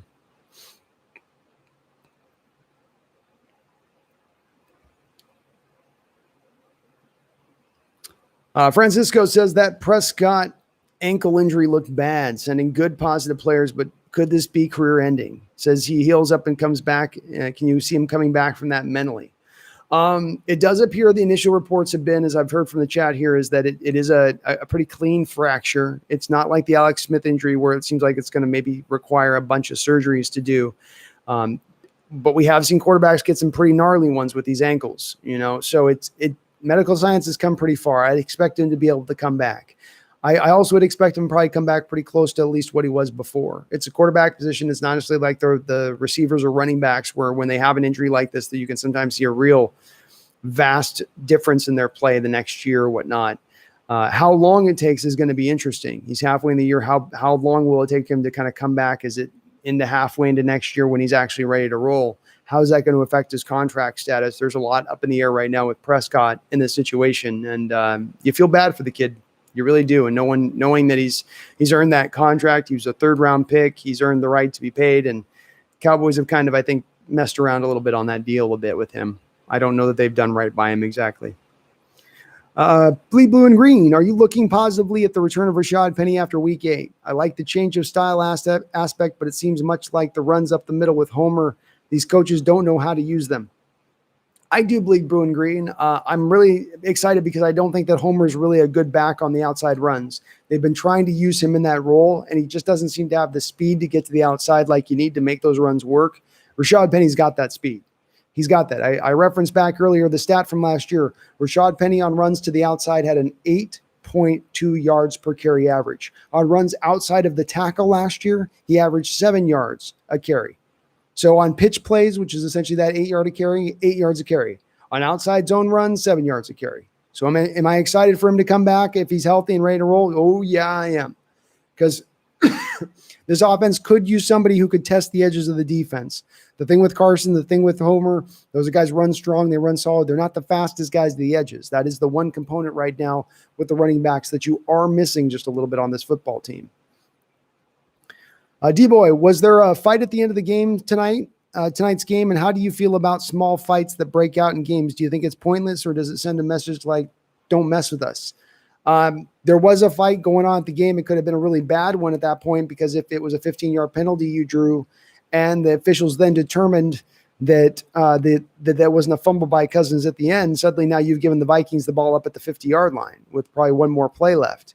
Fights are going to happen in games. Some guys go over the line and they do things that need to be checked. I think that it's great when you see guys who have guys back. It shows the camaraderie and shows when you have a team really playing for each other.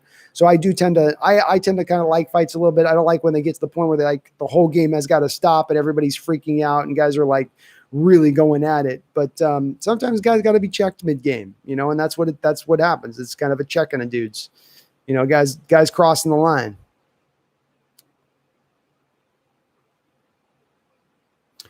Terry Stevens says, I wonder if Lockett is hurt and we've not heard about it. He has been surprisingly quiet the last 2 games. I think rather than that, Terry, I think he's being doubled a lot. There's a few shots that they showed from the all-22 shot or the sky cam shot you'd see in this game. He'd start off the line of scrimmage and he'd have some space and be open, but that safety would then come and bracket him over the top, and those guys would just come down and just kind of press him on either side. I think that in my opinion, in looking at it, he's getting doubled a lot. Teams are really worried about him. So I think Lockett's going to be, I think, just fine. I think just the way the coverage is working, and Seattle's running a lot of max protect, and then you'll get just DK and Tyler out on routes, or just DK, Tyler, and David Moore out on routes. So there's more guys out in that secondary to then bracket those guys in coverage and double them up because you don't have as many receivers going out there. Yovan says, I think this bye week will come at a good moment for us. We are 5-0. We have some injuries, but Adams will return for week 7. Yeah, it does. This comes at a perfect time for us. We've got injuries, but we've got guys coming back from those injuries. So having an extra time to let those guys get a little bit healed up is good as well, especially on that defensive line. Those guys have played a lot of snaps early on this season. Giving them that one extra week now to kind of go through is going to be real beneficial to them, I think, because they've had a lot of that tread taken off their tires. So it's a good timing. We got a lot of guys coming back. Everything's looking up. It's looking good. Big Steppa. No, Lockett was in play, and I think he had 3 or 2 catches. Yeah, I think he was solid, Big Steppa. I do. I think he was all right. I think they just wasn't – there's just times where he's just getting doubled up. It seems like teams are, at this point, as odd as it might sound, teams are a little more willing almost to double Lockett up and leave DK singled up on the outside. At least to my eyes, it seemed like that at times. D-Boy says, do you think our D does worse with a mobile quarterback or a pocket quarterback? I think a mobile quarterback gives our defense more problems because we don't tend to like to run spies out on those quarterbacks, and they can just break us down a little bit and elongate those plays a little more. So, yeah, I think mobile quarterbacks are a little harder on us. Den says, who do you see us cutting when Penny gets back? I would foresee Den that it would probably be Travis Homer. I would think that maybe DJ Dallas, but boy, DJ Dallas showed me more in the running game than Homer has. I like DJ Dallas's upside at this point more than what I'm seeing in Travis Homer. But he would be probably the guy that I would point to. Kale says Shaquem had a really bad first game his rookie year, and he's been playing for it ever since. He should be starting over Cody. I agree. I think you're pointing to that one preseason game or one game, where he just kind of had a rough. It was a regular season game. I know the game you're talking about, and you're right. He had that one game, and he just hasn't been given ever another chance. Whereas Cody's in there, and Cody to me has been given a lot of opportunities, but has yet to flash. So I don't know if Cody's maybe just this great practice player, but it doesn't show out on the football field to me. It's not what I'm seeing.